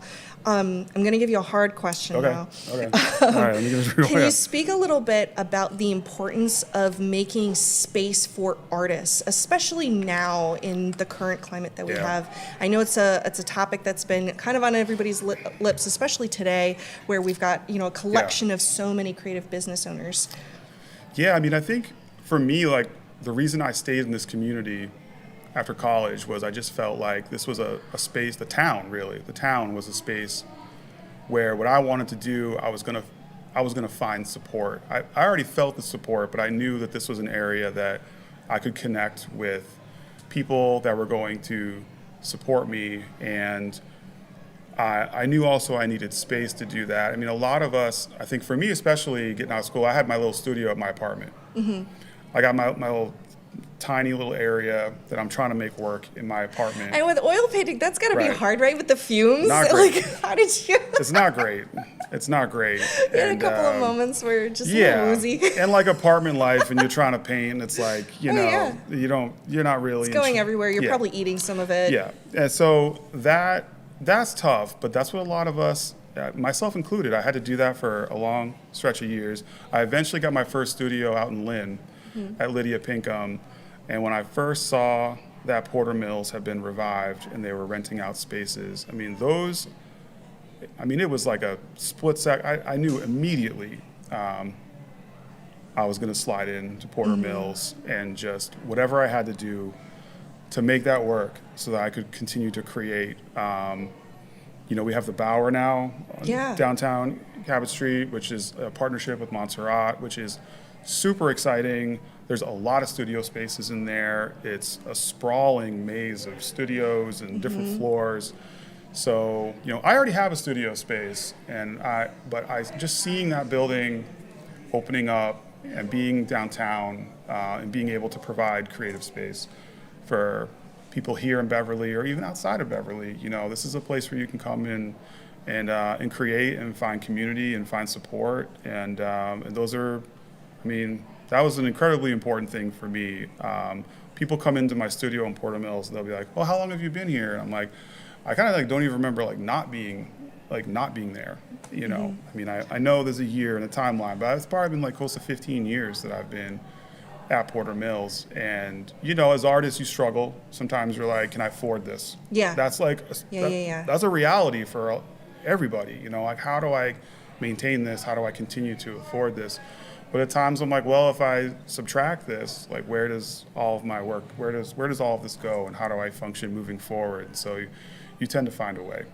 What do you think needs to happen in order to be able to enable more spaces like Porter Mill and the Bower to exist in the neighborhoods that already have some of them? But clearly we're seeing a demand for more. What needs to happen to make that happen? Man, these buildings and these spaces that maybe ownership can come in and make a decision in terms of, we're going to do these luxury condos or these overpriced apartments. I know housing is an issue in this town. It's an issue everywhere. But, if those spaces come up and there's someone that's able to come in and provide spaces for creatives, it's like, we're here. They're all here. I'm sure the Bower is booked out already full. Yeah. Porter Mills is always full. Mm-hmm. There is a wait list just to get in. So there's a demand for it. There's a demand if those that are able to can provide it. This community needs it. And what do those spaces need in order to sustain themselves? Yeah. So, I think good ownership that's going to support us, ownership that's going to put someone into the space that can help as an organizer, as a promoter. That person needs to be paid. Mm-hmm. You generally need someone that can kind of keep the building glued together and organize events. That helps the public coming in, supporting these artists, shopping from these artists. Public support's really important. It's huge. And if these events, there may be, I don't know if Porter Mill needs an event every month. Maybe that tends to kind of get watered down. But we build up, we ramp up to these holiday events, these open studio events, these Beverly Beer Miles. And just speaking for myself, I know that when I see those dates announced, they're right on my calendar. Mm-hmm. I know I'm going to be present. I know that it's going to have a positive impact on me, being able to stay there, and having that support. So, yeah, I don't know if that answers the question, but I just feel like these spaces need more than just a door that opens. You do need a little bit of organization, and you need support from ownership, and you do need whoever owns that space, and you do need a little bit of someone there that's gluing it together and helping to keep the wheels turn. And I think it's okay for questions that are this big that have such a complicated answer. The answer to that can be the start of a solution, right? Yeah. I know Victoria at Porter Mill.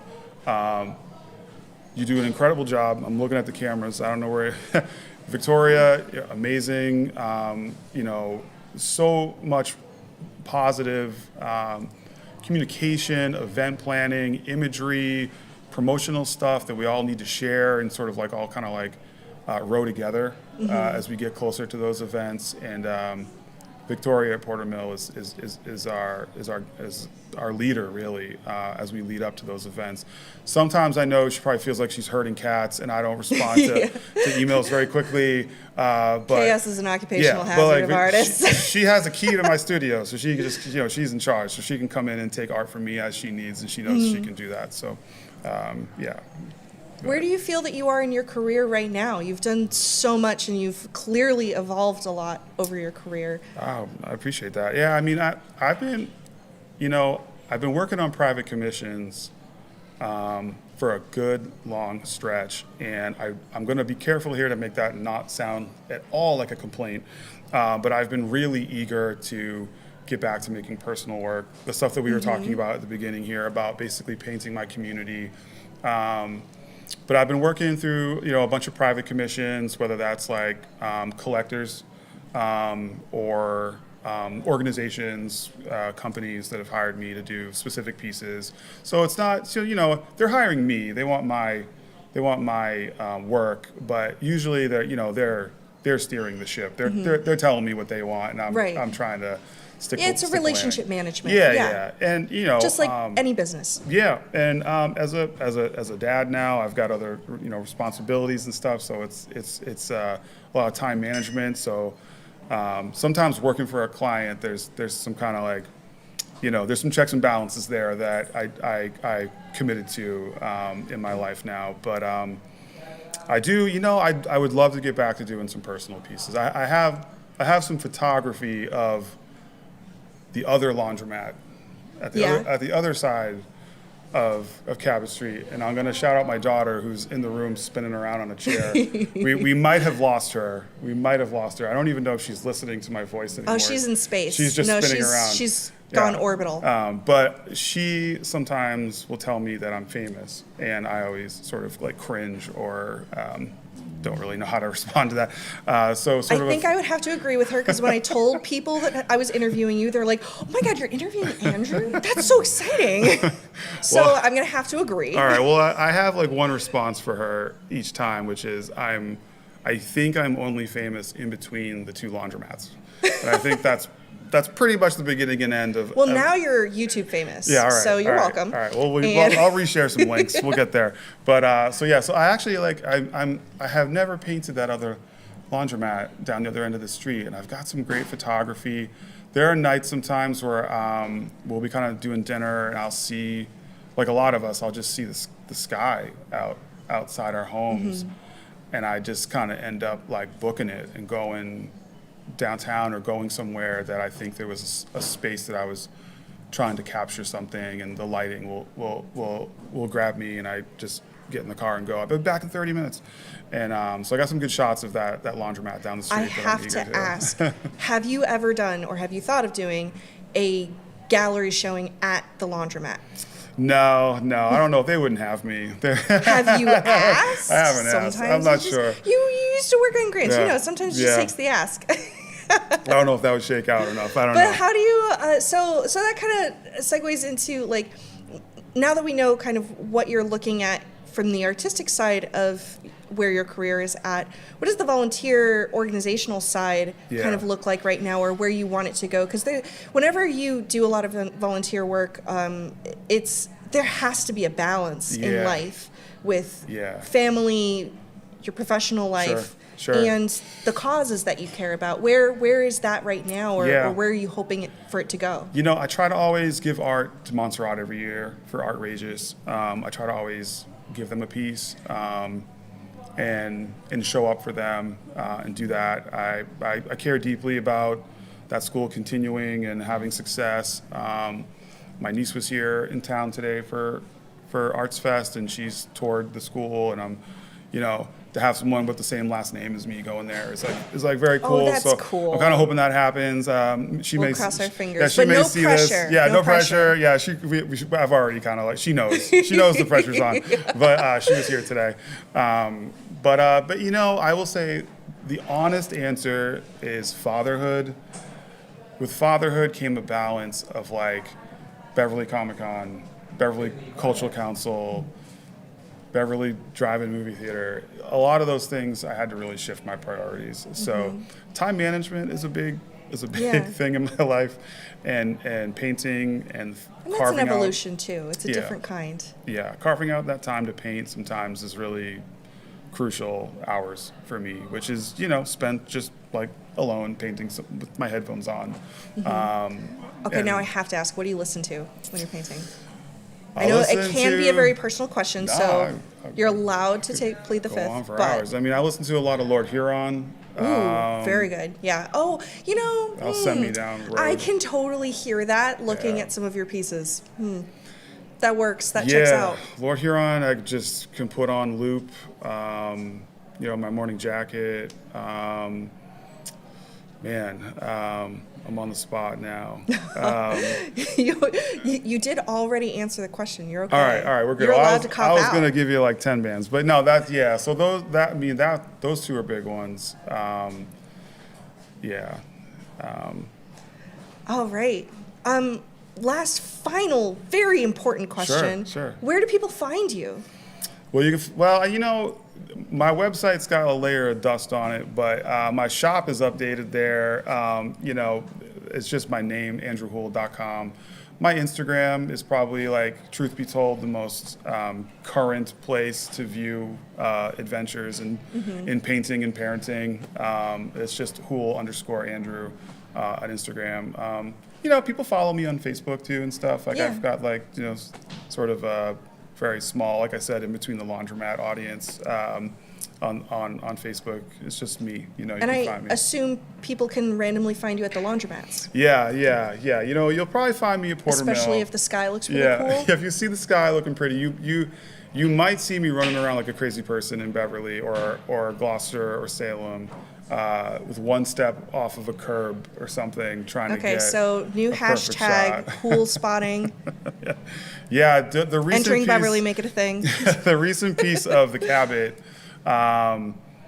which I should shout out that there's a print available through the Cabot right now, and it is really cool. Thank you. Yeah, that was a recent painting for them, and they've done edition prints, which all that support goes to the Cabot. So support the Cabot. We need them here. We love them. But I remember when they hired me to do that earlier, it was like kind of like in March, and they wanted a painting of the facade. And I was like, I don't know how we're going to do this. But eventually, as the snow thawed a little bit, and I would go downtown seeing nice lighting, and the shot that I needed was like half out into the street on Cabot Street, just kind of hoping that I could get it and run back and forth out of the street. Thank you, Beverly drivers. Thank you, Beverly drivers, for not ending it all right there. So, yeah. All right. Well, so definitely check out the Cabot print that is available. Thank you so much for joining me today. Thank you for having me. It was really cool getting to just learn about the journey here and how it all connects back to this community that you've helped build. Don't give me too much credit, but this is amazing. I appreciate this. This is my first time even being in BevCam. This place, and you're starting a podcast. Oh, okay. I'll come back in. We can talk about whatever. Yeah, we can talk about the Celtics. There's a whole bunch of stuff we can talk about. We can talk more about music, whatever. Have I got some people you need to talk to? No, this is amazing. Thank you for having me. My daughter's in the background wearing a Rondo jersey, trying to distract me. And she's giving us the double thumbs up, so we know we did a good job. Thank you, really. This has been such an honor.